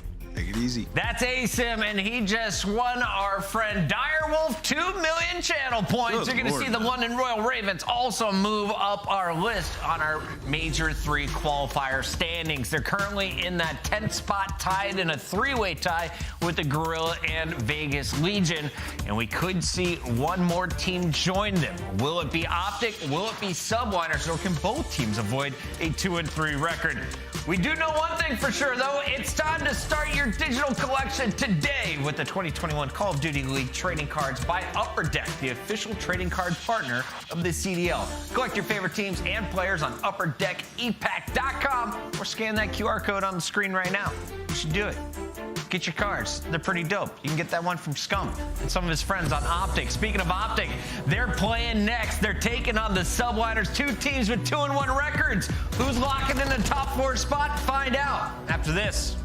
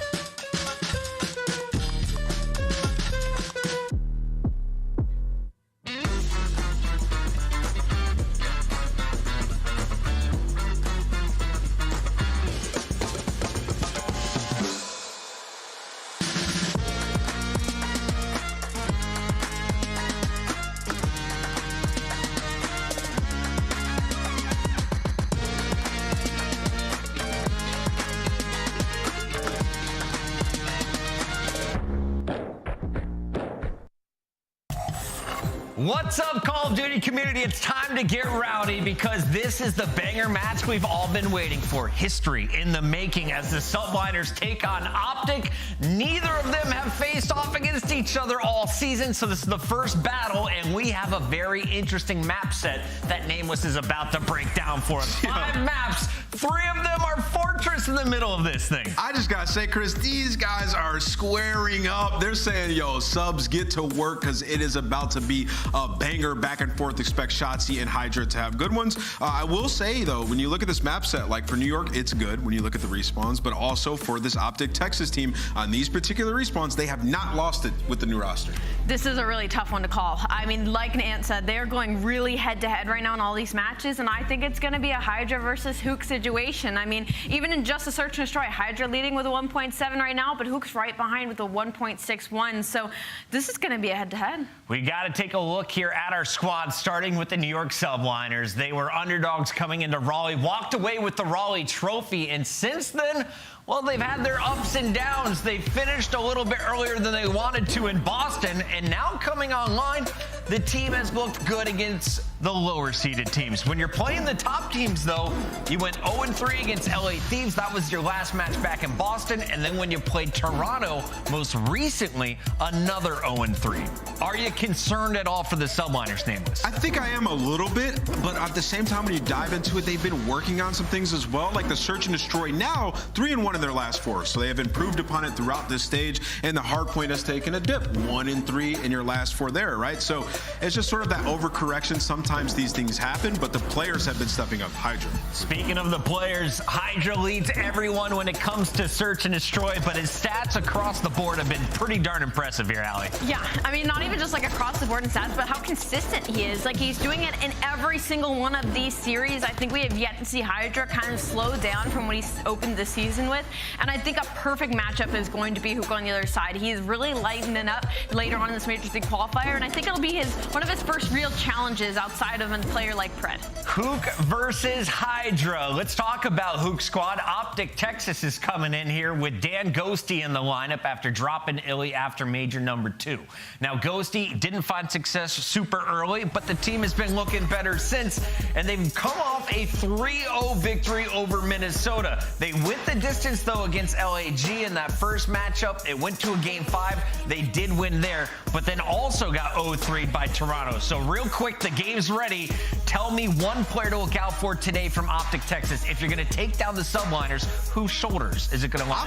Well, those Fortress, I'm looking at the SMGs, but man, it's got to be Dashy, bro. This guy was the best player like a couple of weeks ago. He was taking over series. I'm expecting him to do well here, man. Dashy is gonna be the main AR. Keep your eyes on the man. I have a feeling we have another 5-game series on our hands, and this is gonna be a good one, ladies and gentlemen. Get your predictions in right now. We have over 12 million final chance as we send it over to our casters. We got Lando and Study. You know that means we're going the distance. It has to be. It has to be, Chris. Both of these teams have had a similar performance so far throughout our Major 3 qualifiers, Jay. It's the first matchup of the season. They've got the same record. They've been 3-0'd. They've had 3-0 victories. But one thing is for sure, you win and you're in. And if you lose, whoever you're a fan of, you're in a very interesting spot, Jay. We got tough schedules in the final week of our qualifiers for both of these teams. Yeah, both of these squads got a lot to play for. Obviously, both sitting at that 2-0 record. The biggest thing you can avoid is getting 3-0'd. You don't want to allow any of that map percentage to come into play just in case one of these guys fall out. But this is going to be a banger, Lando. This is going to be a banger. We know what New York is all about. They came out, they took Major 1 in dominant fashion. They just were a step ahead of the competition. They fall short in Major 2, take a nice early exit. And at Optic Texas, man, they make that roster move. They bring in Ghosty for Illy. Obviously, they start off this stage hop with a clean 3-0, but then they fall short to that Toronto Ultra. But at least they were able to make up for versus Minnesota, who haven't been looking so far great in this stage. Didn't pick up a single win. But if you are Optic Texas, going up against this New York Subliners roster, this is the true test to see what they're fully about. Yeah, without question. And Jay, the desk touched on it when it comes down to our our maps and modes. It's a full-on square up between both of these teams, specifically when it comes down to the SMGs. We've got 3 fortresses. We're starting things off with an embassy hardpoint. How valuable will these 2 players be for their individual teams? Oh, without question, both of these guys have been stellar all throughout Major 3. You see the stat right there for Hook. 1.15 overall. Biggest thing that stands out is that 1.6 in S&D. He didn't go 14 in one of the maps, so boosts it a little bit. But then on the opposite side for Hydra, he's always putting up the most insane numbers as the SMG. 1.22 overall KD, 1.7 in the S&D. Edges who got a little bit in that situation, but we know with the amount of pressure both of these SMGs are able to put on the map, it's going to be a head clash every single time. And I want to ask you too, because, you know, we talked with the New York subliners. We know what their records are when it comes down to the fortresses for the most part. On the other side for Optic Texas, I mean, you and I were talking about it coming into this series back in the green room. These maps, right, the fortresses, especially when it comes down to the respawns, typically were not maps that this old Optic Texas team were playing. So how do you feel about them essentially saying, you know what, we're going to invest in our SMGs to take down what is one of the best SMG duos, if not the best SMG player in the league? How do you feel about that square up out of Optic? I love that square up out of Optic because what's gotten them through to that 2-1 record so far in this stage has been their SMGs. They have been playing lights out. Hook and Shotzi have just been setting the pace to a whole different level. And I think a lot of that comes to the addition of Dan Ghosty. You actually had the conversation with me talking about with him on the team. He's basically trying to do what Hixie is for Toronto. He's just trying to make the SMGs a lot better. And so far they have been playing stellar all throughout stage 3. But you see the guy on your screen. This is a guy who has that ability. This is the Batman. We're talking about Dashy. So far in this stage, he hasn't really put up the best numbers. That's crazy to say because he's usually one of the best statistical players that we have in the Call of Duty League. He's a 0.9 overall KD throughout stage 3 and then a 0.8 in both hardpoint and control. So Dashy kind of fell off. The SMG step up, but if Dashy can get back on that prime form, Optic will be complete. Oh yeah, I mean, it's going to be absolutely terrifying if Dashy is able to really be that same player that we know him to be, right? A 0.82 throughout our Major 3 qualifiers in the hard point. We see the numbers on the other side for one of the talented ARs that the New York subliners happen to possess, but keeping it more on the Optic Texas side, right? The left side of the screen, man. I mean, I know that you touched on it for a moment, but the interview from Ghosty was very impressive, right? A number of different quotes, but specifically on the Dashy front, he talked about it, right? He wants to enable his teammates. We've seen that happen with Hook and with Shotzi. I don't know, like, what do you think needs to be done from what you've seen, the way that Ghosty, his play style works, the way that Dashy has kind of clashed with Ghosty lately? Is there something in particular that can be done, I guess, from Ghosty's POV to allow for Bruce to be more comfortable? I think it's just, if you're our Dan Ghosty in this situation, just set your teammate for success. Like, just be that guy that's early off the rotations when you find yourself in that position, and just allow Dashy to be free. Because when Dashy is free, when he's out there just flying around with that AR in hand, he's not a very easy kill to get. The guy's got an absolute beamer on him. So it's all going to be, especially on a map like Embassy, Dashy slaying with the best. And here we go, Lando. Starting off on the Embassy, exactly what Optic want. Without question, my friend, it is going to be a fun series. Strap in, ladies and gents. As we said, both teams trying to walk away with this series. They do that. They're guaranteed winners bracket when it comes down to the Texas Major. A lot of eyes on Optic lately, and the same thing can be said for New York. A lot of expectations on their shoulders, Jay, considering how Major 2 went for them. Wasn't good. Yeah, Major 2 was not the best for New York. They have to now bounce back in towards Major 3. They've done a great job so far in this stage, sitting at a 2-on-1 record, but they have some 2 great matchups to close out this stage. Obviously, this one versus Optic, and the next one versus Seattle to see where they are truly at. But already, Dan Ghosty finds 2 from top papers. They're winning that rotation over towards P2. Even with New York starting off on the better side, only able to get 11 seconds off of that P1 Optic. Right now, a step ahead in the rotation. Indeed, and Priesta is causing quite a bit of stir toward the back. Shotzi's going to have to try to get involved in the fight soon. The problem being is that really, he's not going to have a whole lot of teammate support. He's the farthest pushed up player, and taking a look at parking lot, any kill would be a big one. Gets the explosive damage off of Priesta. However, subliners still here. Kismet, Soulman alive inside of the hardpoint. Hydra, he also gets picked apart. 30 seconds still to play for, and right now Ghosty, he is the only player near that objective. Yeah, Ghost is the only one here, so you want to try to soak as much as you possibly can as Dashy's watching your cross. He does cut down one player, but the final 25 is going to go in favor of New York. Now it's going to come down to the rotations, where Optic statistically have been the worst on Embassy hardpoint, going against New York, who are pretty even around the middle of the pack between some of these teams. But this final 20 is going to be theirs. Optic now have the opportunity to get fully set up towards AC. Big kill coming in from Dash. Big kill coming in from Bruce, and that's now going to set up Optic Texas with some solid control. As we said, that P2 by no means went their way. Adderley spawns, and then it ends up crashing down. And how about the crossfire that was established there from New York? You had Priesta firing over the top, and from there, the Bulldog could roam. A wonderful, wonderful start to this P3. New York, another break, causing havoc early. Oh, another break, but it's going to be Optic right back on in. They are able to find all the kills, take control of Orange, and execute that play to perfection. Because now the Swans are going to flip. New York are on a better side off the rotation over towards the next hill. But if you are Optic, this 25 is big. You just have to get this. With Skies finding that too, they might decide to put pressure on. Big nade from Priesta as Skies finds the third, already on a 4 spree. Another break does come in, but look at the spawns for Optic. They get a couple close spawn towards back hedge. Yeah, and they might actually just rather decide to send one player up for this 1v1. That's going to go Shotzi's way, and understandably so. Arguably the biggest rotation comes in right now here on Embassy. It is the AC2 Office Roto. And currently it is Optic Texas with early seconds, with early time, but do they have the advantage as now it is Hydra's opportunity to roam inside of the Embassy. Skies also looking to pull off that SMG. We know how dangerous he can be in a multitude of different roles. Just feels like every time that Optic Texas gets set up, regardless of if they're walking away with the scrap, New York are making their presence felt, Jay, 15 points away from hitting a century. Oh yeah, New York are doing a great job of just keeping the kill stagnant. Right there was only 2 Optic Texas players off the rotation that were trying to stay alive for the longest, but more players on the side of New York, so they were able to find that break immediately. But all out pressure through back single door, putting the pressure through planners, but can't find a trade on the Priesta. So the final 20 seconds is going to go in favor of New York. Optic need to try to stop the bleeding going into towards this kitchen hill. Oh, and Shotzi, well, he nearly dropped a deuce in more ways than one. A good little effort there. However, does eventually get found out. 110 to 37. In desperate need of an answer right now are Optic Texas. As we said, Jay, lots of eyes on these boys, considering the week that they have coming up next. They've got New York right now, and then a matchup tomorrow with Atlanta FaZe. As we said, considering how great and formed that Atlanta have been, a W here for Optic does not just feel nice, but it almost feels necessary.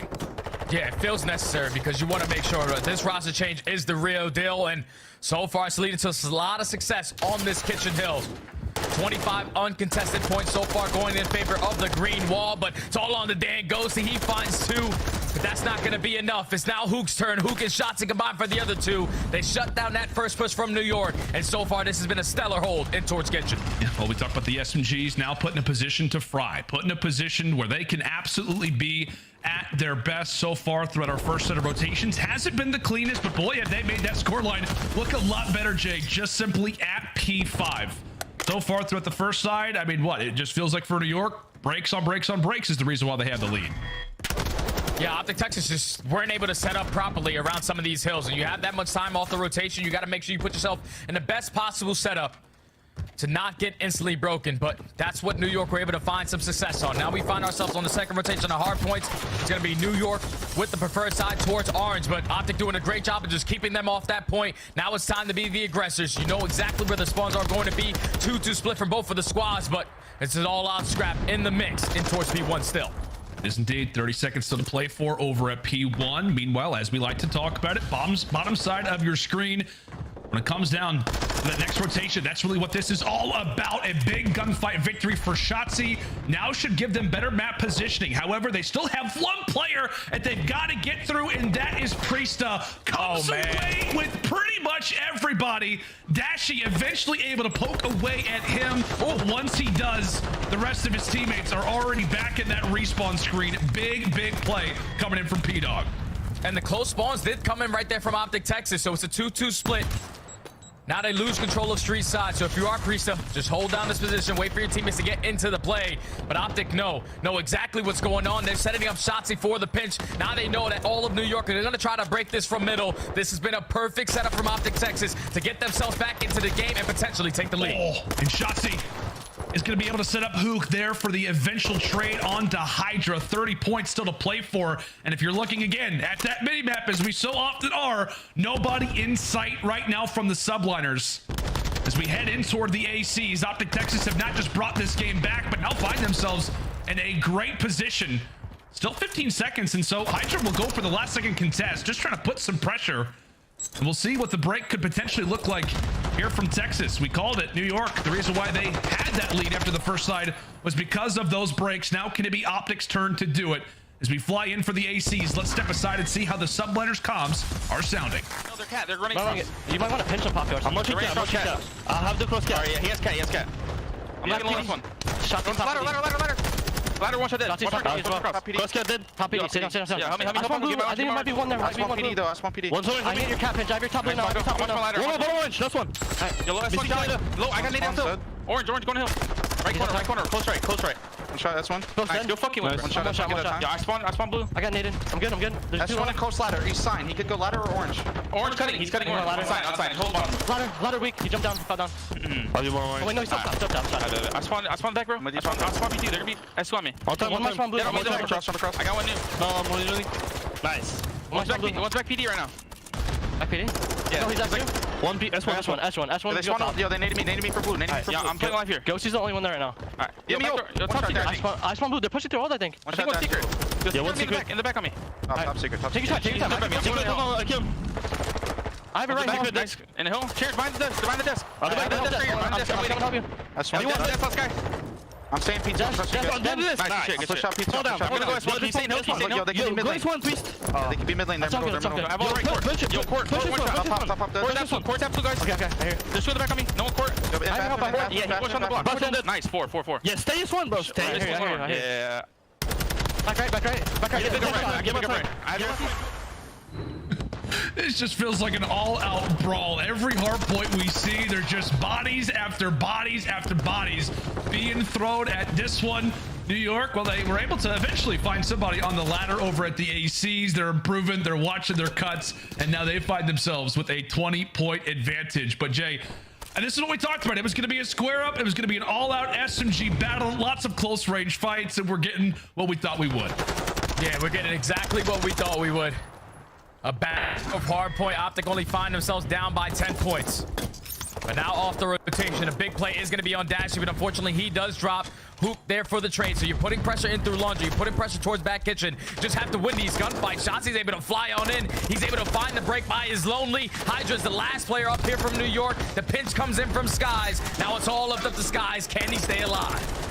Can he stay up? And right now he's got the teammate support, Priesta as well. That's the biggest part about this New York team, is that when it comes down to Embassy, both of their ARs have got some SMG experience, and right now they are showing it. Sky's now on 4, beginning to go on a heater, and now Texas are spawning out and are nowhere near kitchen any longer.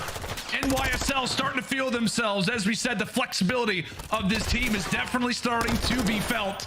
Priesta eventually falls, and now Optic with 5 seconds left, just trying to get Skies out of the hard point. Finally, they're able to do it, but down by a decent margin, Jay. Optic Texas have got a decent hill to climb. Yeah, Optic Texas need to now fight for a majority of this P1 time, or at least play to keep off the subliners off for that time. Neither one of these squads want to hop on the point. You want to try to just play your kills around the map. Ghosty is going to lose that gunfight towards top paper. So now Optic Texas have to at least hold AC positioning. Hoop already stepping up. Finds us on a 5 spree before he does get shut down. But it's all about that next hill. It's all about setting up your team for that P2. Optic get a couple close spawns towards street.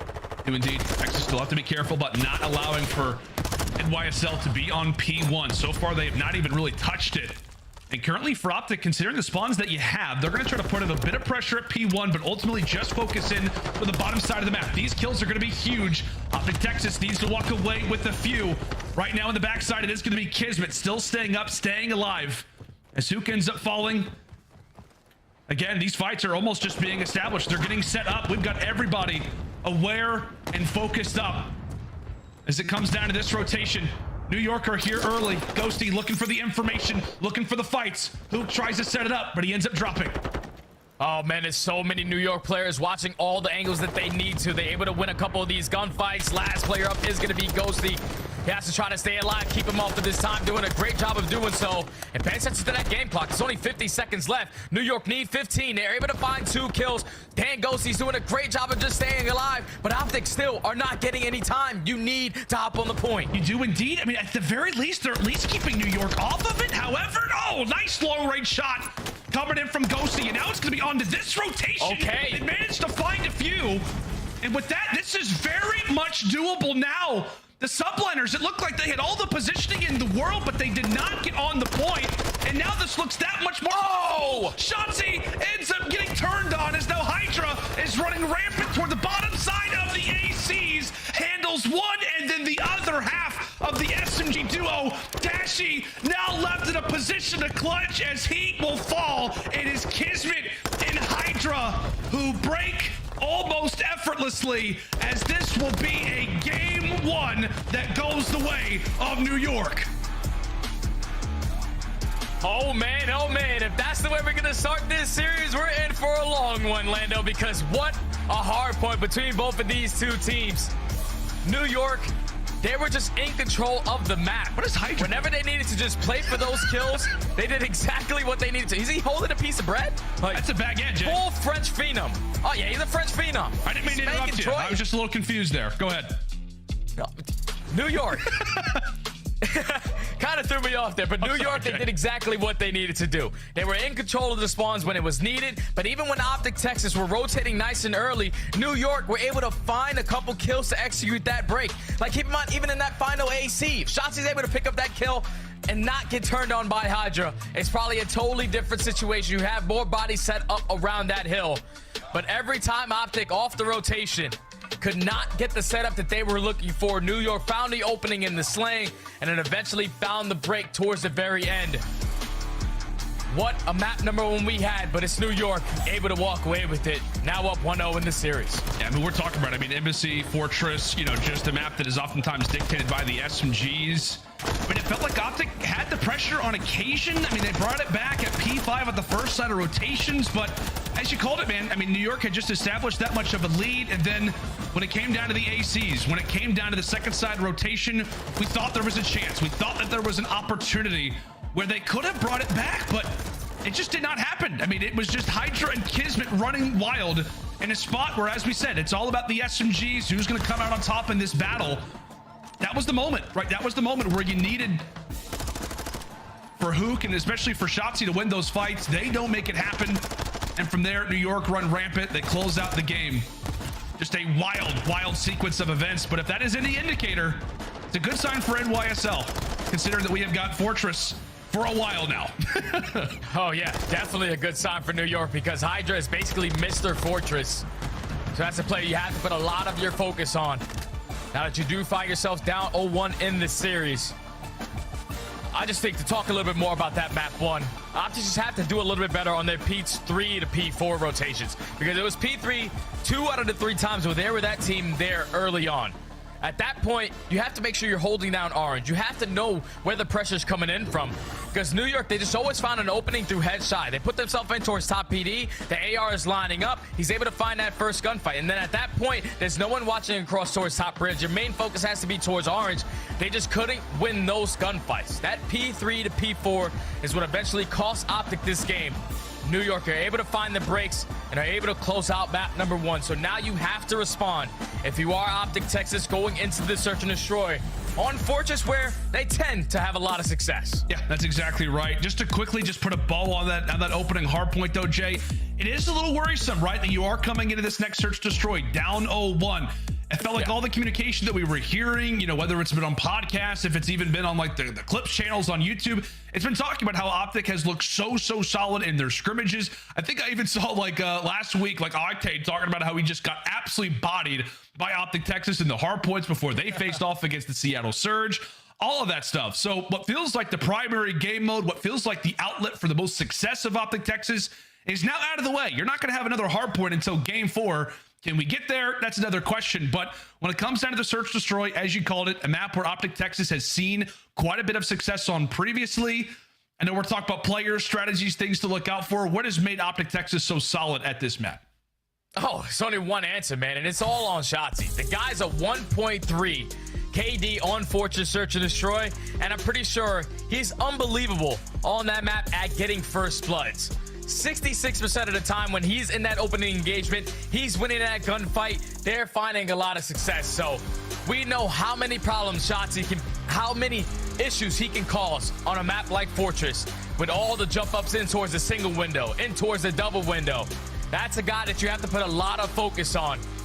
And if you are Optic Texas, just got to completely forget about the last time you played this map, because it was a 2-5 comeback from Toronto Ultra. You see the stat line right here from Shotzzy. He's unreal, man. Going up against the Bulldog, who's a great search and destroy player in his own right, Shotzzy just does it to a whole different level when it comes to Fortress. Yeah, that's exactly right. And just to kind of like even highlight it more, Jay, put more emphasis on how wild Shotzi's early first blood numbers are. I mean, that is insane. The fact that he's able to sport as solid of a KD as it is, the fact that he's also winning opening duels consistently on this map, and also at the same time where, I get it, it definitely favors the SMG in a lot of close quarter fights, but it just feels like for so many teams that, like, you're going to figure out, like, where this guy is going to be able to make these routes happen, make these plays happen. The fact that Fortress is so one-dimensional, and still yet this guy's able to put up the numbers that he is in the early situations, it is insane. It is absolutely wild. By far the most impactful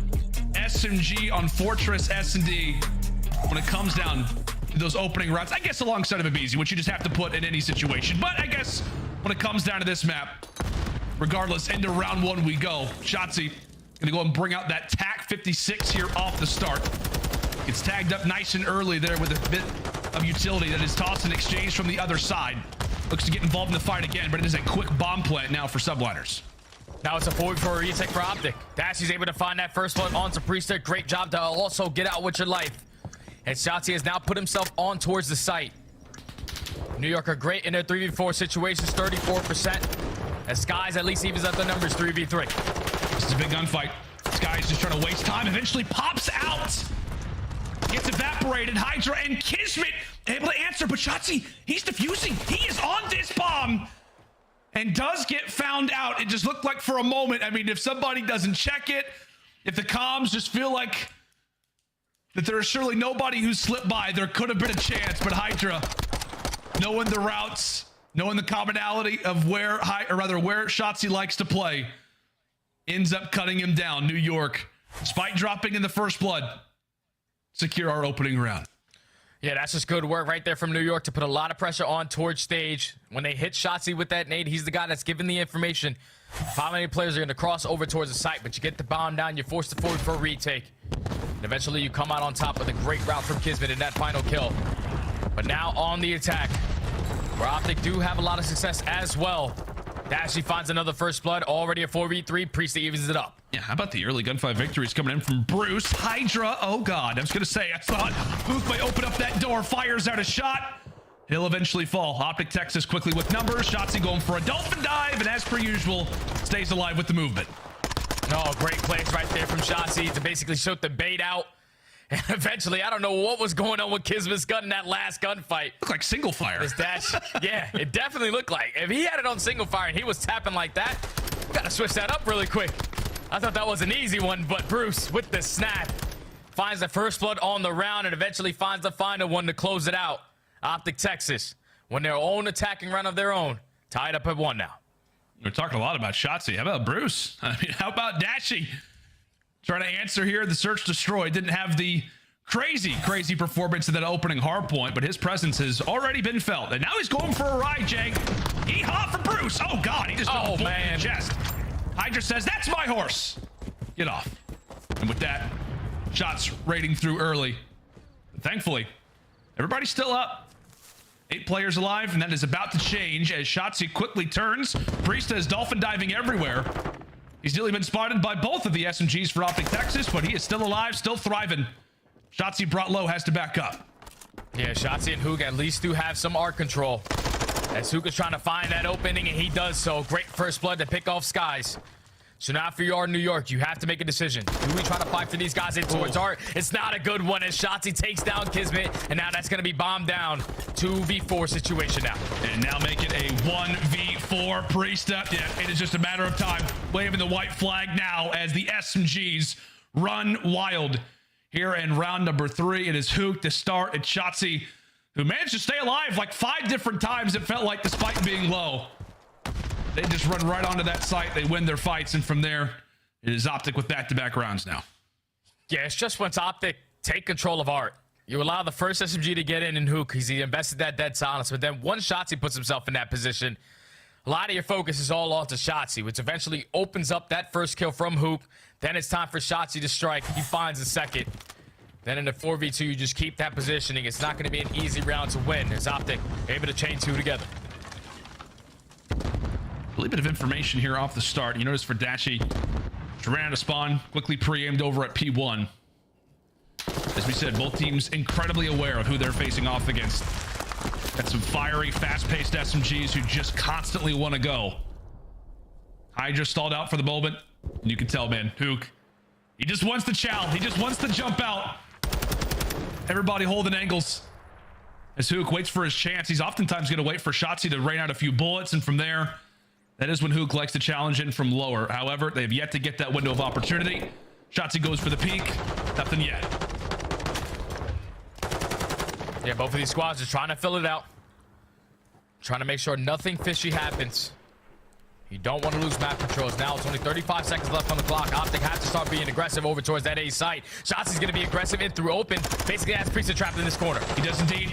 It's going to be Hook and Shotzzy who both run on out. And now it's going to be into the 2 versus 2. Shotzzy not able to win that fight. Kismet will be able to find him, and Ghosty will drop on the bomb site. It felt like for Texas, they eventually had to get a move on when they begin to pretty much fire off that shot that starts that ending battle. It is New York who just win those fights. And it's Shotzzy who loses this 1v1 versus Kismet. That very well could be the round right there. Oh, yeah, that was such a big kill from Kismet to pick that one up. A little bit of friendly shots towards the stairs. He doesn't like to walk up them, but he's able to find that kill. And I thought once Shotzzy puts himself in a position like that, he was going to make a play happen. But Kismet, with the communication from his teammates, is able to find that one and even up the score all at 2. Ghosty going to switch it up, sitting currently at 0-4. Time to whip out that big stick. Time to whip out the snipe. Indeed, there's been a lot of talk on who's going to be rocking the sniper for Optic Texas. Lots of highlights in Dashy's stream lately. Questions on who's going to bring it out. Ghosty saying, you know what, 0-4, might as well bring out the big guns. Able to answer to start. However, the SMGs will fall. It is quickly left up to Ghosty and Dashy now, all by themselves. A 2v3 retake, and Jay, that time is ticking. Yeah, time is ticking, and New York are already setting up for the pinch-in as they are able to find the final couple of kills. It's all about just shutting down that SMG presence in towards Art. Once you do that, you know that Ghosty has that sniper in hand. Dasher usually likes to put himself in that position towards open. And once they win those gunfights, you're allowed to flank through open and closed doors. New York with another quick bomb plan over towards A has now caused problems for Optic twice. New York up 3-2.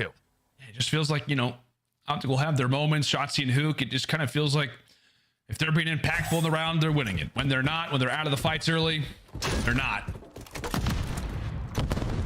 Early 3-2 in favor of the subliners as Optic go back to the offensive side. Last time around, it was really just not a whole lot of comfortability when it came down to getting that bomb down.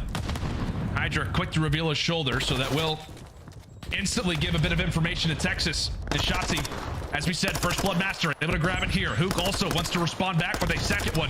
Tosses out a nade. Makes guys have to reposition. That will work. And Hook has got information on information. Oh, no. But Kismet is there to make him pay. Oh! It's going to be 3 for the Bulldog. All up to Bruce now. A 1v2. Deddy popped. 1v2 Deddy popped. He is going to get the information on towards Kismet, but Kismet wins another one-on-one. That's shots. The ace on the round. Here they come. There they are. You knew it. Oh, man. You knew it had to happen. Dashy with some body shots earlier. Kismet replies back with some onto Shotzzy, and now he is letting him know on a 6 spree. An ace on top of it. Kismet, have your chance, my friend. Woo! That was a 4v2, Lando. That was a 4v2, but right there, if you are Hook, I know you get the sound cues onto Hydra as you see the snap onto Ghosty. Just want to try to play your life in that situation, man. There's no point in chasing that kill. You have the man advantage, especially when you have no information of how New York are going to be playing in that 2v4. Kismet earns himself that cruise missile. Oh, my. And now it could change the game plan for Optic. They find him. They take him down. Dashy finds the second. Already a 4v2. Can't let this one go.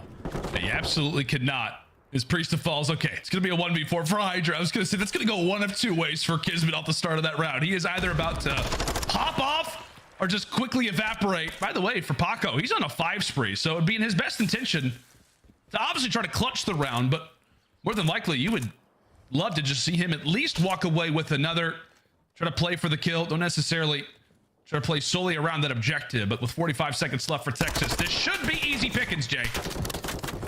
It should be. This round should be very difficult, but now if you are Hydra, all your focus is at least finding 1 kill to earn yourself that cruise missile, so you have 2 to work with as we get deeper into this game.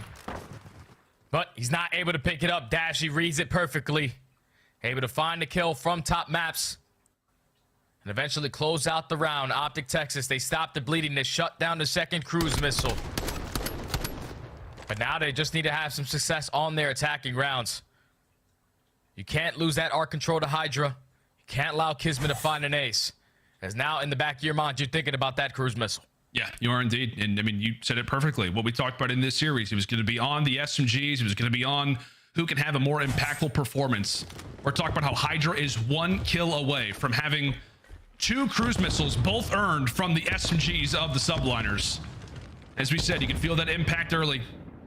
Coming in from New York as Optic Texas able to win the swing round, and boy, did they need this to be some semblance of momentum.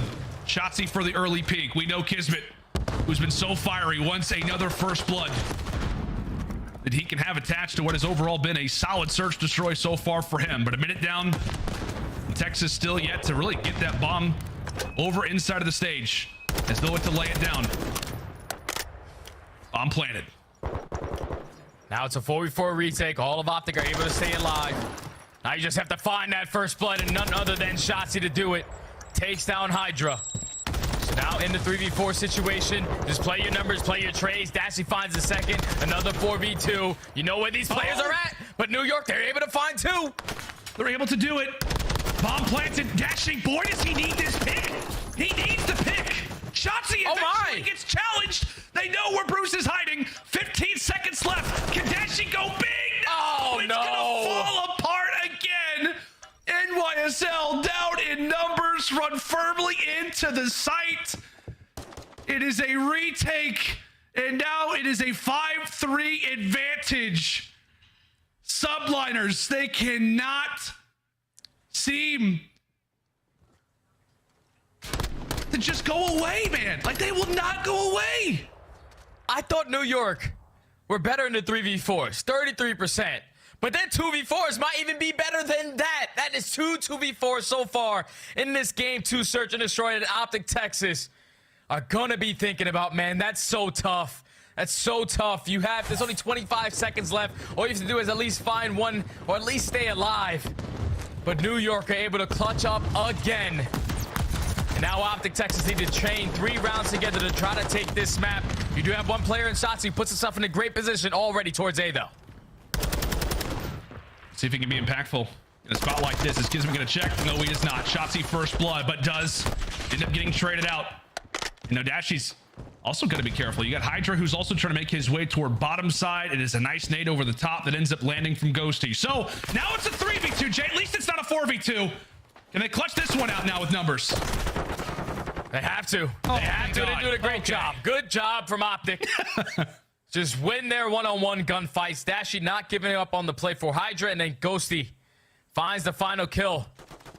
Then Ghosty with the nade over the top basically shuts down the play on the side of New York once he takes down Skies. So Optic stay alive a little bit longer. Now down 5-4. But you still have that cruise missile in the back of Kismet that you still have to be worried about. So if you are Optic Texas, make sure you get your trophies out. I would like to see them go for that quick bomb plant again. This time not choke that 4v2. Yep, see if they do it.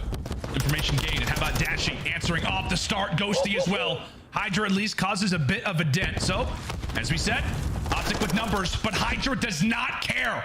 He's got a baguette in his hand and a McDonald's Coke sitting right in front of him. He is ready to go. Now we're into the 2v2.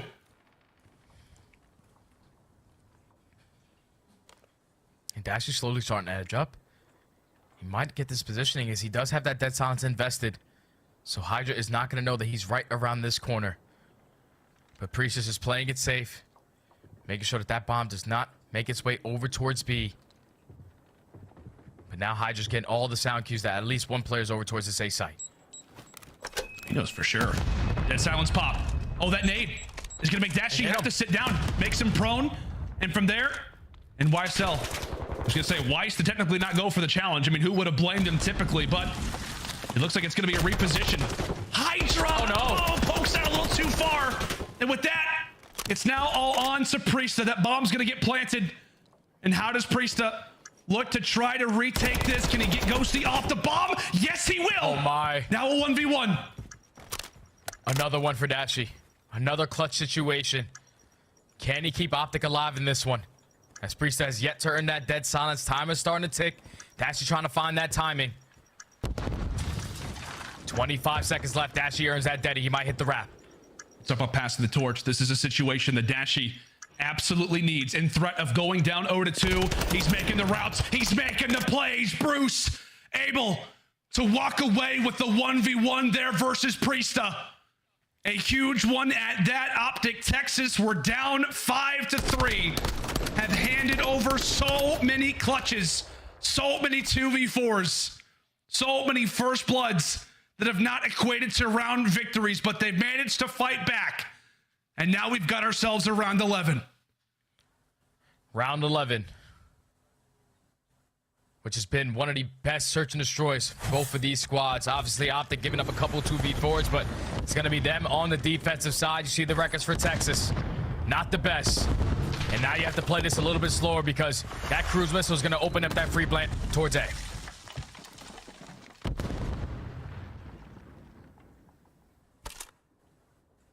Here comes the cruise missile, what we've been waiting for.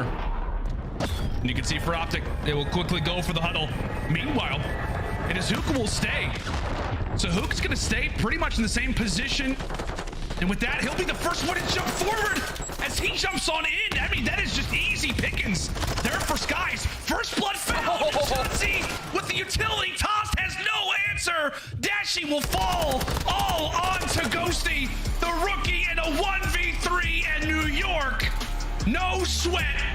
Allowed the 5-3 comeback, but they end up closing it out here in the round 11 and now are up firmly 2-0 in this series.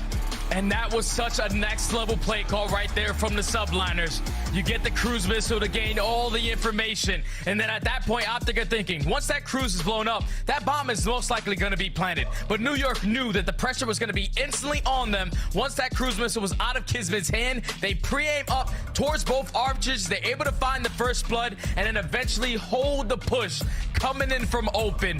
What a play call coming in from New York to not dedicate themselves all the way towards that bomb plant, which eventually they're able to find all the kills in the final round. 4 up, 4 down. Very clean round from New York to close out the search and destroy and now put themselves up 2-0 in the series. But if you are Optic Texas, man, 2v4s, you cannot allow that to happen, brother. That is a tough pill to swallow. Now you have to climb all the way back and try to complete the reverse sweep. Yeah, I mean, it feels like for Optic Texas, you leave that search destroy. I mean, you're talking, you know, in the bathroom coming into what'll obviously be a control, and you're saying, guys, we threw that one away. We had 9 first bloods, and we lose that search destroy in around 11.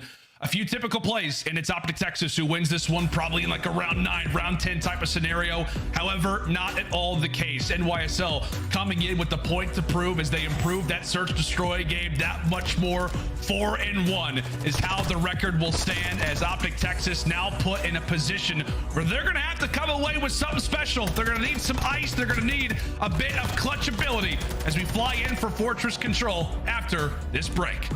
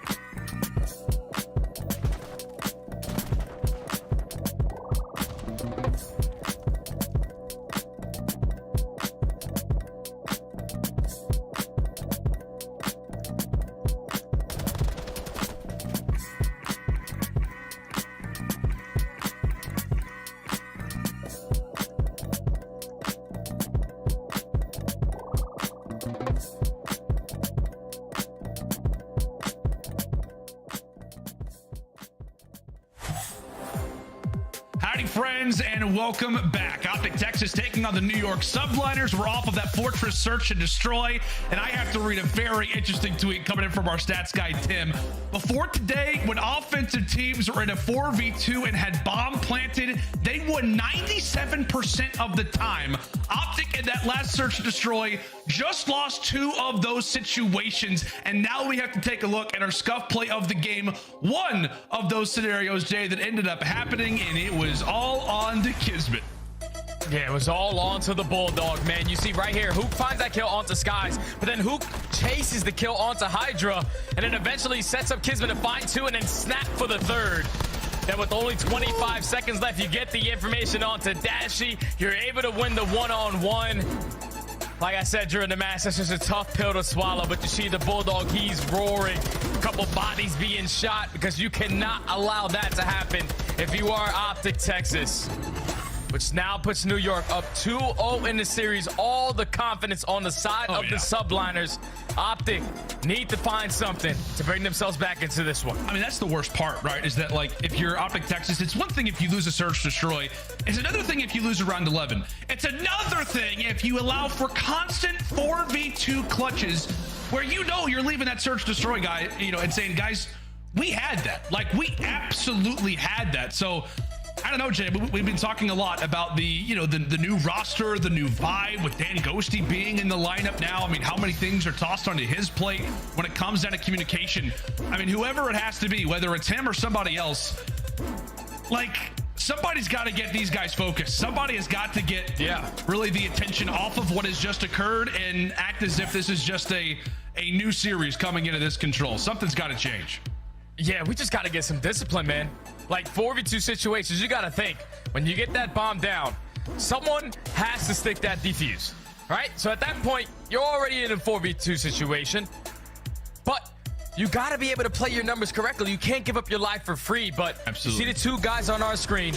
These are the 2 guys that we're going to putting a lot of focus on in control stats so far throughout Major 3.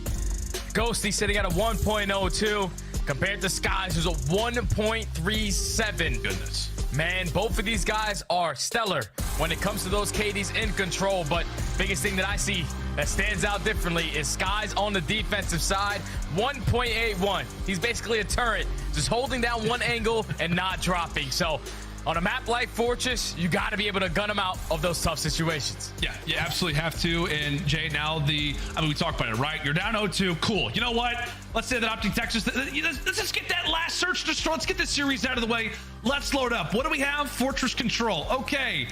And we're facing off against the Subliners, who are one of the best attacking teams or one of the best defensive teams. They have one of the best records on it. Like, this is just...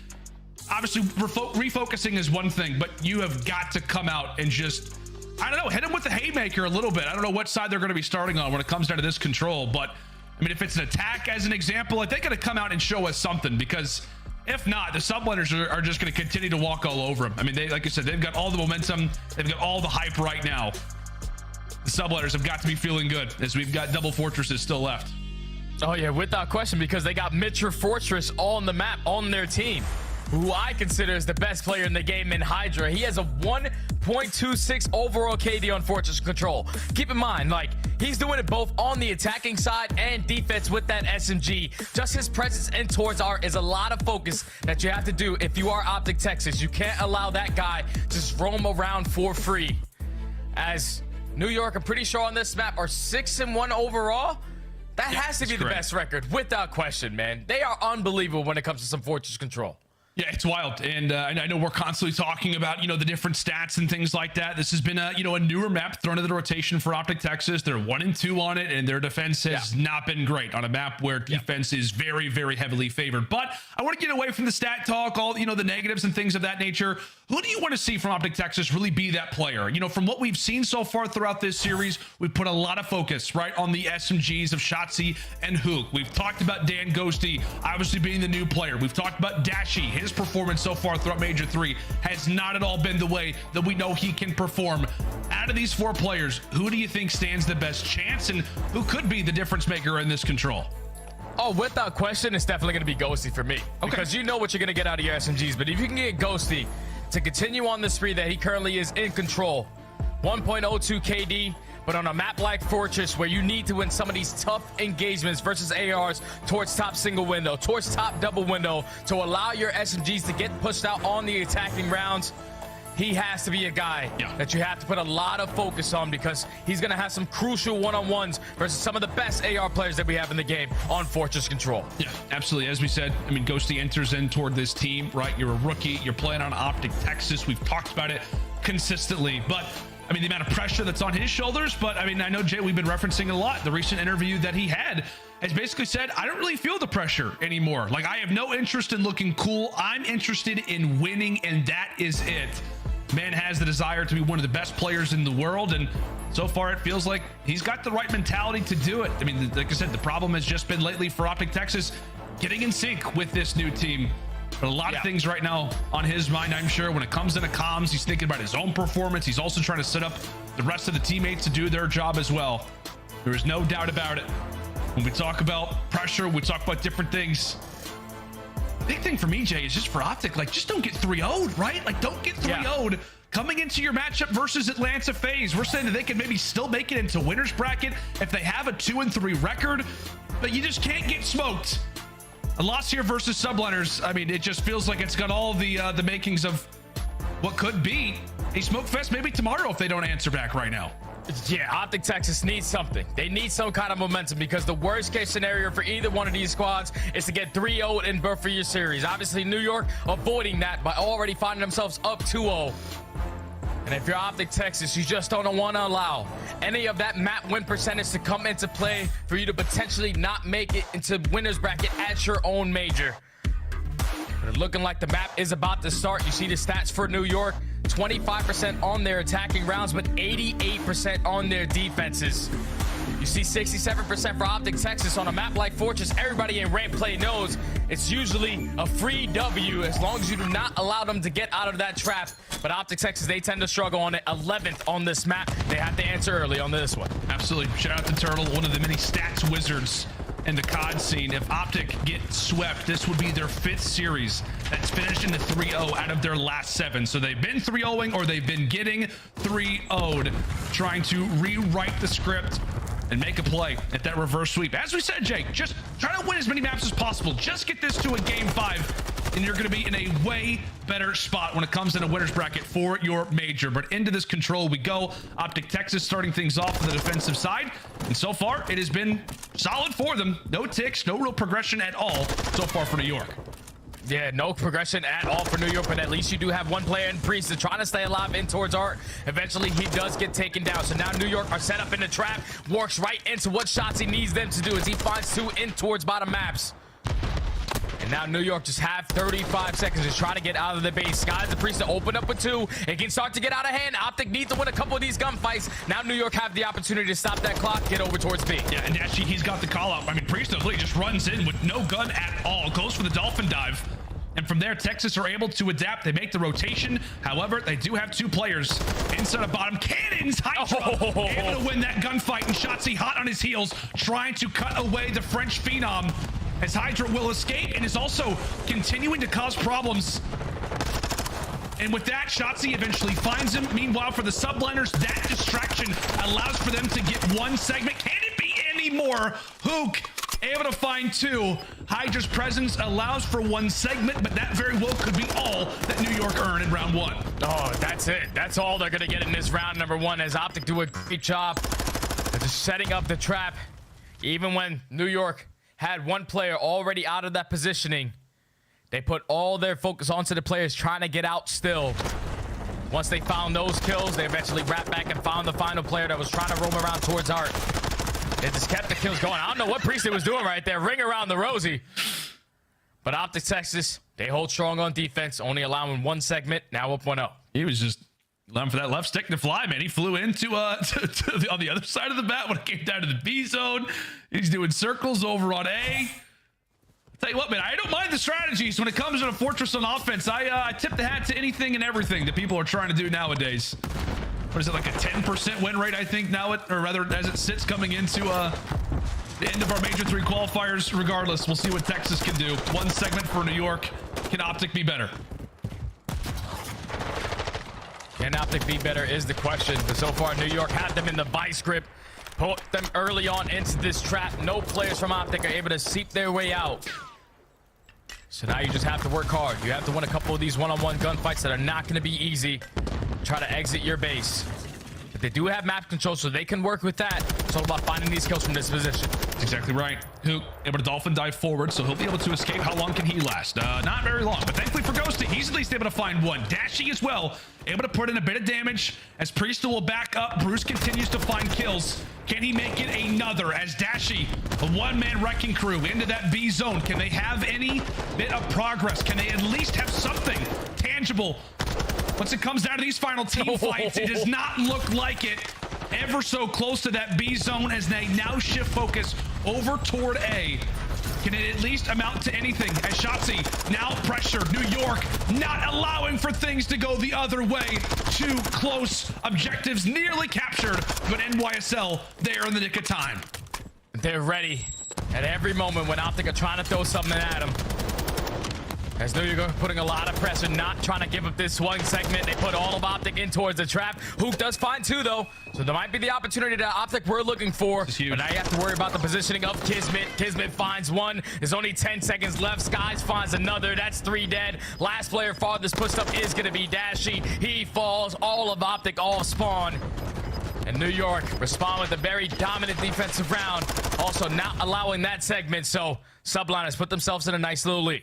It just feels like historically, Jay, you know, when it comes out of control, like in prior titles, whether it was Cold War or if it was Vanguard, it's like one segment, that's nothing. Unfortunately, like that absolutely plays a factor. That absolutely plays a factor. So while it is just simply a 1 next to New York's name, that is a sizable one at that. Is Optic Texas not able to grab anything? Kismet ending out that round 2 on a spree. We'll see if he can earn that cruise missile as he's only 1 kill away. Obviously had that when it came down to the search destroy. We'll see if he can make it back-to-back games where he's able to earn the streak. No surprise as Optic Texas start things off nicely into these early team fights. It's just a matter of, can New York answer? Can they find the right timing? And as we said, can Kismet find that ever so interesting 6th kill? Yeah, Kismet, he even switched to the TAC 56 in this situation just to find his final kill because he knows how impactful that cruise is going to be. Finds the kill on towards Shotzi. Now, New York, they do put themselves in a position to be super aggressive over towards this B point. Kismet is trying to maintain map control while his teammates are dropping all the way across the map. He's in the mix with the AR. Does not matter. He's still roaming. But now he's the only player farthest pushed up for the Subliners. You have to at least try to find an opening or allow your teammates to find some kills. He is in rare territory. I mean, attack off the start of this round has basically been in the position of an SMG this entire time. Optic cannot find him, thankfully. Ghosty sweat off the brow. We finally found Kismet. Problem being for Kiz is that while he's able to find the kill, he earns the streak. Just rest of his teammates just simply cannot get out of spawn. No segments yet. And it does not look likely that they're going to get a single one. Over Hook. Tagged up, not yet dropped. Kismet, he tries to go for the dolphin dive. He falls as well. Final 10 seconds. And this should be clean defense coming in from Texas as they're able to find 2. Shotzi there. Final 1v1. Kismet still up. There is definitely a chance. Kismet still up. No trophy systems in play, though. So if you are Optic Texas, let's just spam it with our attacks. Let's not give up this segment. And I think they just gave up another one. So job well done already from New York. That's now 2 dead in the feed. If you are Optic Texas, you can't give up any more. You have to try to contest this. You don't want to let this one get away from you and allow New York to extend time by a minute. But Dashy and Hoop, they combine for 2. Last 2 players from New York are still on this point. It's all on to Hydra. He drops in. New Optic in the final 10 seconds give up another 2 segments. So now you find yourself down by 3. But you do win the defensive round. If you are New York, you have a cruise missile to work with. If they come out and dominate the way that they did on their first defensive round, Optic Texas is going to have a tall task ahead to try to win an attacking round in that round 5. Yeah, that's exactly right. However, the last time, though, Jake, that we did see Optic Texas play a fortress round control. 5. That's right. They had a round 5 versus Minnesota where they were on attack, and they did manage to clutch up. I think it was based off of lives. Obviously, we are not there just yet, but you do have a lot of work to do. And really, I mean, hey, Dashy, 1 kill away himself from a cruise missile. Trophy in the back of the head from Shotzzy. And that will not be the way that you wanted to start that one off. Dashy not able to earn the streak, and Hydra completely dominates to kick off this round number 4 on the inverse. Thankfully for Shotzzy, he's able to do a bit of damage and still look to fly away, get in the base, cause some problems.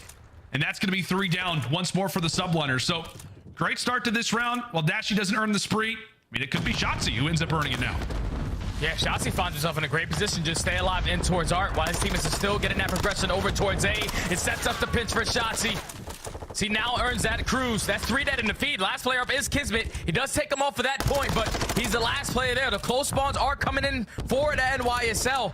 But it's all about Shotzzy. He's just causing them so many problems in towards Art, already on a 7 spree and still going. You can just see, I mean, you can just see how easy it makes his teammates' lives when he's in a position like that. However, just as we call it, NYSL, as soon as they cut away Shotzzy, you can see the freedom that it gives them now to just instantly challenge over at that A zone. And I'm sure now for Shotzzy, Jay, not only does he want to hop on the objective, he just wants to get back in the base for subliners, get behind enemy lines. The task, though, is that just does not happen very often. But when it does, sometimes you can earn a spree. Can Shotzzy do anything with this? So you can see the trophies absolutely there. NYSL survived that streak, and now with 30 seconds left to go, as long as they don't give another segment away, they are looking good for round 5. Yeah, Shotzzy was just trying to invest that cruise missile so he can at least try to complete that last segment over towards A, but New York were ready for it. Trophies were down, and they have kept the trap going. So with only 15 seconds left, no Optic players are out of the spawn, except for one, Shotzzy, who potentially make a play right now. In the route, he's just gonna have to find it. He's gonna have to make a play out of nothing. Hydra ends up cutting him away, but take a look at Ghosty. Ghosty has managed to make his way over at that B zone. 3 seconds on the clock and some change. He drops. And can anybody from Texas get to A? No, they will not. And in the process of the final stages of that round, not only have New York locked up defense on round 5, but I want to say Priesta ended up adding a 6th kill. So he's going to have a cruise missile running into this final round. Yeah, I'm pretty sure New York now have 2 cruise missiles to work with. One in the hand of Kismet, one now in the hand of Priesta. You have those 2 missiles to work with, and you just have to hold strong on defense. Optic need to find something. You need to get your SMGs to roam in towards Art and cause problems like they did early on in that round. But it's all going to be about these initial fights, man. You don't want to get put in the trap early and then allow New York to use those cruise missiles to eventually close out this game. Optic need to find something right now. They do indeed. By no means in a position to succeed, but we'll see what they can do in a spot like this. As we said, versus Minnesota, they were down. Oh, man. They were down coming into that round 5, but they answered in the attack, but that is not the way that you want to start off a round. A clean 4 down for NYSL as they look to answer with even more kills. Kismet now we're in a spot to try to cut them off once more. Jay, this is the worst spot that you could possibly be in. This is the spawn trap and a half right now for New York. Yeah, and Hydra also picks up another cruise missile. So now there's 3 cruise missiles to work with on the side of New York, but they might not even have the opportunity to invest them. They're just keeping the guns up, keeping them in the trap. Optic have yet to find any openings as they're just getting cut down left and right. Hydra just staying alive in towards maps. The first cruise is going to get called in, so you get the information, but he finds himself another 2 on a 10 spree. Only 25 seconds left, and Optic are going to be out 3-0. They need to find something now. They absolutely do, but Jay, I mean, Hydra's having fun. Like, he's just having a blast. That is now 12. Oh my God. It's like players are not even shooting back. My God, here comes another cruise missile just for good measure. Kismet, you can see it with intensity on his face, actually ends up cutting down a teammate, but that will be a 3-0 in the books. And the subliners with that W have confirmed a winner's bracket position at Major 3. Man, what a series from New York. Talk about that opening hard point. They got the fundamentals down packed to win that rotation from P3 to P4. And then in the search and destroy, where I really think that this series got away from Optic. Yeah. You allowed New York to get 2v4 clutches, earn that cruise missile to invest it in that last round, for eventually New York to close out that one. And then in this control, it was all about the progression that New York were able to get on their attacking rounds when it came to the segments. Optic tried to do a great job of just getting themselves back into this one. But New York did everything they needed to do on the defensive end. Pretty sure now that puts them at 16-2 on defense when it comes to Fortress control. Just an unbelievable, great performance from New York to clutch up when it was needed, to not lose composure and close out the series in 3. But then on the opposite side for Optic Texas, man, that one's got to sting. That one's got to sting. If you think about the series versus Toronto Ultra when they got 3-0'd, they got 5-2 come back in the search and destroy. Obviously, all momentum lost. But then in this series, you're in 2v4 situations in that game number 2 to at least even up this series and try to force that game 4. But they could not put it together in those final moments, man. New York were just a better team. Optic were not prepared. And New York, they get the dominant victory. Yeah, it is not going to be a fun conversation for the Optic Texas boys tonight after a loss like that. Now you have Atlanta FaZe to face off against tomorrow. We discussed it. We chatted about it, right? When it comes down to map records, just do not get smacked around by NYSL today. At least take a few maps. Nothing goes Optic Texas's way as they've got a very interesting matchup now set up versus Atlanta FaZe tomorrow. That's going to do it for myself and Jay. Desk, Puckett, take it away, guys. Thank you so much, and I have a feeling Study is going to be rocking his New York subliner Crocs down to the bodega, celebrating tonight, maybe getting a little late-night deli sandwich.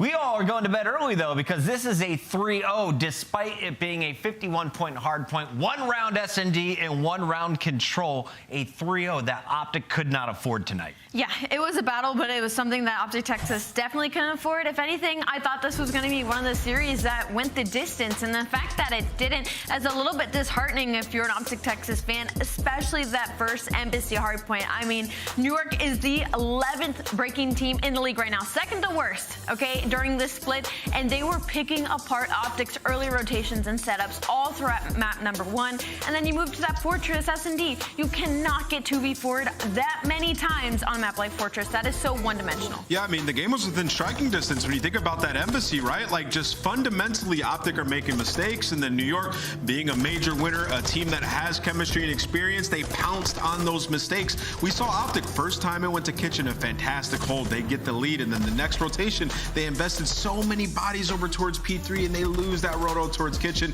not able to get a firm grasp on that map ever throughout the rest of it. We saw P2 as well, like Ghosties in the back. The team, the comms, just is not there for them to get control, and then in the search and destroy, that's what everybody's going to look at from this series, man. Like, 2 series that you've had massive chokes in search. Where is the ice? Who is the person rallying these guys together to clutch up in these moments? We're talking about it. You're 4-2 up in head count. Bomb planted. The chances of you losing that round, less than 5%. And it happened to Optic twice in that game number 2. Right now, I want to give a big shout out to our winners. We have over 607,000 points going to Spasm. Meanwhile, the Butt Ninja was the big loser on the Optic side of the channel points battle. But right now, we're going to celebrate a dub with the Bulldog and the rest of the crew. We got Baguettes, we got Skies being Skies, and a whole lot of fun. Bulldog, can we just start and talk about the beauty that was your ace? Walk me through this round, because Optic had everything in their favor before you took over. I mean, to be honest, I don't know whoever the third guy was. I'm pretty sure it was Ghosty. I'm sorry, man. That was rough. But after that, like, I knew it was a 1v or 2v1 against Dashy. He shot my body before. Like, I had single tap on. Like, bro, that doesn't count. So he shot my body, and I actually pissed on him. I was like, "Don't defuse! I'm going!" And I was like, just screaming, bro. Like, then I was like, "Don't defuse! Give me time!" I saw 22 seconds, plenty of time to unload the clip. Yeah, not once. You unloaded it 3 times from my counting there. Oh yeah. Oh, some rage. And some words. And some words in the cam. Oh yeah. I mean, I like, saw it. I barked back. I mean, those guys are cool. I don't have anything like personal with them. Like, you know what I mean? Like, but. No, if you're gonna bark, I bark back. You gotta get barked at sometimes. I understand. Yeah, that's fair. Question: Are those baguettes? Excuse me, real? Is that actual bread? No, they're fake. Like, this is some like glazed donut.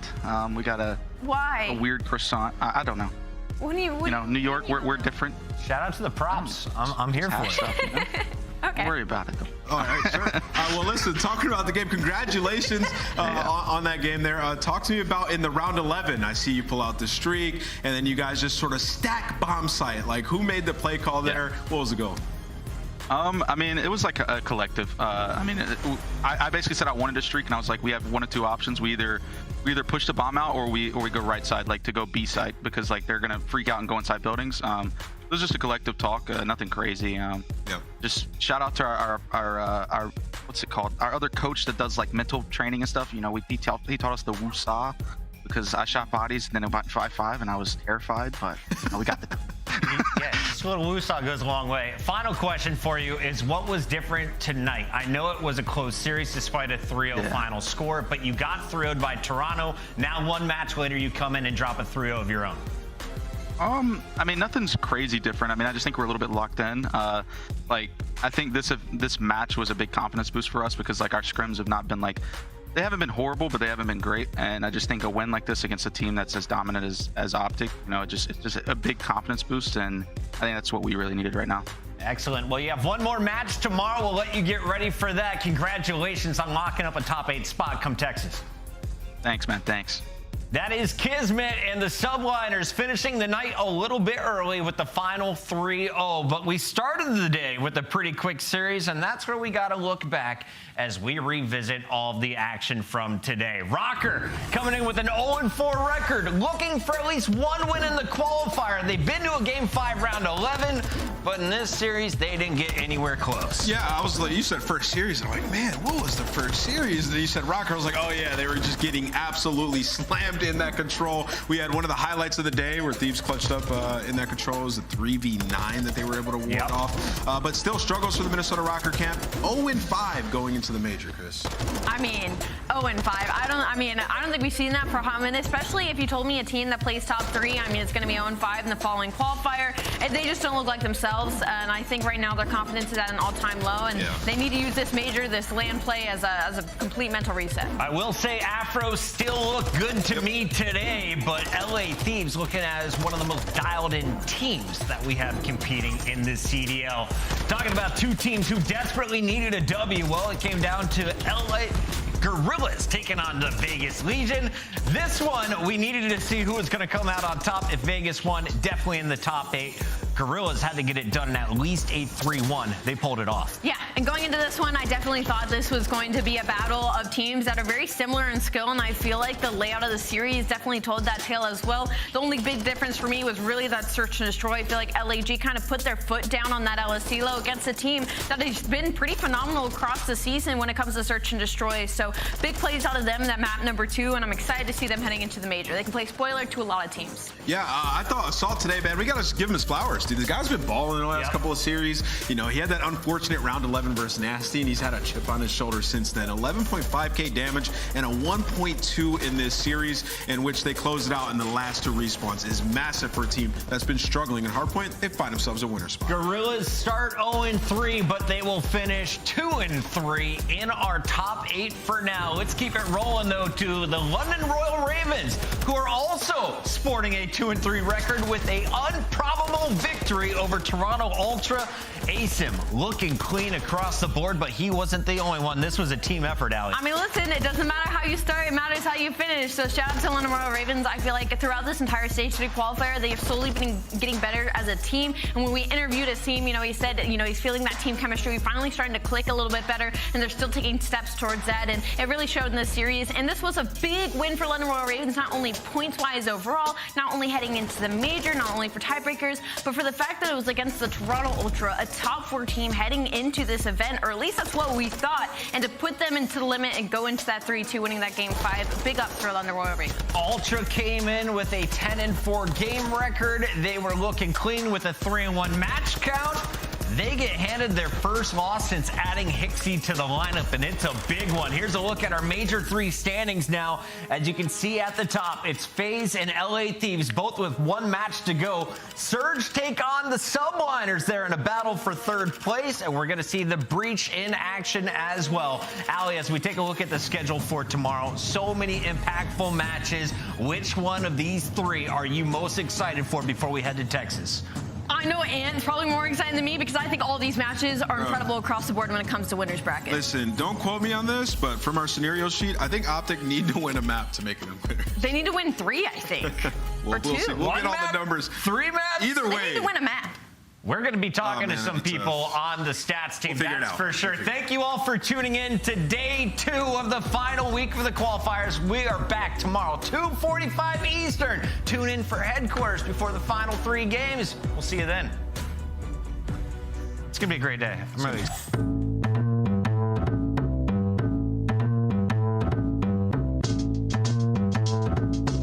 Let's go.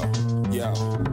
This the action-packed Rambo rap. No sample, I'm strapped. Heart like Geronimo rap. Go black, I just move on them. Advance on them. Groove on them. Then dance on them. Put a trance on them. With the tool on them. Tell all my young MCs. What's the move on them? Mass tragedies when I grand groove on them. Put in long hours over strong flowers. The money's all hours. This is all